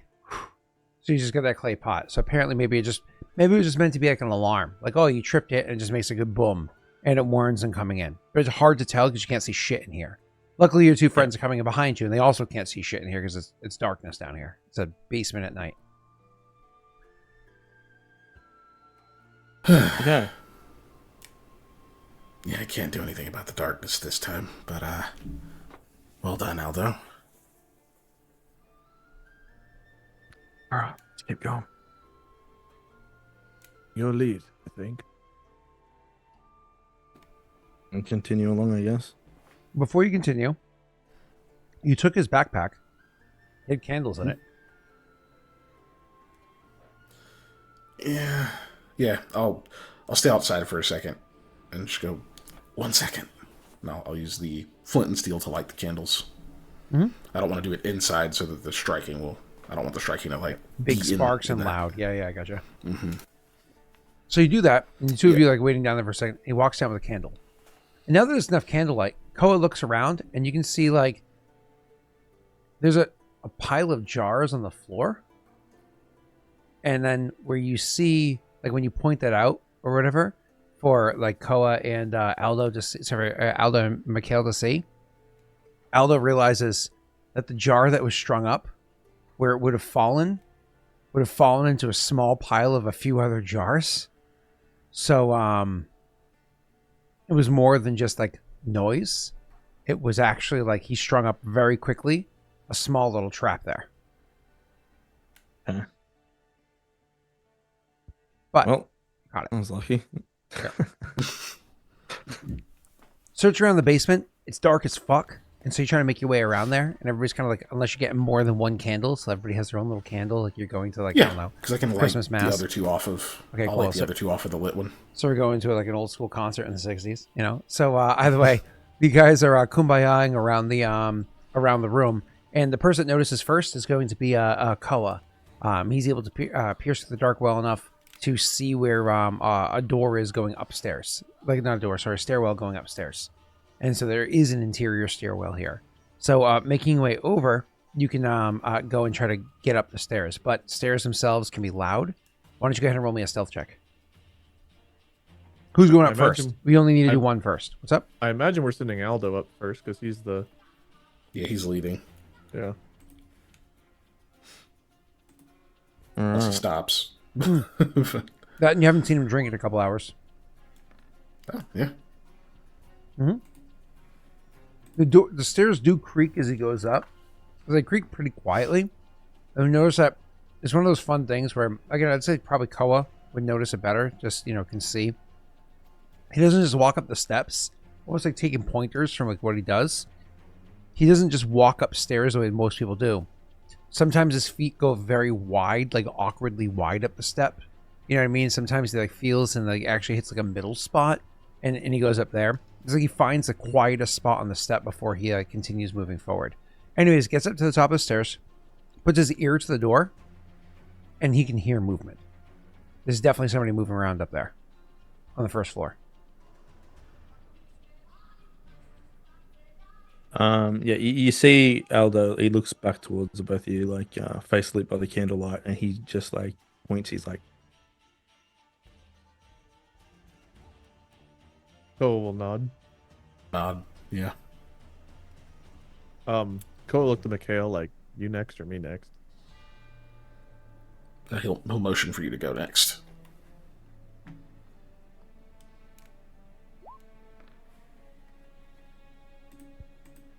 Do the best you can, wishing those are rocks, but instead they're, steps. Trying to make your way up those stairs, trying to see if you can get up there without being noticed.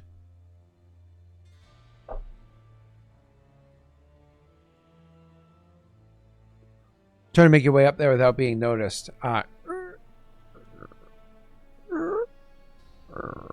Little noises as you go. And then roll me a perception check, Jaaek, who's at the top of the stairs.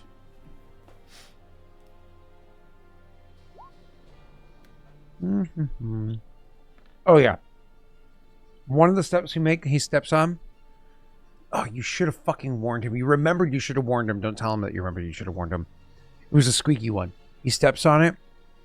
Not even a second later, through the door, it gets quiet.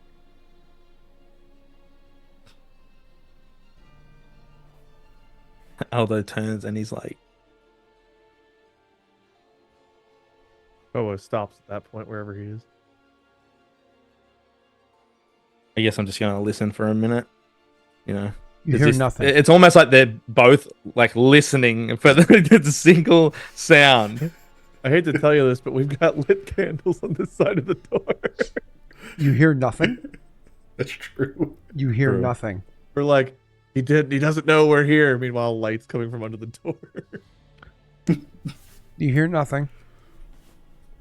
You hear a squeak of a floorboard. Where?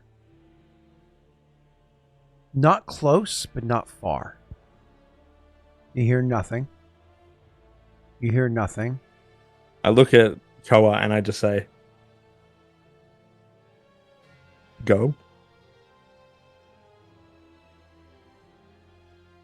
He points and he's like, Koa goes up or down. he's still downstairs, right? I'm coming up. He's like towards you. halfway You up said the stairs go. or whatever. So he's Oh, like, I'm am I saying, leaving, going or going like, to you? No, like run. He motions at the door and he says, points at you and he's like, run in there. Wait, you heard something. What is that? It sounds so familiar. That's why it sounds familiar, because you just heard that noise. Like chain. You hear metal on metal. Very faintly, very quietly clinking. I'm Metal a lot on less metal. worried about that than bursting through this fucking door and having a clay pod explosion on. That is Aldo's true. like, Koa, you're bleeding. Charge. Since you technically can't Yeah. charge upstairs. So the guy is like I can hear like the chain more or less. Is it coming towards the door? No. Like you just hear the clinking ever so quietly, like they're trying to muffle or slowly do the clinking, but it doesn't sound like it's coming closer or going farther away. It sounds like somewhere. Oh God, it doesn't sound too close, doesn't sound too far, but you just hear that metal noise. Like it's so quiet, it could literally be right outside the door, you know. But most likely it's not. Most likely it's a little bit back, but you definitely hear that metal clinking. You're not sure what they're doing.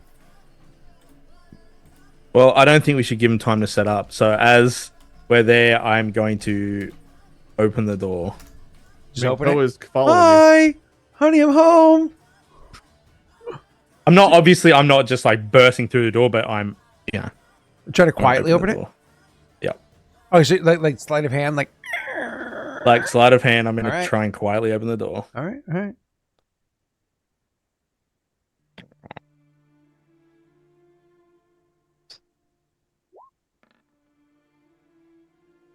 All right. So you do. You lift the latch, and you apply upwards pressure to the best of your ability. You see he gets this like weird, like he bends his knees, straightens his back, and he hoists the door, like properly hoists the door, like a dad trying to hold their kid up to see through a crowd of a parade, right? Like he's got that like, oh God, I'm gonna pop a hernia kind of look to him, and then he slowly swings the door forward, ever so slightly, and it makes zero noise. And when he gets it forward enough, he peeks through in time to see that the person didn't notice the door opening at first, because they were looking down at what they were doing, but then they look up to like see you in the candlelight, and then like and see you seeing them over by the light that they have on in the room, as they were like across the room from you, ever so slowly, but nearly completed, wrapping the chain around their arm like you saw them doing earlier, right? And so they're quietly sleep. And so all of a sudden they're like, as they see you and you see them, and you know what happens next? You both roll initiative. Yeah. Yeah. I mean, I'm right up next to him, right? Because I rolled a 17, baby. Let's go. Are we all rolling? Yeah, you can all roll. But he's kind of in the way. Aldo, yay, Aldo for the win. You can't be in the way. You can move through the square of your teammate, right? Yes, you can. Come on, Mikhail, don't suck. Don't suck. Daddy don't suck, daddy don't suck. Yeah, me at the bottom of the stairs with no view. Okay. So he gets to go first. And so as you're like there, like somewhat behind the door, the good news is you have the door there, and I'm saying the way that you're holding it and everything, I will allow you to actively use that door for cover to give you a +2 to your AC of cover from that door. Heard? Okay. Cool. Yep. They go walking forward. They see that, like, oh shit. They go walking forward, and they allow a couple lengths of the chain to drop when they have it length around their arm. So they have, like, probably a good 3 foot, whatever it is, length of chain coming off their arm.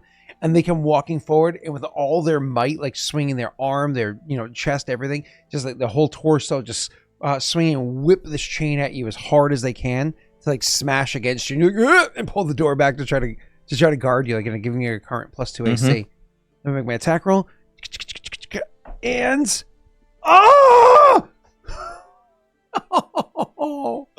I rolled a natty 1. Good. Unfortunately, he punches one of his own clay pots and explodes and dies. I don't know how easy it is to spin it and then. Oh, you get to use real dice. I'm jealous. One day, Nick's company will make it so you guys can too. But anyways, so either way, so yeah, natty 1. So he goes forward and he swings the chain and he smashes the door, really smashing it, breaking into the door. Splinters going a bit of splinters on the edge of the door. Actually, splinter off and hit your face. And as it goes to like pull back with his arm at it, one of the lengths of chain, as I said, it's not a doorknob. It's like one of those like latch. That's how I described it. One length of chain got caught in the latch, so he goes to pull back, and it doesn't pull back quite the way they expected, and they have to spend like an extra second or two, like jiggling the chain to make it fall off the latch before they reset themselves. Now, because we don't do fumbles, it's not like he has any penalties, but he looks foolish right now. It is now Koa's turn, so I imagine with that, you push the door open and step back. Right? Oh, Yeah. Koa goes right by Jaaek, right by Aldo, steps out. Your friends are dead. He'll pull out his sword. You need not join them if you surrender now. He can respond, but Koa's going to go up to take a friends swing. not dead? He said your friends are dead. Oh, are dead. Oh, you're lying. Okay. Intimidation check. The Oh, you're humans lying. are dead. That's fair. We killed all their asses with poisonous gases. Okay. Yeah. So it's like the chain's caught, and like your friends are dead. You don't have to join them. It's like it's a really precarious scenario you caught me in. It's like you walk in on the room while they were doing some personal amorous activities, and like I'm not a pervert. Anyway, so so he's like,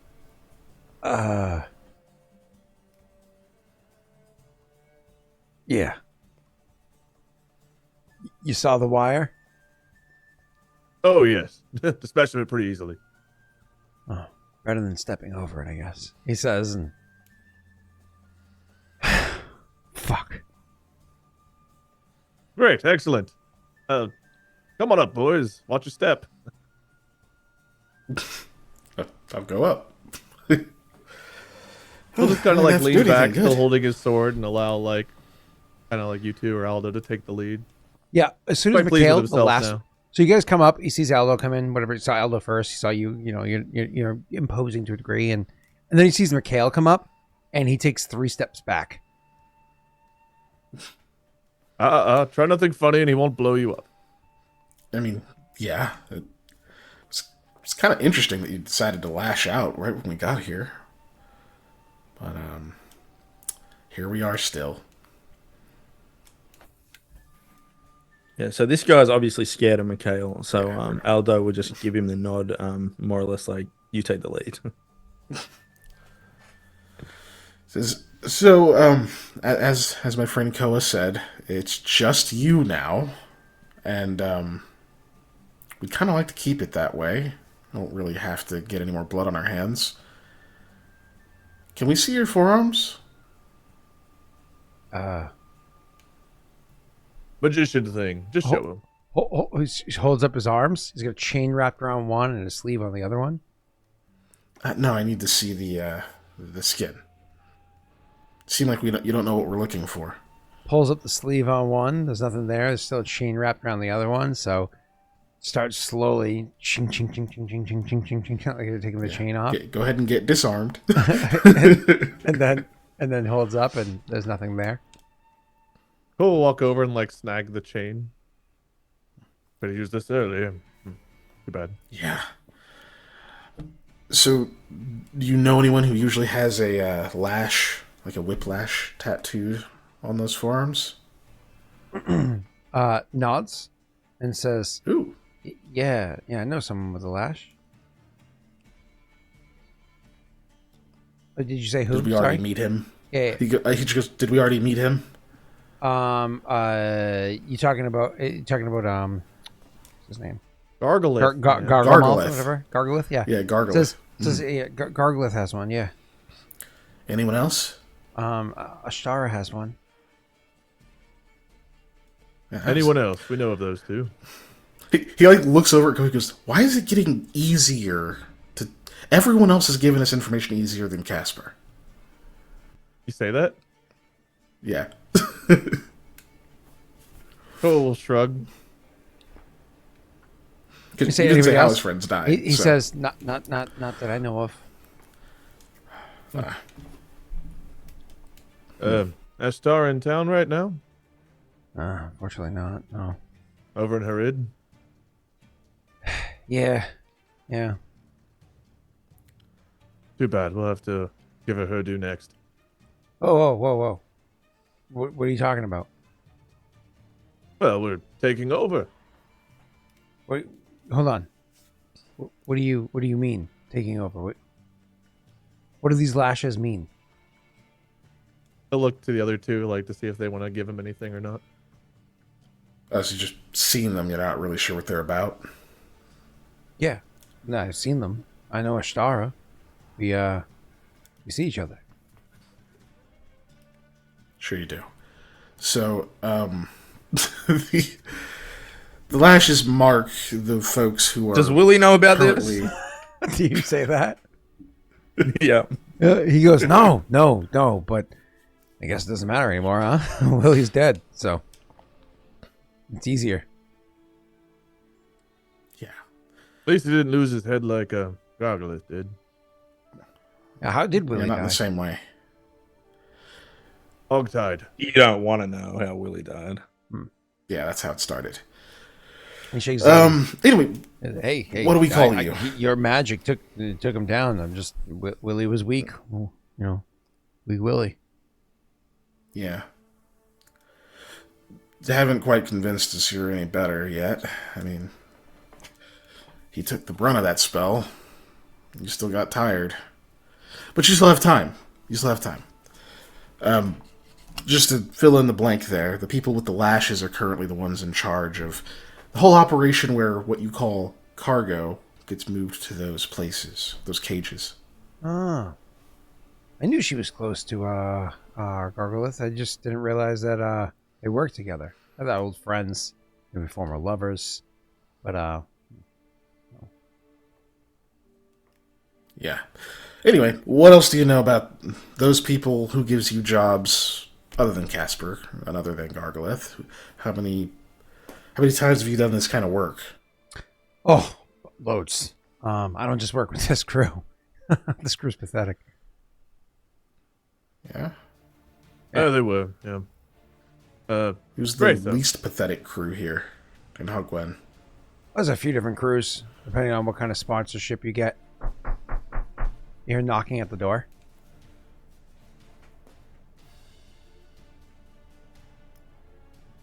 Expecting somebody? Yeah. Whisper. May I? Who? Can I get the door? Mikhail repeats. Who is it? It's one of the other crews.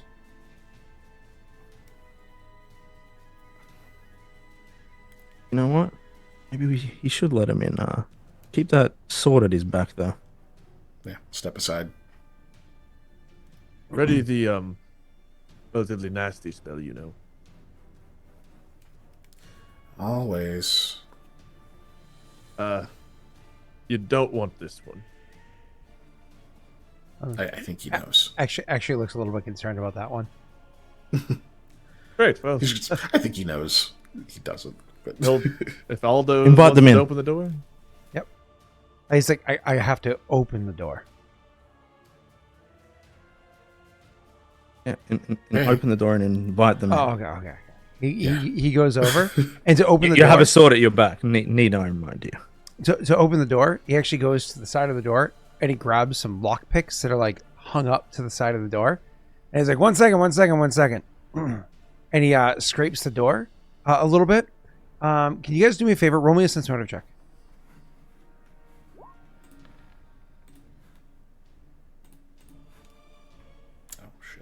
closed my sheet. Sorry.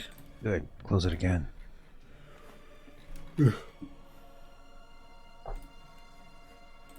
Waiting for another one. Oh, Keegan. Ever the slow one.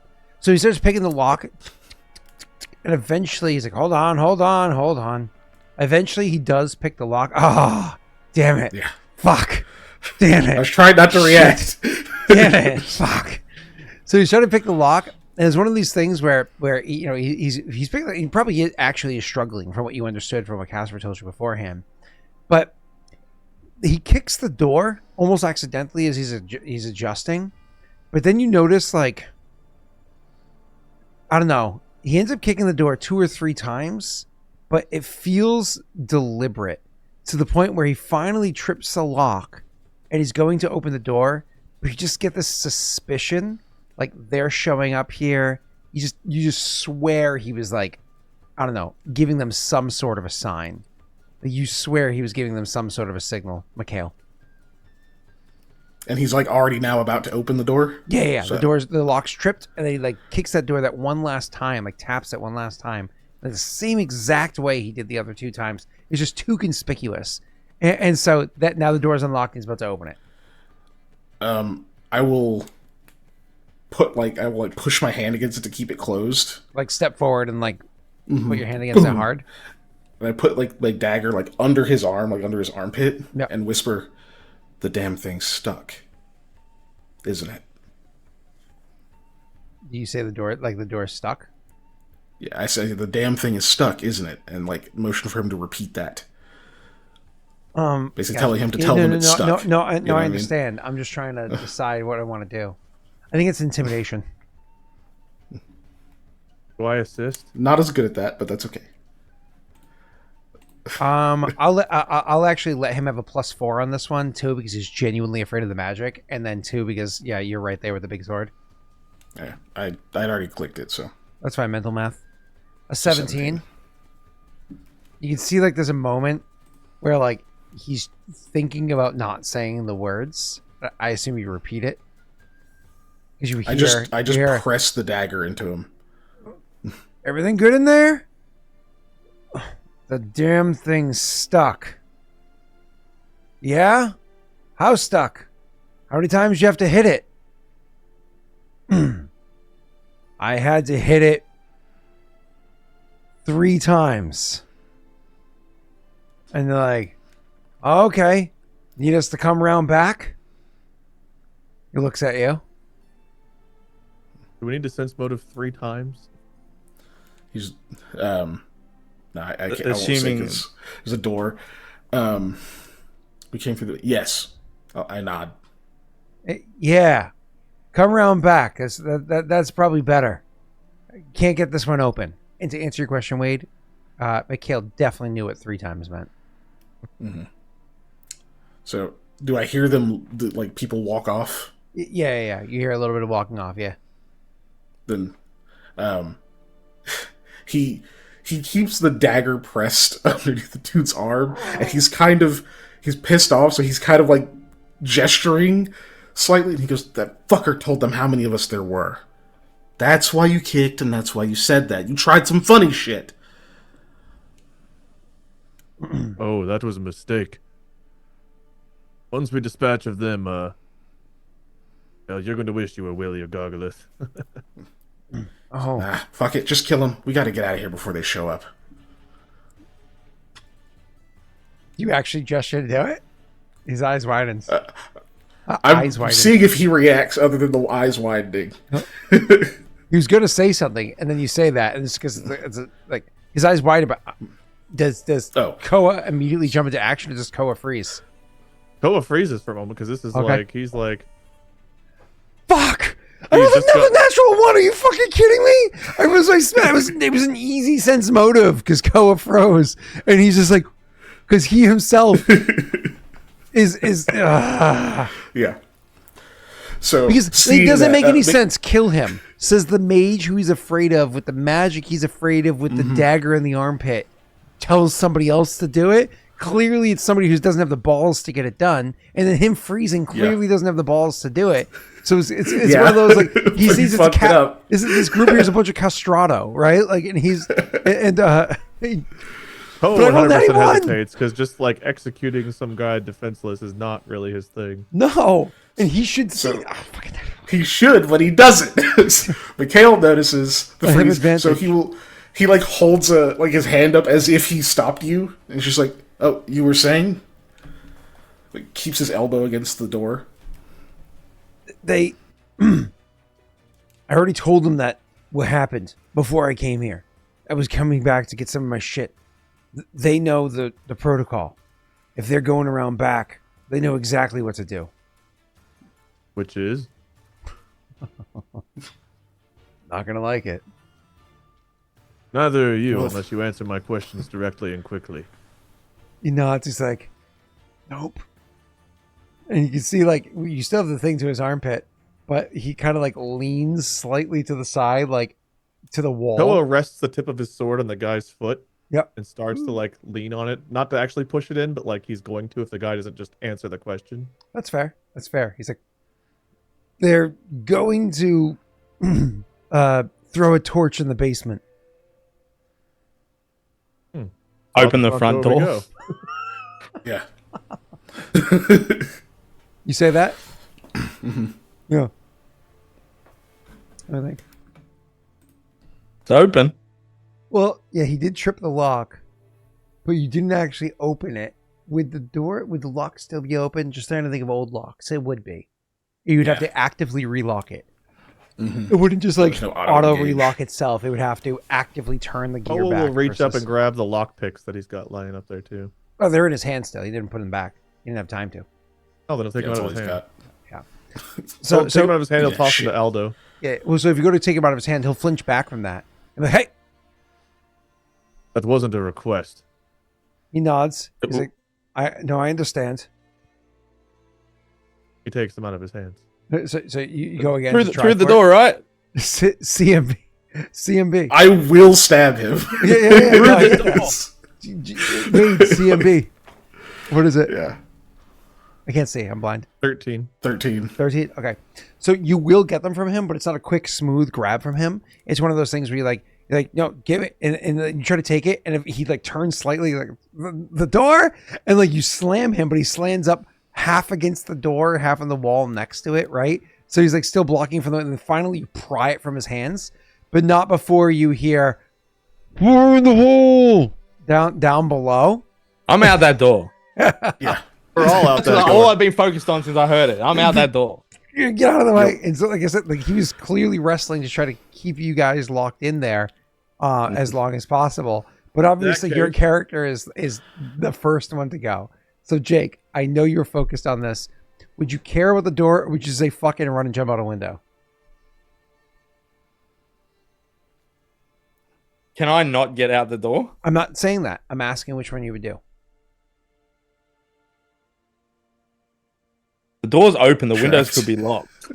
You know what I mean? I'm out a window. Think single pane, old school, not modern day windows. Where you go, poof, ow. Yeah. Yeah, I would. So door or window? Sorry. We'll go out the window. You're gonna go window style.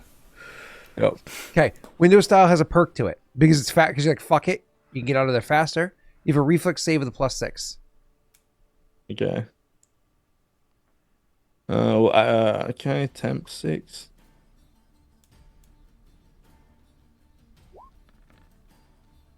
Okay. And you made it out of the window. We'll get to that in a second. DC 10 acrobatics to not, hurt yourself landing on the ground as you dive outside. All right.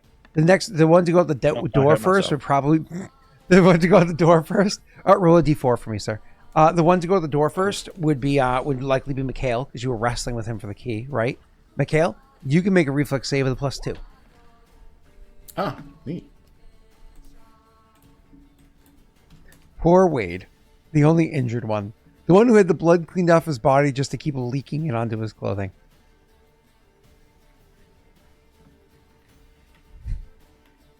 Oh, it's 1 point of non-lethal damage. Okay, yeah. Scuffing and whatnot, yeah. Okay. And Wade, Wait, can you give me a reflex save with a -2? Good thing reflex is one of my better things I do. Yeah. That was almost a 20. That was almost a 20, dude. And that's the auto succeed with you 20 as well. Okay. First and foremost, Jake, you run. You're like, fuck this. Your character's still tipsy. You're like, fuck this. You run and you jump out the window. Not the worst. Not the worst. As you take a point of non-lethal damage, you get a couple of scrapes or whatever it is from the glass, and you're on the ground. Cool. So you're lying there actively on the ground for a full like second and a half before Kiken, you're like, you grab the door and you pull it open and you start running to try to get out of there. But as you do so, what's his name? Koa grabs the door and pulls it open even wider, so it crunches the guy behind the opening door and tries to get behind. We were wrestling, so I have a human shield. Oh yes. You do the Captain America jump and use the shield in the ways the explosion spits you out. I'm not worried about the forward. I'm worried about the behind. So yeah. Oh yeah, there you go. But like I said, so you're wrestling with the guy, but clearly took the thing from him. Open the door. Like I said, crush him between the door and the wall, and you try to follow out. Unfortunately, neither of you were able to get out of there quick enough. But the wrestling in front of the door, you couldn't grab the door to open it up quick enough and everything. And then him trying to finally fall behind you. You are unfortunately there when the a whole bunch of different explosions happen downstairs. Now, the explosions are not so grandiose that the whole house blows up. This isn't the gas leak, right? The explosions aren't so well designed, well prepared. He's not some master alchemist. There isn't even black powder that he's using, right? So it's not like some big grandiose thing. Unfortunately, the explosions do a little bit of concussive damage to you, which is a whopping 1d6. So for you, Kiken, because you're your character goes tumbling forward down the stairs, and you take the grand total of 4 points of damage in doing so. Cool. Ow. As you tumble forward down the stairs, and they're on the street, and you, like I said, you're on the ground for a second and a half outside before you hear the. And I imagine you're like, oh shit, as you're out there. What's your face? Catch me. Aldo. But for Koa, not only do you take the 4 points of the damage, the concussive damage of this thing going off, but it actually blows out the floor beneath your feet, and you just like, oh shit, and you literally, instead of like being able to hold on to something in front of you, you're off balance from the rocking from the explosions, and it kicks out the floor behind you just enough that as you fall backwards, you hit the floor and go through it and hit the ground on the backside. Wade, roll me a d4 to see how much non-lethal you take on top of that.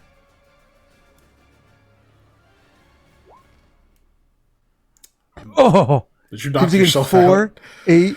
You've taken. Did you take 14 total? 5 plus how much did I just take? 10.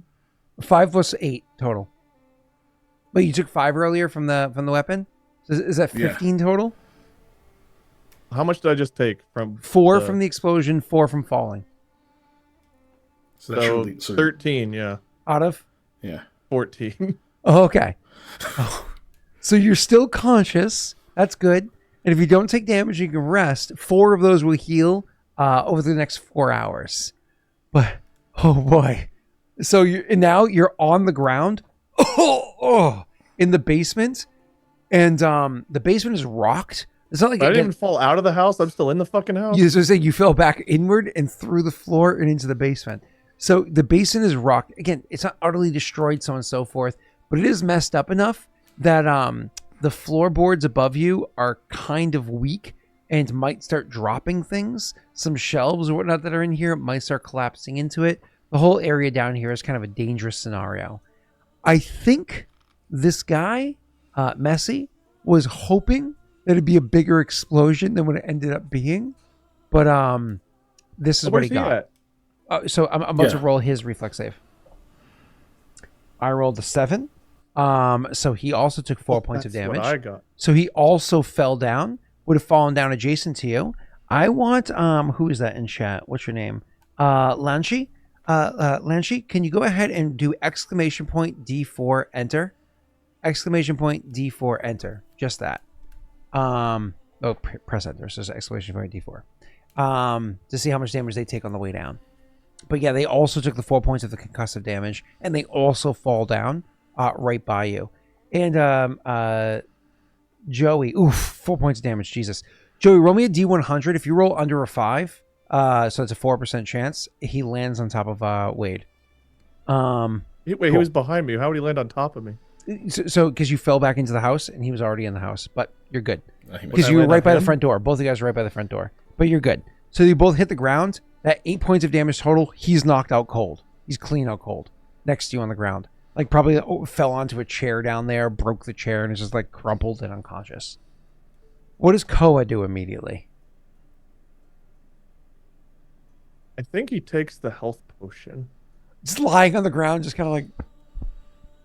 I think between the bludgeoning hit, the explosion, and the fall, I think he needs to heal up a little bit before he tries to do anything, because there might also be guys waiting outside to finish him if he gets out. A very good call. I feel like that's the smart move here. What do I click to? Is it Cure Wounds? Do I click on to use it? Yeah. Click on any of your characters, but Cure Wounds will pop in the top left-hand corner. Yeah. Just this is another light potion, right? Yeah. Roll well. Oop, I didn't. Oh, it's like almost minimum. Ouch. Yeah. So you healed 3. Yay. Great. Do I mark non-lethal damage differently than normal damage? Oh, good call. You heal both too. Simultaneously. Mm-hmm. You heal 3 non-lethal and 3 lethal, so you heal 6. Okay. And you track non-lethal on your character sheet. You see where, yeah? Yeah. So how many points of non-lethal did I take? 8? You took 4 non-lethal and 4 lethal just now. So you'd taken the total of 9 lethal and 4 non-lethal originally. Okay, I just healed 3 up, so I'm down to 1 non-lethal. Yep. And then I heal another 3 points because 3 of it was non-lethal. Yep. So if your max health is 14, I was at you 1 lost of 5. 14. You're at what?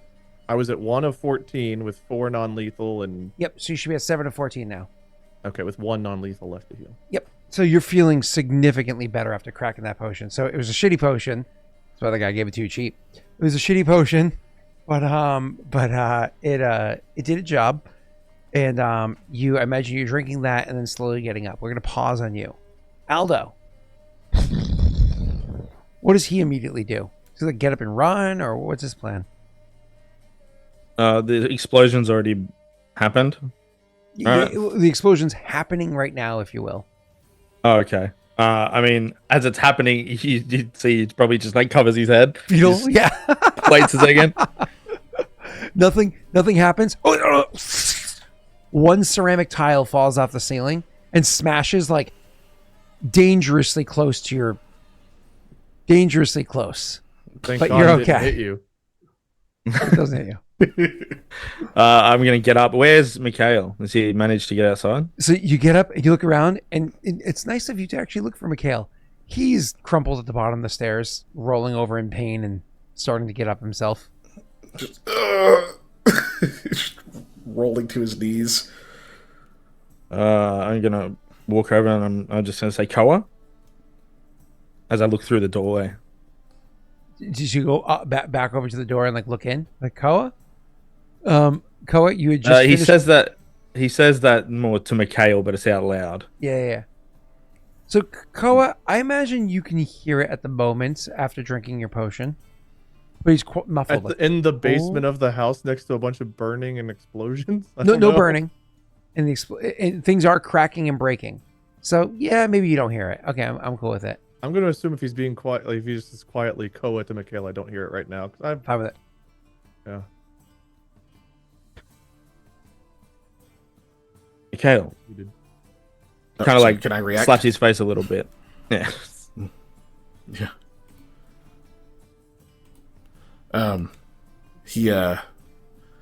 He still groans a couple times and then like looks up and he goes, "Oh shit, Koa!" And he starts like crawling towards the like opening in the floor.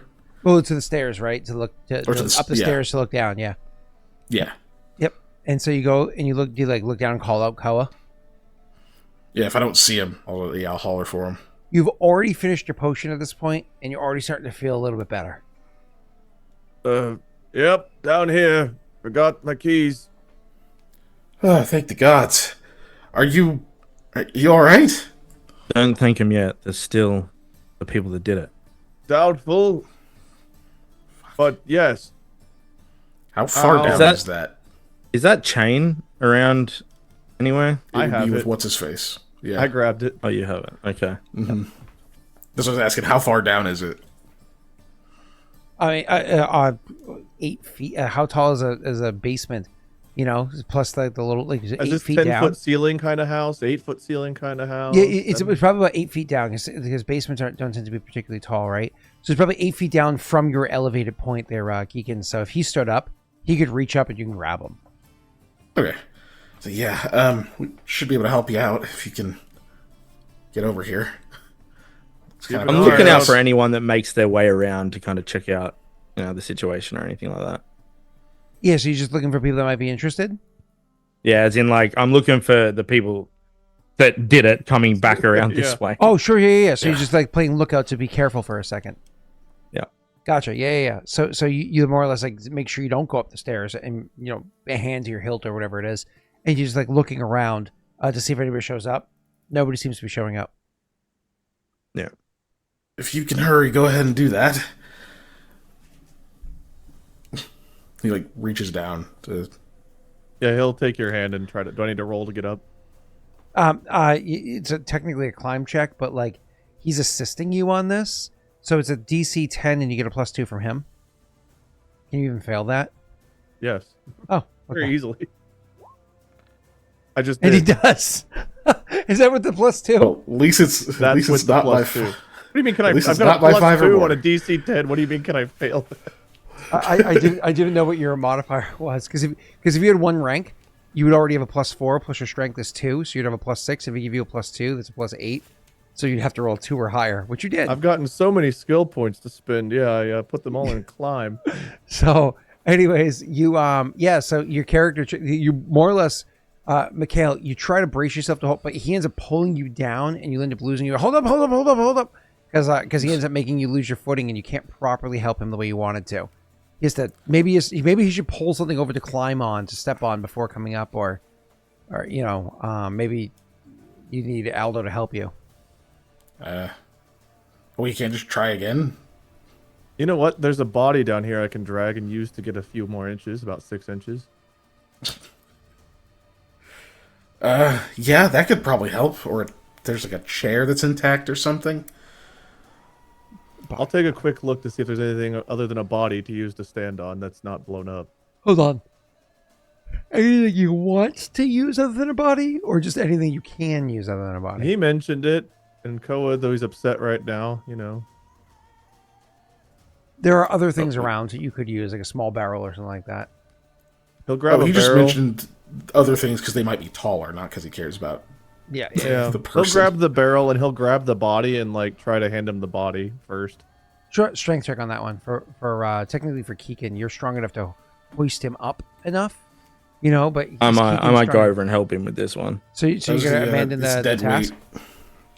You're gonna abandon the task. Then? Oh fuck! No, Aldo's selfish. Nah, we'll just try. So then, strength check from him.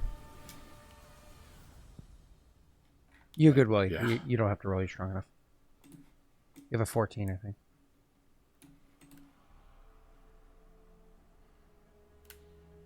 One day we'll see it. Mm-hmm. Today is not that day. Bloop. Yes.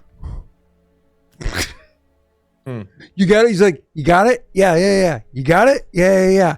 I don't get it. The guy falls back down. Do you try to catch him on the way down, or do you just... Yeah, I've got my arms there. All right. You catch him on the way down. It's awkward. It actually hurts your back slightly. And holy shit, the pain it shoots through your leg as you remember you have a fucking hole in your leg. The magic apparently did not do anything for that injury. That potion did not help with that injury at all. The hole in my leg. I remember what caused that? The swingy stick with the spiky that's the Yeah, the headless man hit you with before you headlessed him. Can I just kind of try to chuck him up? I mean, if I'm standing on a barrel and this thing's only 8 feet, like I can Chuck basically just... him up? I'm standing on a barrel holding a body, and I've got 7 feet right there. Yeah. You're gonna shoulder press him more or Not less. like I've got to go that far. Just because he's a whole. Yeah, I just don't know how much I have to actually pull him. What I'm saying get is, him up standing on here. this barrel, it's not like I'm really throwing him. It's kind of like... No. I get what you're saying. It's just even precarious to climbing on the barrier. Strength is 14. Your max load is your heavy load is 175, which means it's the most you can hold over your head. But because of your armor and all the equipment you wield, you're already well over your max load before grabbing a person that, say, weighs 160 pounds. So, I mean, like, it's one of those things where you would still need Keegan to assist you with this. So, but yeah, if you want to take time, so if you're not doing this quick, if you're saying, I'm taking my time to do this, I would say, yeah, you can climb up there with him and so on. I wouldn't be taking my time. I would not be doing that. Then Keegan will have to roll the strength check again. Because again, you just succeed on your end. You just flat succeed on doing the part you need to do to get him up there. But like, if you're at a 16 strength, this would be easier. Oh jeez.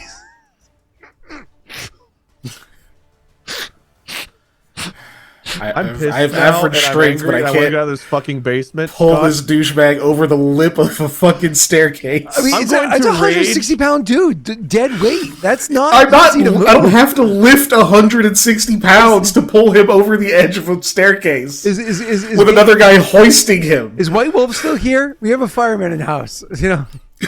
I am raging for a round to throw Yes! this fucker over. Yes, you like fuck this, and you literally rage, and you legit you position and give him the huh! So it's not like a missile launch, but like a lateral like huh! And he goes, hits the ground, and then Keegan's able to stop him from rolling down the stairs afterwards. Fuck that! Help me up while I'm still raging. No, you don't need to, because now that you're raging, you just get up on the barrel and, and you're strong enough. You can jump up enough to grab the ledge and just pull yourself up with ease.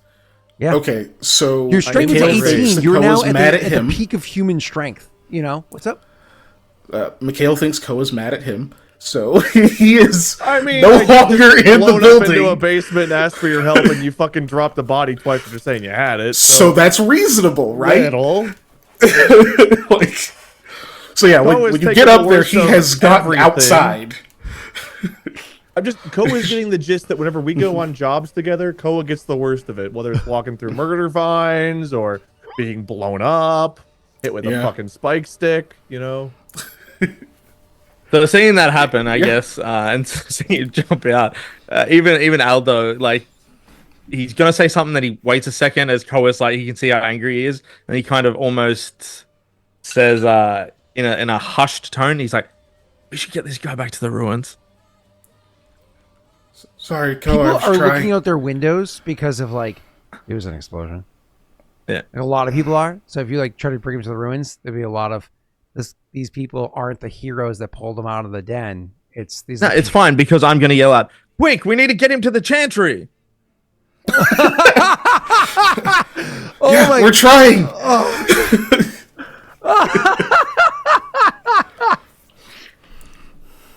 Okay.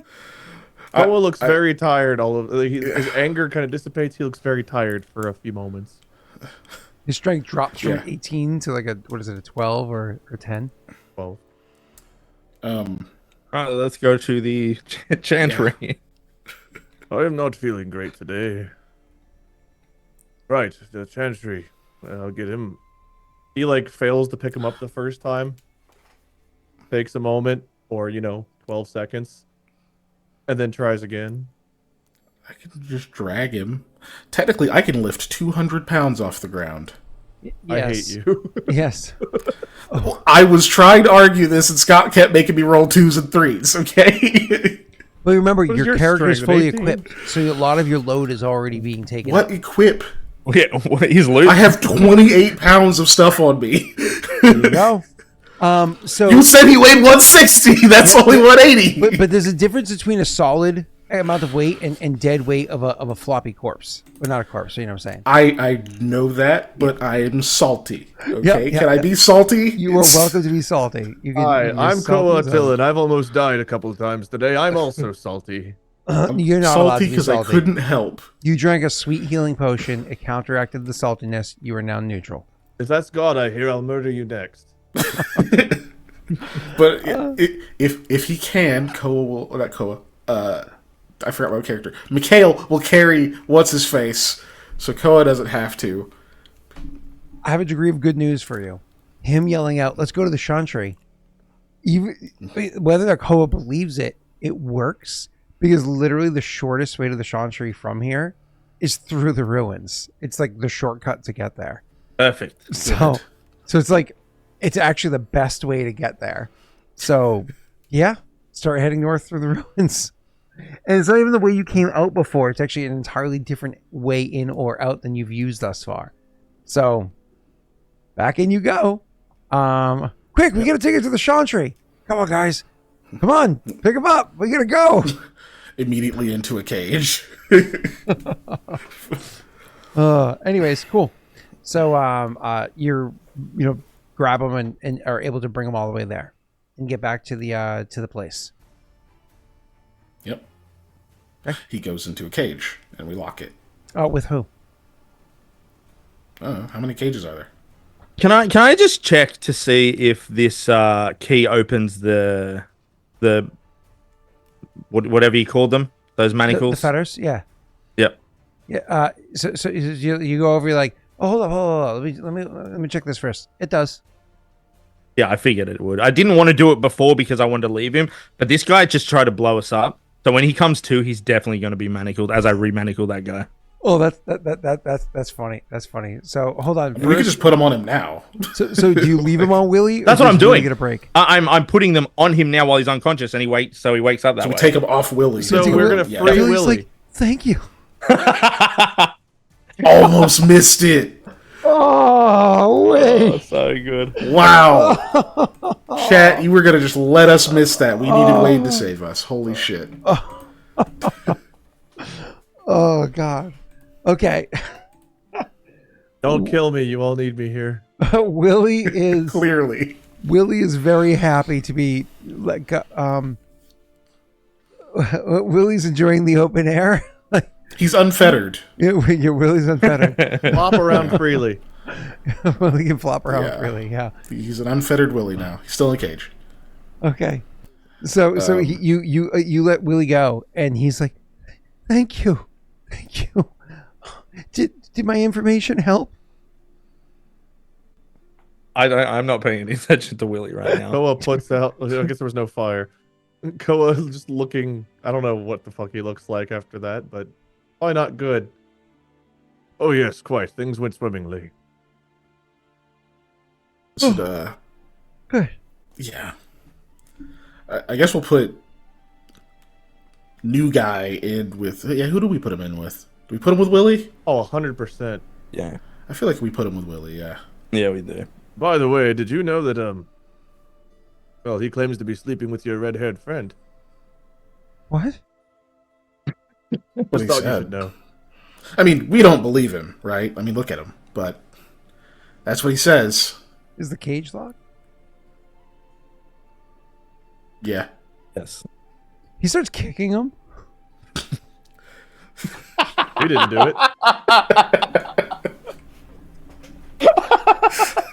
Glad you two can sort this out.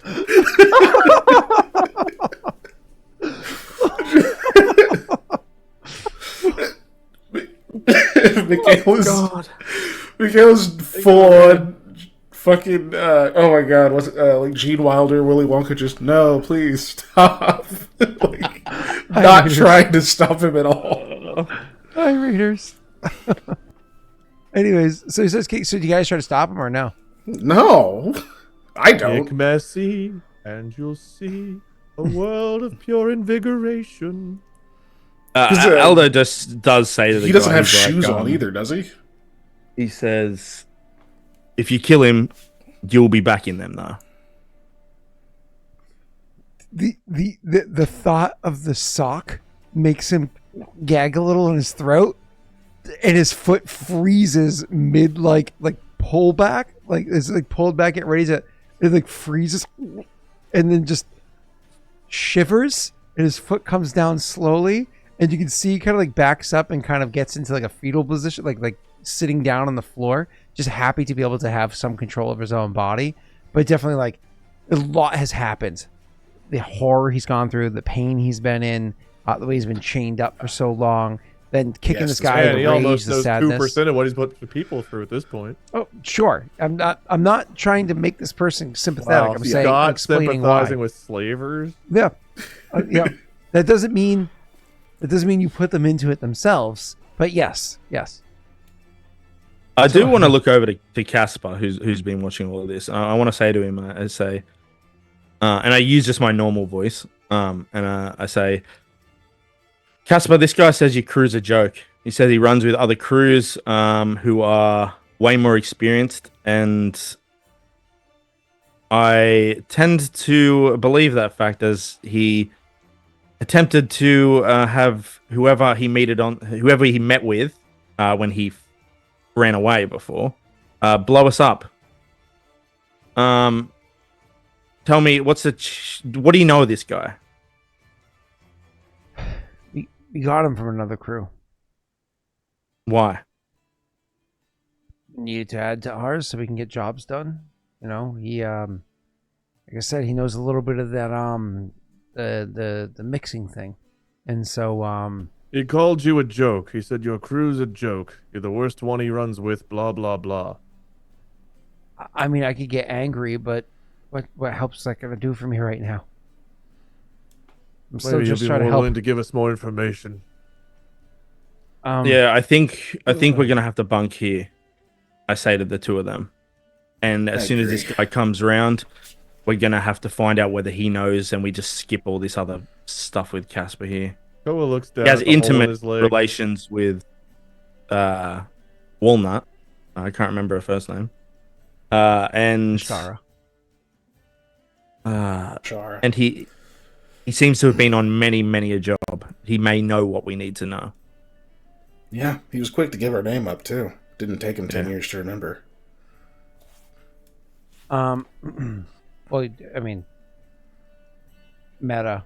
Also, he's going to be sleeping with her. Well, never really. Yeah. He goes, hey, I know Ashara well. I just didn't know she was a part of this.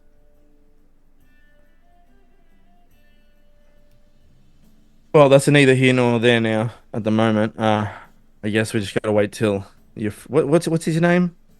Oh, that's right, Messi. You call him Messi? Till Messi wakes up. That's his nickname. I don't know if he deserves that anymore. What was his real name? Digger? Diggle. Digsby? Yeah. Diggle. Fuck Diggle. Yeah, what he left brought a pretty fucking big mess, so... Hey, maybe Yes, he gets it's to part keep of my body. I did think of somebody that might know some stuff. Not a part of this work, but he talks to lots of other people because of where he works with. It's Edric's his name. Edric. Yeah. Edric. I know where Edric. he's usually held up too. Great. It's so if you're best way to find him, if you not the east-west river, if you go over the nice part of town, or like where all the wealthy people are, like all the big homes, up in that area there's a couple of nice taverns that are over there, right? Outside of one of those taverns is an old building, really good building. They say it used to be a bank or something some time ago. He stands guard outside of it. Who tends to work there. But Edric, he's pretty connected. He talks to some people. He doesn't talk cheap, though. He's not somebody that's just going to talk for nothing. And he ain't a part of any of this. But he knows people. So he could probably help you out if you can convince him.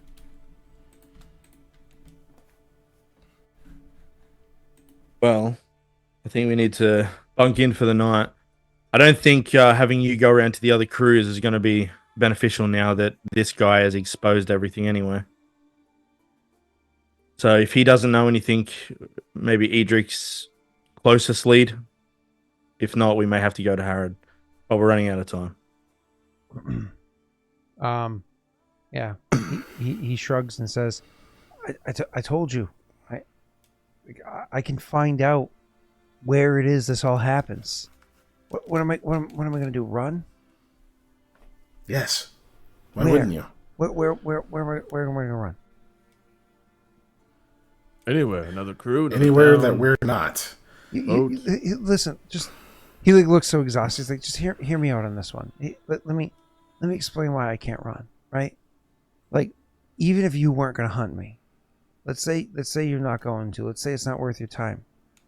They already know everything that you're going to do, everything you've already done. I go, they're already going to want answers from me, right? So they're going to come looking for me. And you think just because I left Haudh-Gwenn, they're not going to find me? You think they're going to find me in Leshev, Forvin? I go south to Meshtes? You think they're not going to find me down there? Where do you think all of our business goes to? Can we sense motive this? Yeah. Mm-hmm. Man, what a great performance Keegan had tonight. Mikhail, you were great.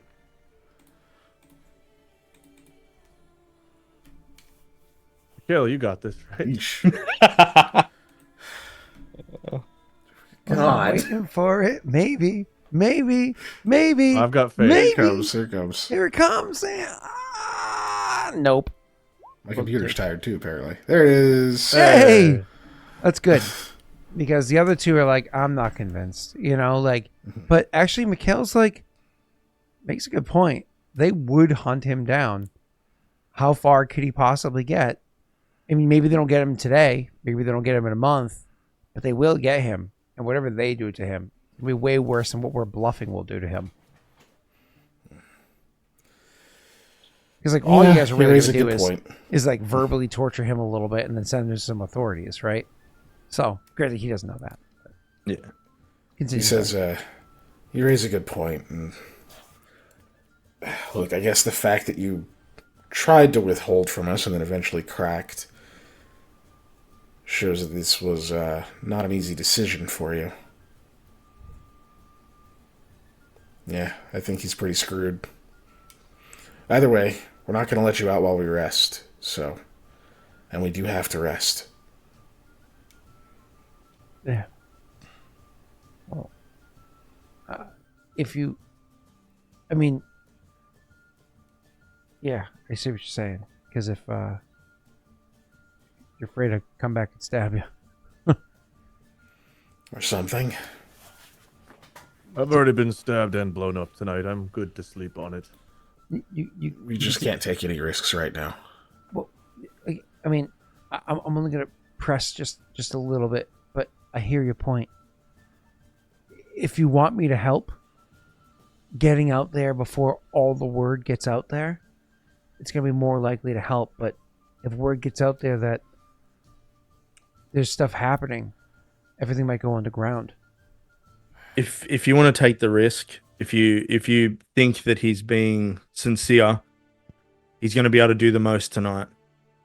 I can stay on watch for as long as possible to give you guys a rest. Really? Why do you sound so different? Shut up. Anyway, if we're going to do this, we should do it now. Mikhail thinks for a minute. Jake and Aussie's in chat. Oh, it's one of your kind. You should care. They're from the same country. Yeah, there's only like 10 people that live in that country, you know? True. It's so small. Yeah. And one's Mikhail Tash and does- one's a kangaroo.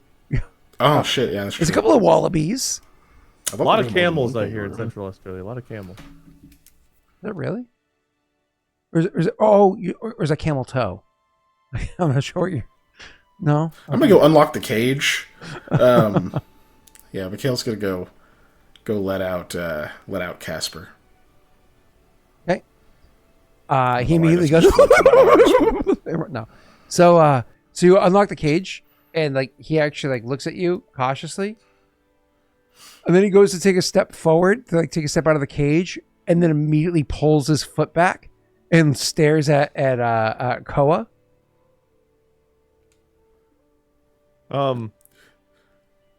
Just so Wade fully understands here, is a silver a lot of money here? So think of a silver as being what you would normally think of a gold piece as being. So it's not a small amount of money. Okay. He'll he'll like maybe look threatening, but he'll produce a silver. If you're going to work with us, trust must go both ways a bit, so consider this your first payment as being part of the crew. Look at that. You made the cut. You guys like took like 4 gold worth of stuff from him, and like, here's a silver. I will give him his bag back. It's like when you lose your job and then you get your unemployment check, and you're like, oh. This is gonna be fucking picky now. We were about to cut off his fucking leg. Right? He gets his bag and his shoes back. Silver, good amount of money, Scott. Yes, may produce a silver guy. Fucking cheap bastard. You piece of shit. I just think it's funny. You stole his car and house and then handed him $100 bill. You know, like, I didn't steal his house. Fucking Messi blew it up. You know what? Hey, that car and house was dirty also, all right? But anyways, this is an honest coin. You give him the silver, and he takes it, and he says, thanks. Where do you want me to meet you and when? I'll wait for one of the other two to answer. While waiting for one of them here. to answer, you actually hear from the back of his own little cage, you hear, what's his name? Say, he's going to run. Don't trust him. Willie? I can... Willie, are you talking? It's quiet. There is nowhere. I just got the implication. Nice. There is nowhere in this world he could run that we would not catch him and brutally murder him. And if we don't, then others will. So, Willie wants to say something, but doesn't. Because, like... that's good. Yeah. That's good. He should just meet us back here in the morning, right? Yeah, I think so. This is where we'll be. Yeah. You have a busy night. Make the most of it. I can take first watch. I think maybe we should give Koa a break from any watch tonight. Yeah, agreed. I feel fine. Yeah, that's You don't just need 'cause to you're so sense tough, motive. but- He's lying. Have you Well, if he feels fine, Cole, you got first watch then, eh? have you gone to the hospital? If it's Not your first this trip. if it's your first time there, they don't charge. They never charge first time there. Good to know. Maybe tomorrow. He, like, looks at the blood-soaked, ass of yours, and it's like, okay, and he, not gonna argue with the guy that's trying to chop off his foot, and so he's just kind of like,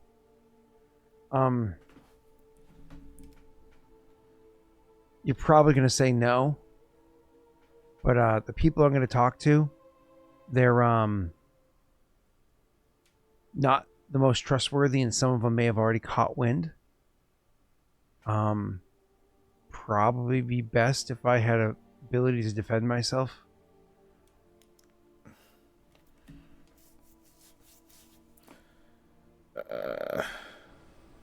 I only have my dagger on me right now.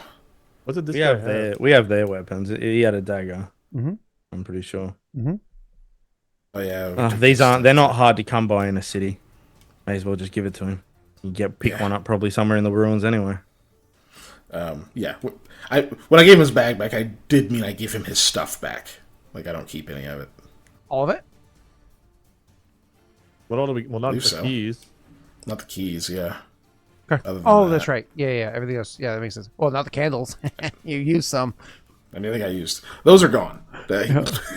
Oh yeah, Koa Can't give will those hand back. Aldo the lockpicks at some point as well. It doesn't be right this second, but he will give those to Aldo because he's the one who was doing all the door work. Wait, you give Aldo the lockpicks that he snagged? Aldo, it's actually, some of those lockpicks are pretty advanced. The pieces that you don't have that you're adding to your lockpick set, you get a +1 to lockpicking when you have that set now. Nice. No, it's a disabled device, specifically Thank you, Phil. lockpicking. Yeah. Yeah. Cool. Awesome. But yeah, otherwise, yeah, he'll get all his stuff. Cool. So you give him stuff back, and he's like, I'll see you shortly after daybreak. Don't let us down. For all our sakes, I hope that's true. As he runs out the door. Fucker, why didn't you just phase through the bars? He's like, I'm actually a ghost. Can we lock the outer door? No, it just rolls. Roll. It's locked. Right. You'll hear it. Puts a rock next to it, does nothing. Wake me up when it's my watch. Forgetting that you guys said he wasn't going to have a watch, and he falls asleep. Yeah. Cool. Only once Koa goes away does Mikhail go, oh, fuck. God, my side hurts so bad. Where do I go? You I fall die. asleep and phase through the ground. Wherever the bunks yeah. are, I don't remember. Alright, Are they in the well, same room that we're sitting in? I don't know. I've lost all concept of this area. I think he passes out pretty quick. This has been a rough night. Cool. Awesome. Well, we don't need to do anything else this evening aside from handle just the overnight rest. So a reminder to get all your spell slots back.